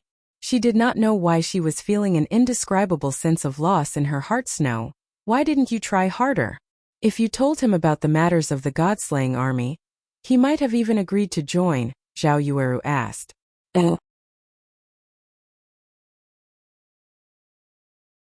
Gentle Snow smiled, saying, didn't you hate the thought of him joining us before? But now you want him to join us instead. A blush appeared on Xiao Yueru's delicate face as she said in an upright tone, aren't I doing this for you? Regardless of what anyone said, he is also a top-tier expert. If you were to lure him into Ouroboros, he would become a person on our side. In the future, if he gets along well in the God-slaying army, he would be able to bring you a lot of influence and authority.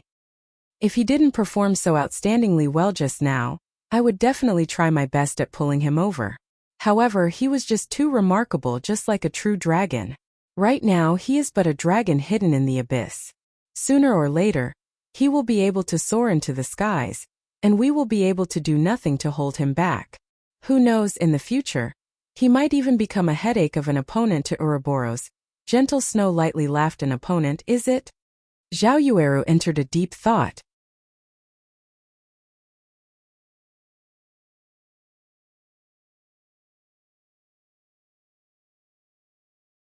Chapter 112 7 Luminaries Gemstone.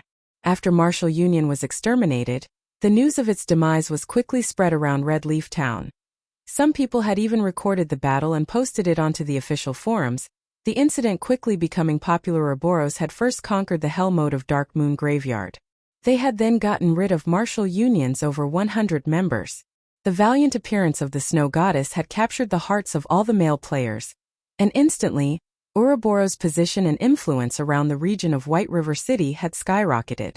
As a result, countless players wished to join Ouroboros due to the recording of this battle. There were plenty of upper echelons of guilds that had noticed Shifeng's existence. The origin of this battle was, after all, due to Martial Union's enmity towards Shifeng. However, not only had Shifeng himself received the aid of the Snow Goddess, he had even personally killed off Ironsword Lion in a head-on confrontation. This was enough proof of Shifeng's exceptional strength, and also his good relations with the Snow Goddess. Taking these points into mind, These upper echelons needed to let their subordinates pay more attention towards Shifeng when Shifeng and the others returned to Red Leaf Town. Many players on the streets had shifted their gazes towards the group crap. Isn't that Yifeng, the person that went dungeon raiding together with the snow goddess? A male warrior said, if I go and beg Big Brother Yifeng, I wonder if Big Brother Yifeng will bring me to level 10? Another female elementalist bashfully said to her companion Shifeng had completely become a celebrity now. Wherever he went, there would definitely be someone paying attention to and talking about him. Brother Feng, you're already a famous person. Now you only need to wiggle your finger, and there would be a crowd of beauties running over to you. In the future, you mustn't forget to introduce a few to me. Blackie laughingly said, stop talking nonsense. Our priority right now is to level up. The sooner we get to level 10, the sooner we can compete for more advantages after we enter White River City. Shifeng smiled as he said, since everyone is tired now, let's rest for an hour. We'll gather again after you all get your equipment repaired and replenish your necessities.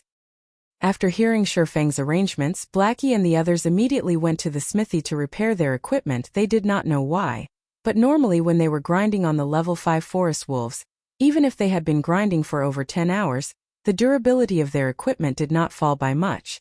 However, right now, just after raiding a dungeon once, the durability of their equipment had all fallen by almost half. If they were to raid the dungeon another time, the durability of their equipment might fall to 1 within just 3 to 4 hours, becoming useless. When everyone arrived at the smithy to repair their equipment, they suddenly discovered a frightening matter. Previously, it was a normal occurrence for them to change into new equipment. Hence, they had never repaired their equipment even once before. Now, however, all the equipment Cola was wearing only had half of its durability remaining. As a result, repairing all of it had required a fee of 1 silver 63 coppers. Such an amount was enough to purchase a level 1 bronze equipment. The higher the durability loss of an equipment, the higher the repair fees would be. If every piece of equipment on Cola's character had dropped down to 1, it would take, at the very least, 4 silver coins to get it all repaired. Such an amount was the equivalent to 2 days of Cola's earnings. However, because Cola had become a follower of Shifeng, the speed at which he earned money was much faster when compared to many other elite players.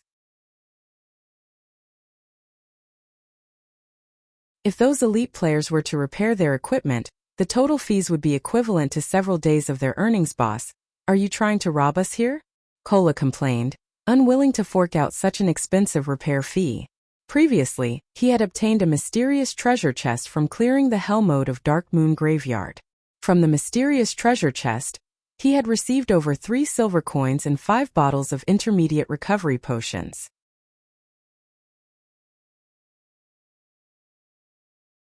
If it weren't for that treasure chest, just this repair fee alone would have turned him into a broke bastard adventurer.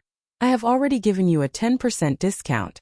It is already a very cheap price, the blacksmith said with a huff. Hearing the blacksmith saying so, Blackie and the others suddenly came to a realization. Their reputation in Red Leaf Town had already reached 30 points, receiving a 10% discount for all purchases made in Red Leaf Town. They truly did not think that it would be so costly just to repair their equipment. However, if their equipment turned to scrap, not only would they lose their equipment, their leveling speed would also be greatly reduced. Hence, they had no choice but to repair their equipment. Trade area. Auction house. Shifeng was frantically purchasing items from the auction house. The previous glimmer chestplate forging designs Shifeng sold before had once again allowed him to profit greatly. Now, there were at least 73 gold coins in his bag. In the entire White River City, there was not a single player who was more rich than him at the moment. Right now, if he saw any items whose prices would inflate in the future, he would buy all of them. This was because once players reached higher levels, it became much easier for them to earn game currency, and as a result, the value of game currency fell. Instead of just waiting for the coins in his hand to depreciate in value, he might as well purchase some items that would increase in value and store them in the bank. After some time not visiting the auction house, the number of heartstones, card sets, and other items whose value would increase in the future had grown once more.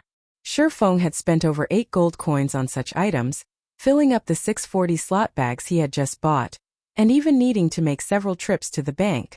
It wouldn't be long before these items would have their values increased by manifold. Just thinking about it gave Shifeng a delighted feeling. Meanwhile, the value of the glimmer chestplate forging design had now begun to fall. Currently, each piece was only being sold for around 2 gold coins, and it wouldn't be long before it became completely worthless, seeing that the number of guilds purchasing the glimmer chestplate forging design was becoming fewer. Shifeng decided to continue selling them for a while more before thinking of another way to make money. Now, his main goal was to earn credits.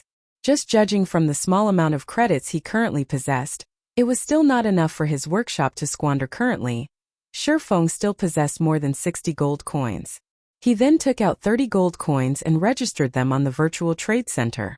Right now, various large guilds were in the midst of purchasing coins in bulk. It wouldn't be long before he could sell all his coins, earning him a lot of credits, following which, inside the bank, Shifeng started arranging the harvest he obtained today. He had already obtained more than 10 pieces of bronze equipment just from the elite players of Martial Union he had killed. Originally, Shifeng had intended to sell off these equipment pieces. However, his workshop would definitely be recruiting new members in the future. Hence, he decided to store them inside his warehouse, as they might come into use in the future. In any case, he was not lacking in this small amount of money. As for the ash blade, the most important item he obtained from the Dark Moon Graveyard, he kept it inside his warehouse for now. It was still of no use to him right now. Only when he arrived at Star Moon City would he have a chance at finding a clue about the ash blade. After all, the owner of the ash blade had an unfathomable origin, being titled as the Godslayer in God's domain, an existence feared even by the gods. The clues relating to this ash blade could only be found in the capital city of Star Moon Kingdom. What's this thing here?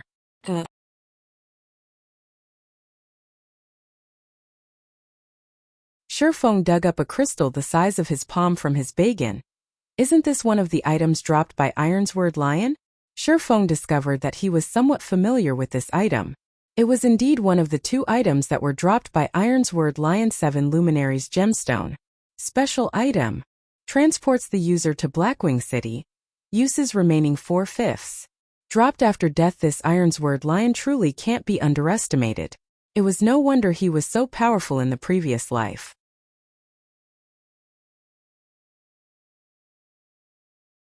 It was all because of this item here. Shifeng looked at the 7 Luminaries gemstone in his hand, unable to refrain from revealing a smile. Blackwing City was no ordinary location. It was also not a place that players could simply go to as they wished. Players needed a teleportation crystal to go to that place, and the 7 Luminaries gemstone was one of those passes. In Shifeng's previous life, Blackwing City's fame resounded throughout God's domain. All the major powers would willingly purchase the passes to Blackwing City at high prices. However, to an average player it would be meaningless even if they went to Blackwing City. At most, they would only go there to widen their horizons. However, to the upper echelons of a major power it was an absolute heaven. After going there once, they would want to go there again. Shifeng looked at the time, discovering that today was a big day in Blackwing City. He definitely must make a trip to Blackwing City today. Hence, he sent a message to Blackie saying, "Blackie, I still have some other things to take care of, so I won't be able to bring you all leveling for now. After all of you are rested, go to the level 8 area Roaring Hill to level up. As long as you guys are careful, your leveling speeds there will be extremely quick."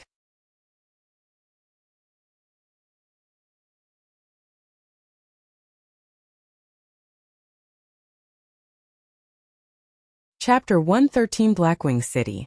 Red Leaf Town, slum area. Although it was still daytime, the enchanted bar was packed with red players that tread along the boundaries of darkness. However, amongst this crowd of players, there were several green players present in the bar, seemingly highly out of place. These players were Ironsword Lion and his several subordinates. Absolute heaven. I need you to kill a person for me. Name your price, Ironsword Lion said to the man before him. The man, who held a stern expression, was currently drinking from a beer bottle. The stern-looking male did not pay any heed to Ironsword Lion, one of his arms wrapped around an alluring, well-developed woman, while the other held onto a beer bottle.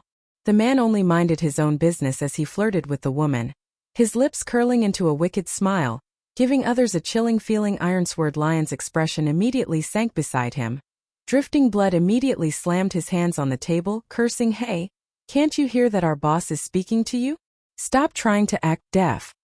Just after Drifting Blood finished speaking, a snow-bright dagger had slashed across his neck. The dagger then stabbed into his heart, finally being abruptly pulled downwards and slashed apart a deep wound. A stab, a pull, and a slash, all three moves were executed in a very natural manner. Before Drifting Blood could even cry out in pain, his body had already fallen to the ground. Absolute Heaven, what are you trying to do? I'm here to talk business. What is the meaning of you killing my subordinate? Watching Drifting Blood be instantly dealt with, Ironsword Lion bellowed. However, he did not dare attack the man before him, because he knew that if he were to take action, his end would only be similar to that of Drifting Blood. Because I like it. What? You have something to say about it?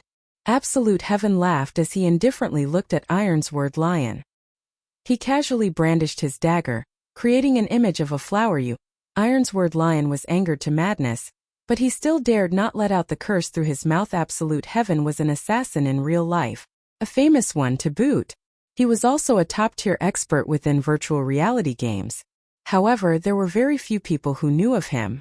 For those who did know him, they were usually ones who had been assassinated by him before. When Ironsword Lion used to play some other Wuxia game before, he had been assassinated by Absolute Heaven several times previously, which was how he got to know Absolute Heaven. However, Absolute Heaven's temper was extremely odd. Regarding the things he was uninterested in, no matter how much money he was offered, he would refuse to carry them out. He was only willing to carry out tasks that managed to pique his interests.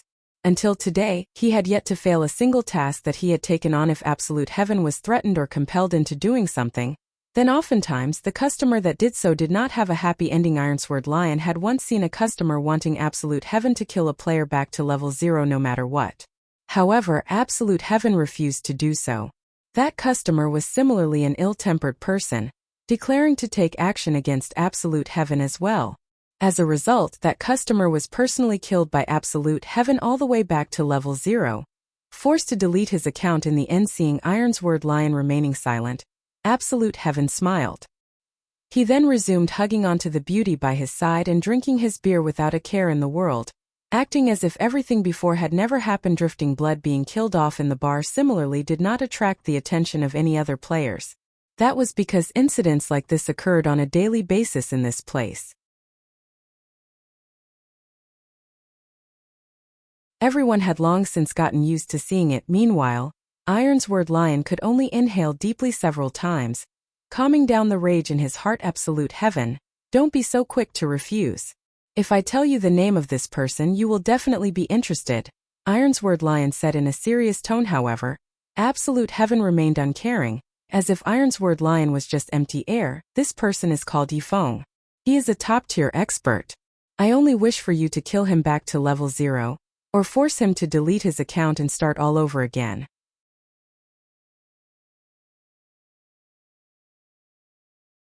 As for the price, it is up to you to decide. Ironsword Lion took out a recording, sending it to Absolute Heaven. The recording depicted the scene where Ironsword Lion himself was killed off by Sherfeng. 2 swords for images, impossible to fend off.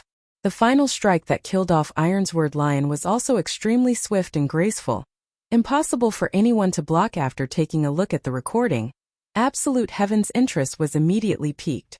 He then said, 1,000,000 credits, one-time payment. Ironsword Lion's heart could not help but twitch after hearing this price. However, he had long since known of Absolute Heaven's way of setting prices based on the target's strength. Normally, killing a player would only cost around 100,000 credits. Ironsword Lion did not imagine that Sherfeng would be worth so much, actually requiring 1,000,000 credits. Fine. Give me your account. I'll transfer it to you immediately. However, how much time would you require to get the job done? Ironsword Lion was very determined. Even if he had to dig out all his resources, he still had to get rid of Sherfeng in order to appease his anger. 5 days. Absolute Heaven looked at Sherfeng inside the recording, excitedly saying so. Hearing Absolute Heaven's guarantee, Ironsword Lion could already picture the sight of Sherfeng being killed back to level 0. He then transferred the money to Absolute Heaven on the other side. The person in question had already arrived at Blackwing City. Blackwing City was one of the most mysterious cities in God's domain. It was much more flourishing than Star Moon Kingdom. Just by standing on the streets, one could see gorgeous-looking, European-styled, medieval-aged buildings. Even if it was nighttime, the city was still illuminated with glorious lights. Moreover, The NPCs that walked the streets were all over level 100. There were even quite a few NPCs who possessed Tier 2 and even Tier 3 jobs. Rumor had it when the king of Starmoon Kingdom met up with the city lord of the Blackwing City, even the king was required to act respectfully in fear of offending the city lord within Blackwing City. There were plenty of interesting things to be found. If one were to tour around the city, it would take at least a few weeks to do so. Blackwing City also had plenty of masters of various lifestyle jobs living here. The items made by these masters would usually end up being sold in shops in the city.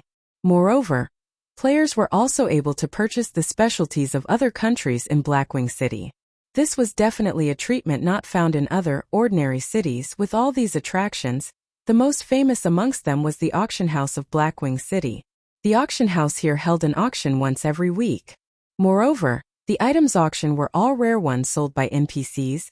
Epic rank items would even be sold in this weekly auction. Such an item was definitely impossible to purchase outside of Blackwing City. Hence, this was the reason why the upper echelons of all the major powers wished to come to Blackwing City. On the other hand, even if the average player were to come here at most, they would only be here to sightsee. It was because they were completely unable to afford the items sold by the NPCs here. Moreover, there were no wild monsters here in Blackwing City. There were also no quests to be found here. It was a city purely meant for players to conduct trade within. Blackwing City was a heaven, loved by the tycoons of the game. There are still 2 hours before the auction starts.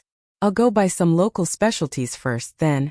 Shifeng looked at the time, discovering that he was still early. He hailed for a horse carriage, bringing him to the business district of Blackwing City. Blackwing City was just too huge. If Shifeng were to walk on foot, he would need, at the very least, 2 to 3 hours to arrive at the business district. Normally, players would spend money to hire horse carriages as a means of transportation. However, hiring a horse carriage did not come cheap. At the minimum, a horse carriage would cost 1 silver coin, and depending on the distance traveled, the price would similarly change. If an average player were to come to Blackwing City at this period of the game, they most likely would not even be able to afford a horse carriage.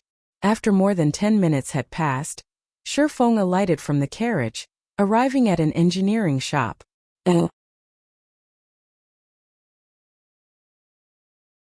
This engineering shop was not large. It was only a small building with 2 floors. There was an old-looking, wooden signboard hung at the entrance with the words, Cruz's Workshop, carved into the wood. Although the shop seemed shabby at first sight, Shifeng knew that this shop was opened by the engineering grandmaster, Cruz Gaia. He was also the one and only engineering grandmaster in Blackwing City. As for the other engineering shops, those were all operated by engineering masters or engineers. Although those shops appeared to be flourishing, the items sold by them were all very expensive, yet of poor quality. Back in the early days, Shifeng had often been scammed by those shops. Shifeng pushed open the door, entering Cruz's workshop. The caretaker of the shop was called Luciola, a shy-looking girl who had her hair tied into 2 ponytails. If one used observing eyes, they would quickly discover that this frail-looking girl was in actuality a professional mage, a job that advanced 2 tiers from an elementalist. Furthermore, she was even at level 100. A level 100 tier 2 mage could easily extinguish a single red leaf town. If a player dared to cause a scene in this shop, they would quickly turn into a pile of ash.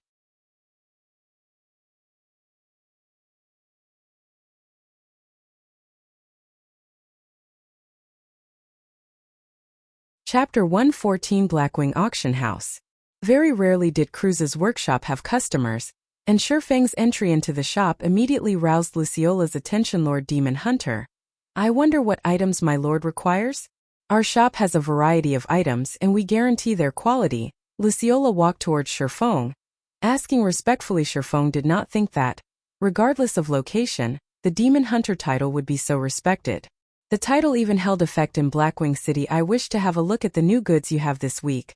Shifeng replied, My lord, our shop is stocked with many new items this week. I guarantee that my lord will be satisfied with them.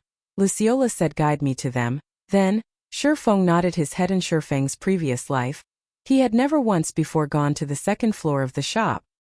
He did not think there were even items being sold on the 2nd floor. My lord, this way, please. Saying so, Luciola brought Shifeng to the second floor. The second floor was filled with display cabinets, all of them showcasing many rare engineering tools that dazzled a person's eyes. Amongst the display cabinets, there was an item that greatly attracted Shifeng's attention: rocket boots.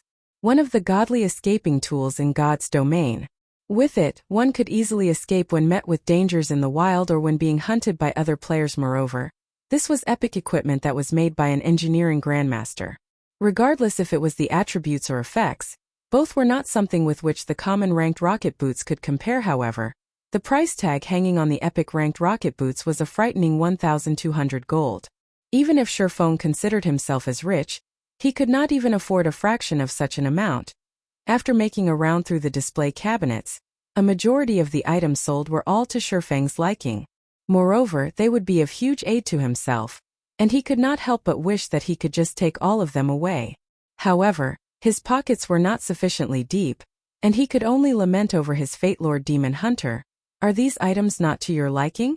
Seeing that her long-awaited customer was shaking his head, Luciola hurriedly asked. However, how would Shifeng have the cheek to tell Luciola that he did not have that much money? Any of the items showcased here would, at the bare minimum, cost around tens to hundreds of gold coins. Just based on the 30 over gold coins in his bag, he would at most be able to purchase a single item here. Do you have frost grenades here? After giving it some thought, Shifeng decided that it would be better to buy some more useful items. Lord Demon Hunter, the frost grenades are sold in the common section on the first floor. The VIP section on the second floor does not sell them. My lord, please follow me. Luciola brought Shifeng down to the first floor once more. At this moment, Shifeng finally realized that the second floor was the VIP section. It was no wonder the items on display there were so expensive. In his previous life, when he had discovered this workshop here, he was already around level 70 to level 80. However, he did not possess the Demon Hunter title at that time, so he could only shop at the common section. Yet, even then his gains were already bountiful now. He had inadvertently discovered the VIP section on the second floor. Moreover, there were so many items sold in that section. Unfortunately, the money he possessed was just too little to buy anything. He could only come again in the future, after earning more money corresponding to the lower number of items being sold on the first floor. Their prices were similarly much lower. Lord Demon Hunter, these are the frost grenades that you requested. They are categorized into 3 tiers. May I know what type you are seeking? Basic frost grenade. Effective against monsters and players. Below level 30 deals 200 frost damage in a radius of 10 yards, which freezes targets for 5 seconds, then reduces movement speed by 60% for a duration of 12 seconds. Price: 1 silver 50 coppers. Intermediate frost grenade effective against monsters and players. Below level 70 deals 800 frost damage in a radius of 12 yards, which freezes targets for 5 seconds, then reduces movement speed by 60% for a duration of 12 seconds.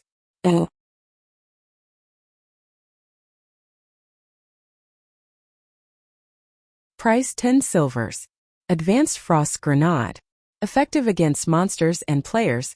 Below level 120 deals 2000 frost damage in a radius of 15 yards, which freezes targets for 5 seconds, then reduces movement speed by 60% for a duration of 12 seconds. Price: 70 silvers.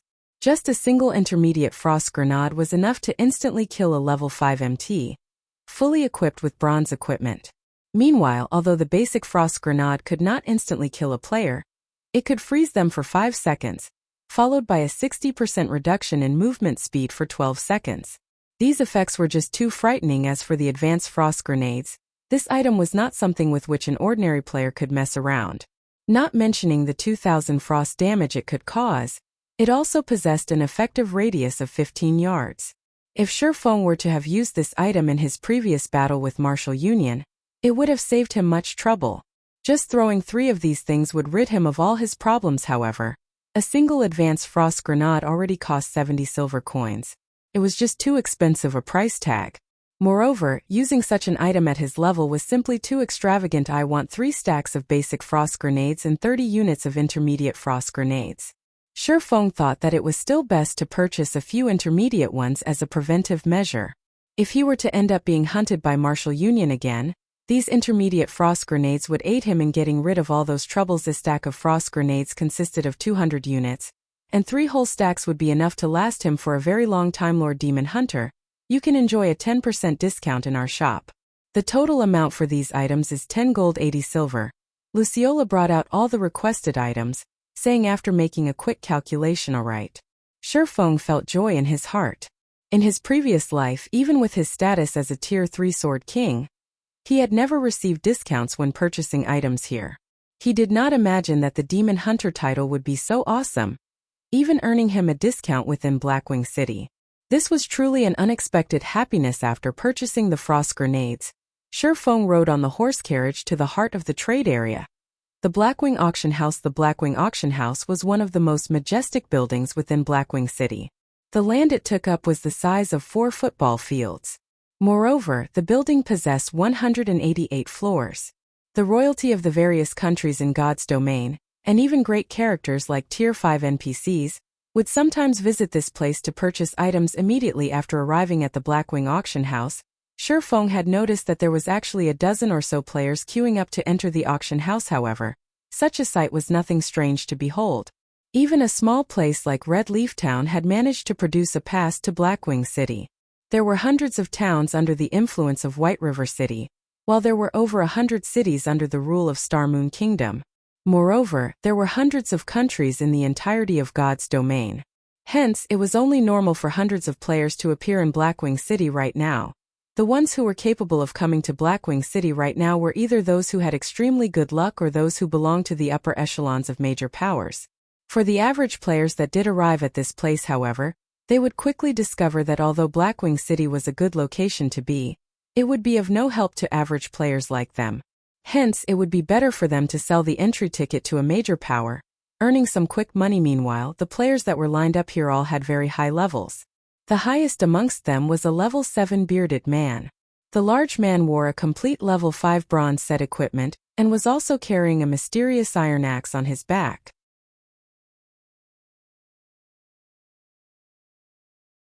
One glance at the man was enough to tell that the man's strength was not to be trifled with.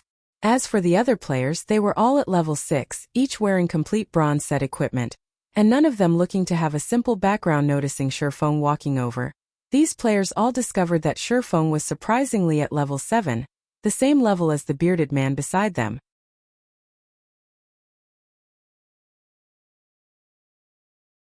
However, the silvery white delicate set equipment worn by Shifeng faintly gave off a chilling and heavy pressure. Although it was a bronze set equipment, a single look at it and anyone could tell that it was not just any ordinary set equipment. Moreover, there were even individual pieces of secret silver ranked equipment. Although they could not tell what rank the black sword hanging around Shifeng's waist was at, the other sword gave off the glow of a secret silver equipment. Compared to the bearded man, Shifeng was obviously much more powerful, and the players present immediately started having notions of befriending him. This one is Lonely Goose of the Moon Temple. Fellow friend, I have never seen you around before. Is this your first time visiting Blackwing City?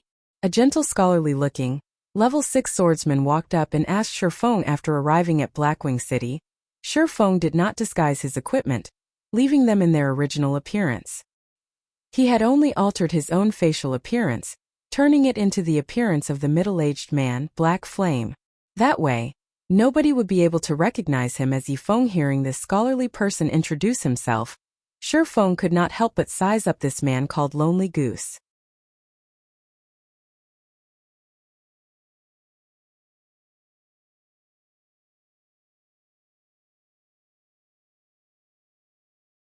Chapter 115, Egoistic Blade. The Moon Temple was a very well-known guild in God's domain. However, their area of influence was not situated in Star Moon Kingdom, but instead the Tulip Empire. The competition between guilds there was much more intense compared to Star Moon Kingdom. Meanwhile, the Moon Temple was one of the top few guilds in Tulip Empire. Compared to Ouroboros, they were much stronger. The scholarly Lonely Goose in front of Shifeng right now was also a famous top-tier swordsman. It would be advantageous to Shifeng if he befriended such a person. Hello?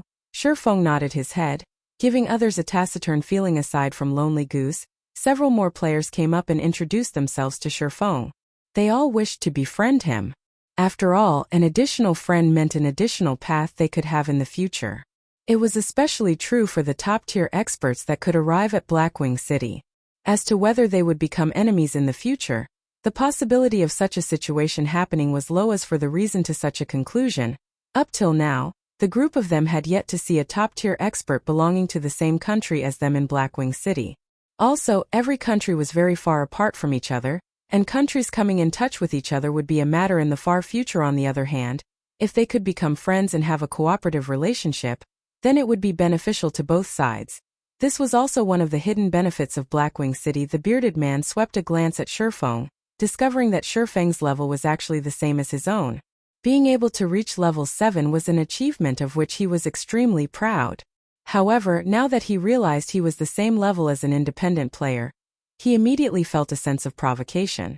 In addition to the other players trying to befriend Shifeng, the bearded man snorted, "Humph, he's just an independent player. What is the point in trying to curry favor with him?" With the bearded man's words, the entire atmosphere in the auction house became tense. Playing the part of the friendly guy, Lonely Goose said with a smile, "Brother Egoistic Blade, not everyone can easily come to Blackwing City. Is there a need for such a cold treatment? If we can all get along with each other, it would be a great benefit for all of us in the future." Help? Just based on the luck of an independent player, how would he be able to mutually cooperate with us? How can he be of any help to us? The disdain in the bearded man's words kept on growing. The man then flaunted the guild emblem on his chest, the words "Bloodthirsty War God" written on the emblem. The emblem was silver in color, signifying that the bearded man was at the rank of an elder within the guild. Bloodthirsty War God was one of the top 3 first-rate guilds in Black Dragon Empire. Bloodthirsty War God was a long-established guild, its lengthy history tracing back at least 60 years ago. At that time, not even Shifeng's parents had been born yet. Looking at Egoistic Blade behaving so, even Lonely Goose felt helpless about it. He then looked at Shifeng, apologizing, "Truly sorry. Brother Egoistic Blade doesn't usually behave this way. Maybe he is in a bad mood today." This should be Brother Black Flame's first time coming to the Blackwing auction house, right? You've come at a good time. Today just happens to be a day where the Blackwing auction house is holding an auction.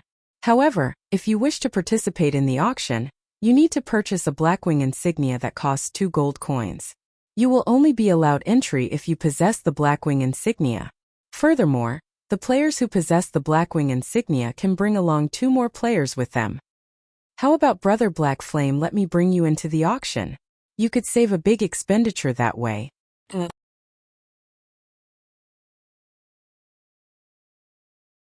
As Shifeng was about to voice his rejection, Egoistic Blade sneered. "A beggar that can't even afford a Blackwing insignia. What right do you have to come along with us? I only have one thing to say. I don't wish to be together with this little bastard. If you all wish to form an alliance, it's either me or him. You guys make your choice. Either he goes or I go."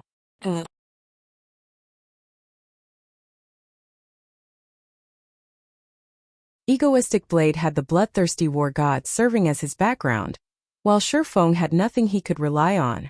Egoistic Blade was extremely confident that Lonely Goose and the others would choose him without even the need to think. Only when the strong cooperate with each other would they be able to bring out the greatest benefits. If they were to cooperate with an independent player, who could guarantee that, after this person's entry ticket to Blackwing City had been used up, he would still be able to return to Blackwing City? Meanwhile, Egoistic Blade had a first-rate guild supporting him. It would be tens of thousands of times easier for him to obtain another pass to Blackwing City when compared to a mere independent player.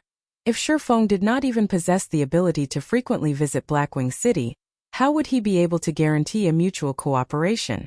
Brother Egoistic Blade, must you do so? Lonely Goose and the others could not help but have a headache as they tried to mediate the situation.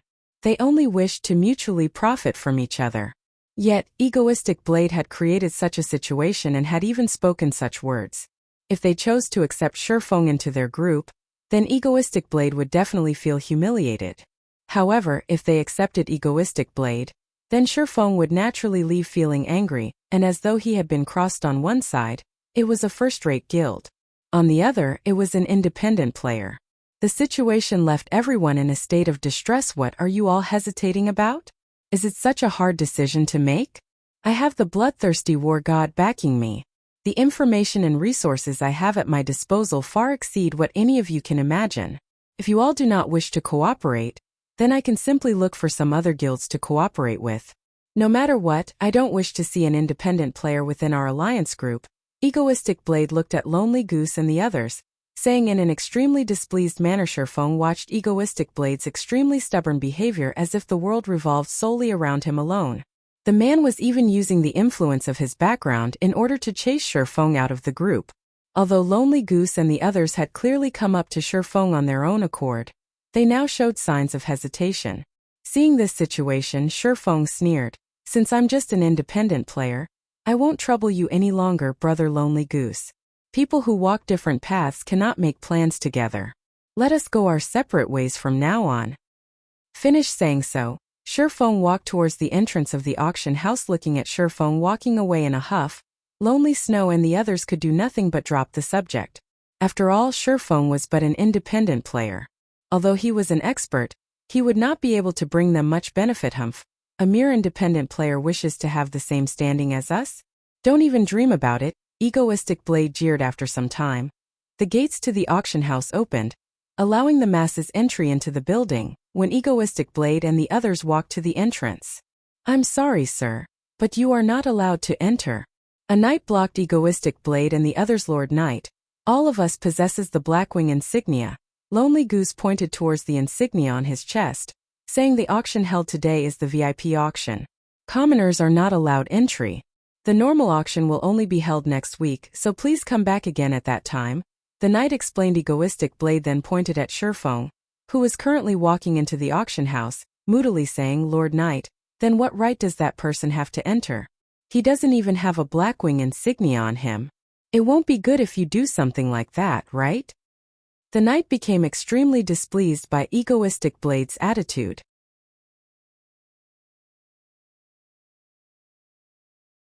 However, he still looked along the direction Egoistic Blade pointed to, discovering the Lord Demon Hunter, Sherfeng. The knight then swept his gaze at Egoistic Blade and the others, saying in disdain, "Just based on you commoners, you all wish to have the same standing as the Lord Demon Hunter? Be smart and get lost quickly. I'll have all of you arrested if you continue making a scene." The knight angrily yelled at Egoistic Blade and the others. Egoistic Blade was extremely shocked.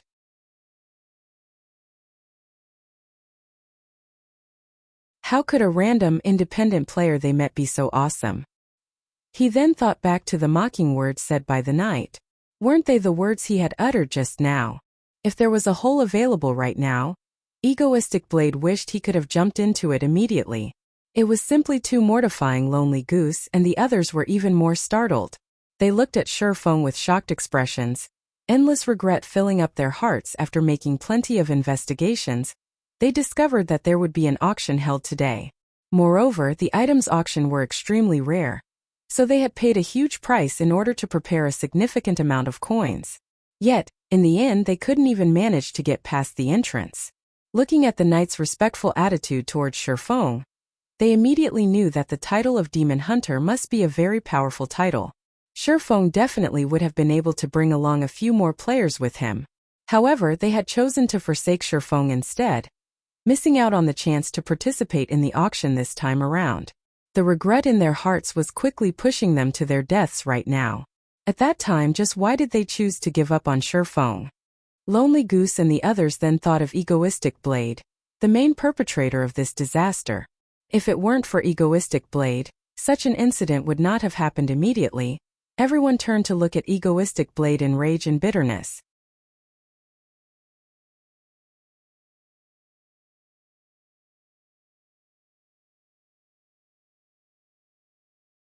Chapter 116 Silver Dawn.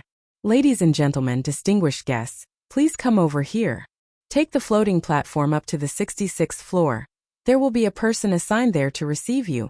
A golden-haired beauty stood beside the floating platform, saying with a smile. The floating platform of the Blackwing auction house was extremely large, capable of fitting more than 50 people at a time. It was from 7 luminaries crystals, which have extremely good magical conductivity. Many magical runes were carved onto the crystals, allowing the platform to freely float in the air. However, the floating platform was extremely expensive to make, and even if all of Red Leaf Town was sold, it would not be enough to make a floating platform as large as the one in Blackwing City in the entire Star Moon Kingdom. Only the auction house at Star Moon City, and also the Royal Palace, had a floating platform implemented. Moreover, the size of each of those floating platforms was much smaller when compared to the one in the Blackwing auction house. It displayed the level of wealth held by the Blackwing auction house, to say the least. The Blackwing auction house was extremely large in size.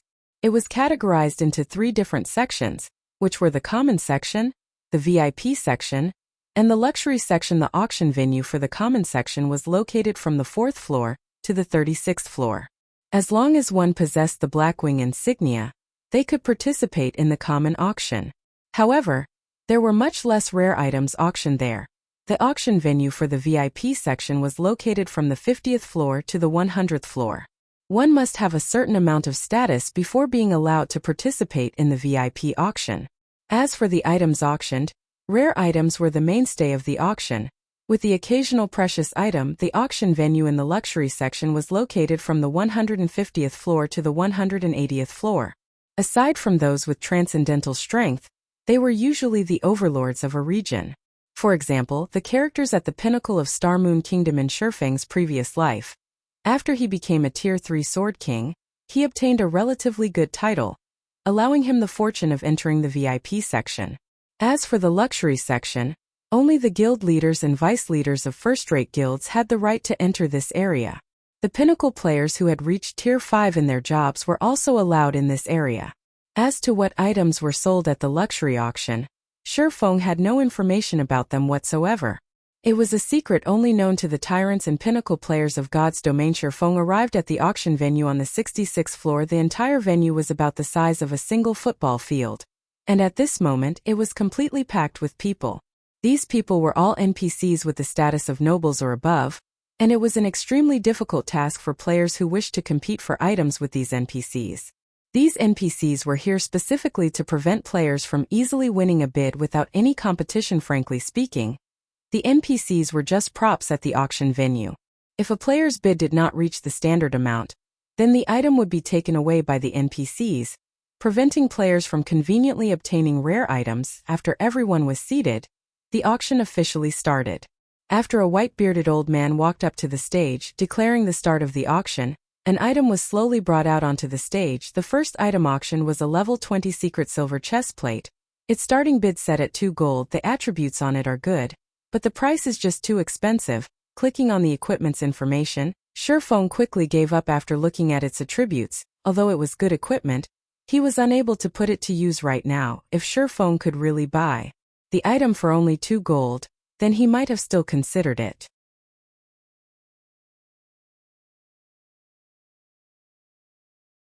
However, after a bout of bidding from the NPCs, the price of the equipment had already soared to 7 gold. If he were to sell the chest plate to a first-rate guild, he could not possibly obtain 7 gold for it. At most he could sell it for 3 to 4 gold. After all, to the average players right now, even copper coins were considered a precious commodity, not to mention gold coins, after which piece after piece of secret silver equipment was brought out.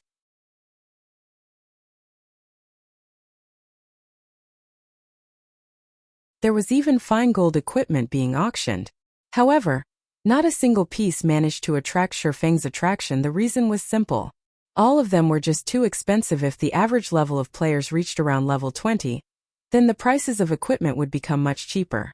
However, God's domain had started its operation only recently, so most players were still around level 4. Where would these players find that much money?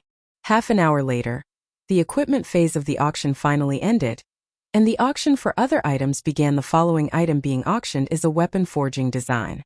This forging design is a fine work of Master Korean, and the bid for it will start at 3 gold coins. Immediately, Shifeng's interest was roused. He then clicked to check on the item's information. Silver Dawn Forging Design.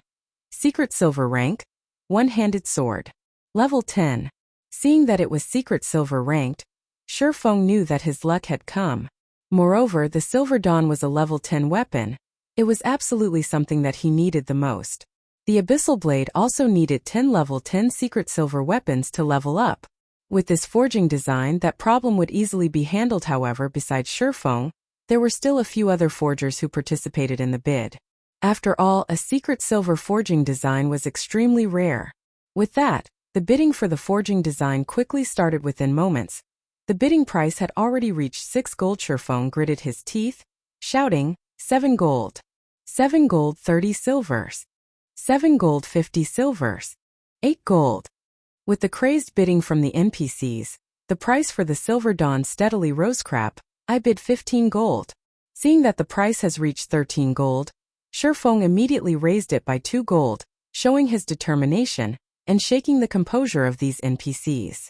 If the price continued to rise, even Shifeng would not be able to stomach it. After all, he only had slightly more than 20 gold coins remaining. 16 gold. The original worth of this forging design was around 15 gold coins. Shifeng did not think that the NPCs would still compete. 17 gold. Shifeng made his decision.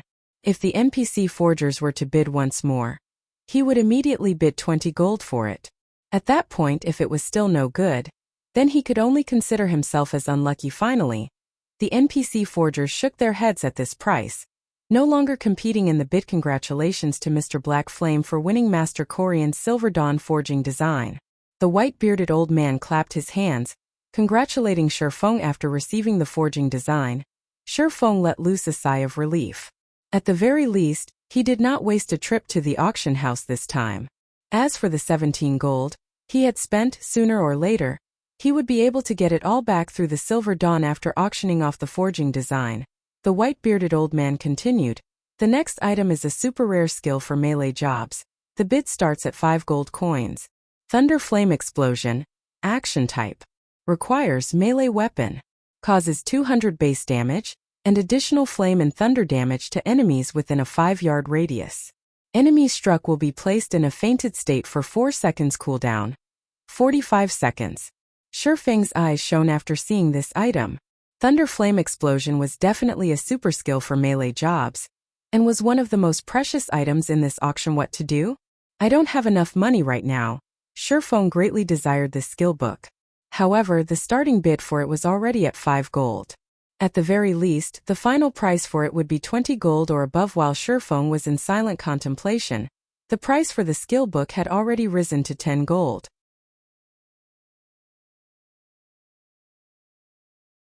Compared to the Silver Dawn, the bidding for the skill book was even more fiery. Shifeng had no choice but to call out the interface for the virtual trade center, canceling the remaining gold coins he had registered. Thank God. Shifeng let loose a breath as he discovered that there was still 23 gold remaining out of the 30 gold he had registered. In addition to the coins he had on hand right now, it just barely totaled over 30 gold. Such an amount should be sufficient to purchase this Thunder Flame Explosion. 20 gold. Shifeng shouted, 20 gold. Mr. Black Flame has bid 20 gold. Is there anyone else interested in bidding?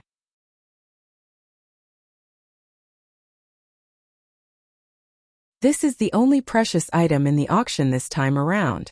Everyone should not miss this chance to obtain it. Shifeng could not help but send a disdainful glare at this old man. 21 gold. Since it is a precious item, then it definitely won't be anything simple. I bid 24 gold. A tier 2 swordsman pleasingly Sadie bid 26 gold. A tier 3 shadower yelled. The majority of the NPCs present in this auction consisted of melee jobs. Hence, the competition for the skill book was extraordinarily intense. Moreover, the higher-tiered NPCs were all filthy rich. Just by doing a simple quest, they would be able to obtain compensation of several gold coins, so their rate of income was extremely quick.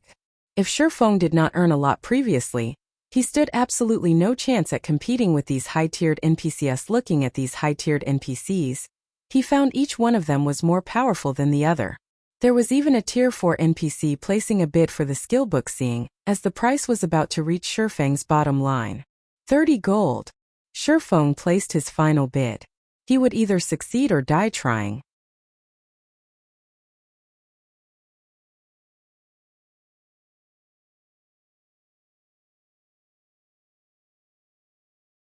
Chapter 117 Aqua Rose. With Shifeng's bid of 30 gold coins, the price of the skill book was greatly increased. A few tier 2 NPCs shook their heads at this sight. giving up the bid, one after another. Although this skill book was good, its price was simply too high just as Shifeng was about to relax. 35 gold. A resonant voice resounded throughout the entire auction venue. Shifeng turned his head to look at the source of the voice, nearly cursing out loud as he found the voice's originator. The person who yelled out the bid was actually not an NPC with a melee job, but a Tier 4 female wizard. Magicians were always the richest individuals in God's domain. To a Tier 4 wizard, they only need carry out a single magical research to earn 30 to 50 gold coins. How unfortunate.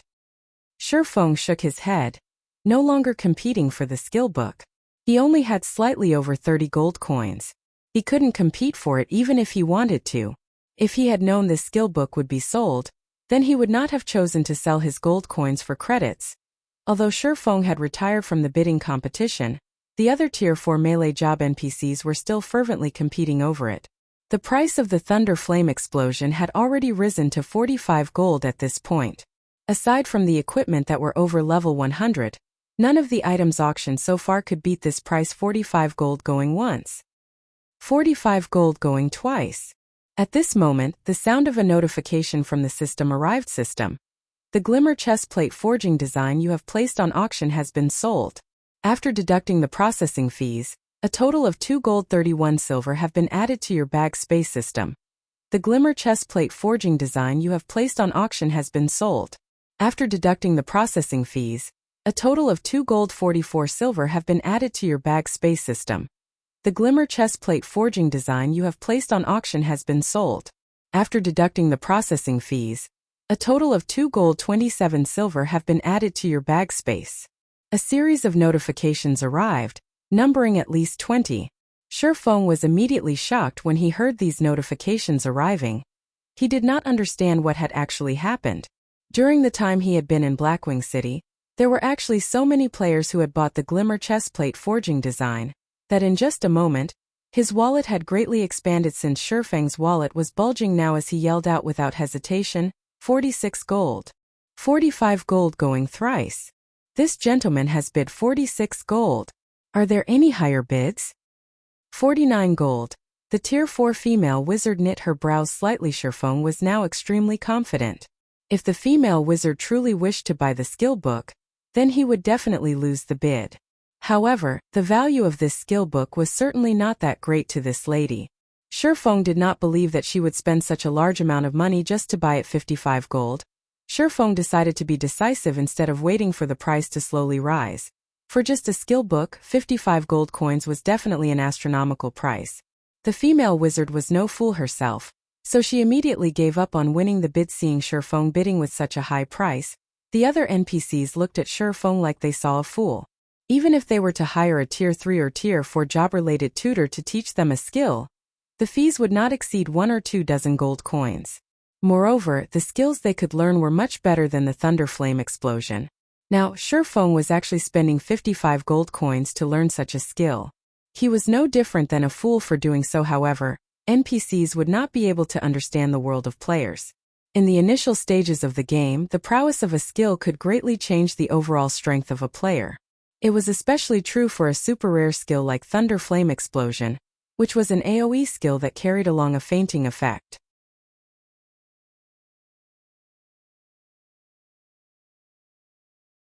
It would bring endless benefits to Shifeng in the future. Even if he had to spend 100 gold coins for the skill, it would still be worth it. Without any more NPCs joining the bid, the white-bearded old man finally slammed the hammer. Congratulations to Mr. Black Flame for winning the Thunder Flame Explosion.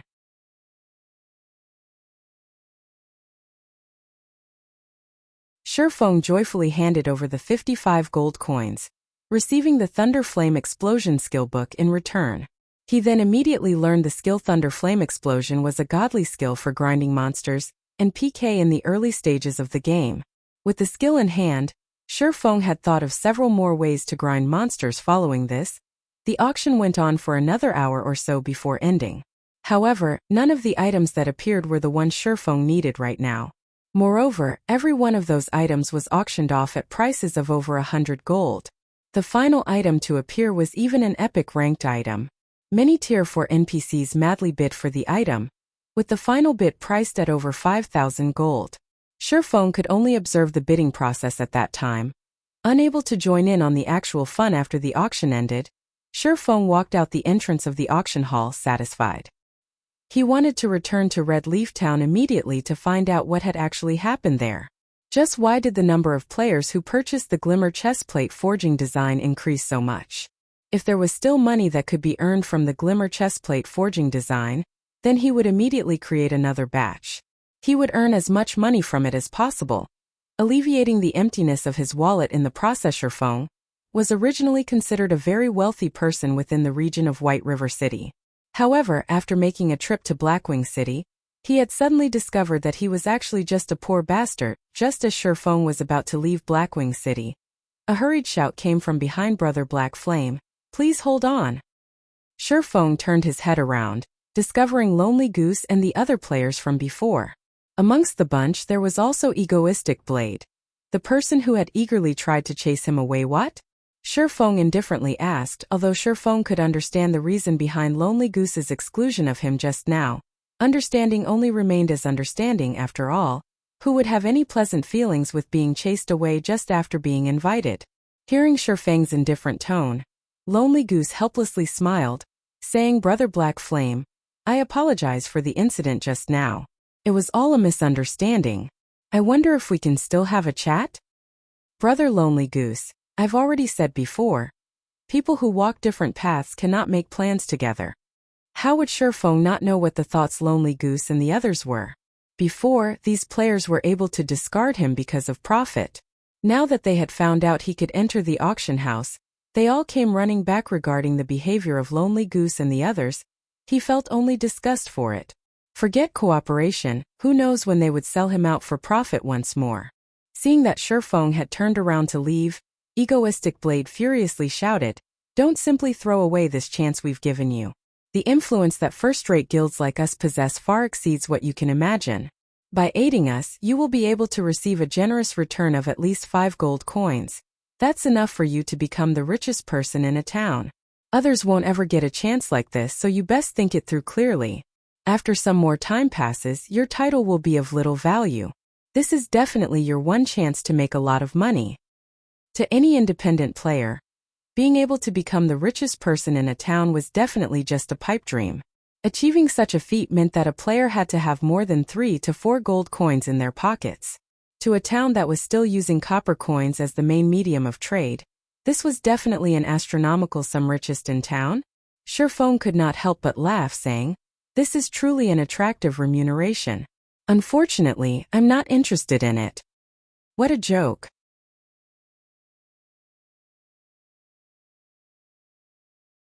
Before he had come to Blackwing City, he was already the richest person in the city. He did not lack in that amount of money at all. May I know if you are Mr. Black Flame? At this time a beautiful female player walked over asking. The girl looked to be between the ages of 21 and 22. Her appearance extremely beautiful, and her body garbed in a gorgeous purple robe. The girl had her lips pursed, her eyes squinted into a smile as she looked at Feng.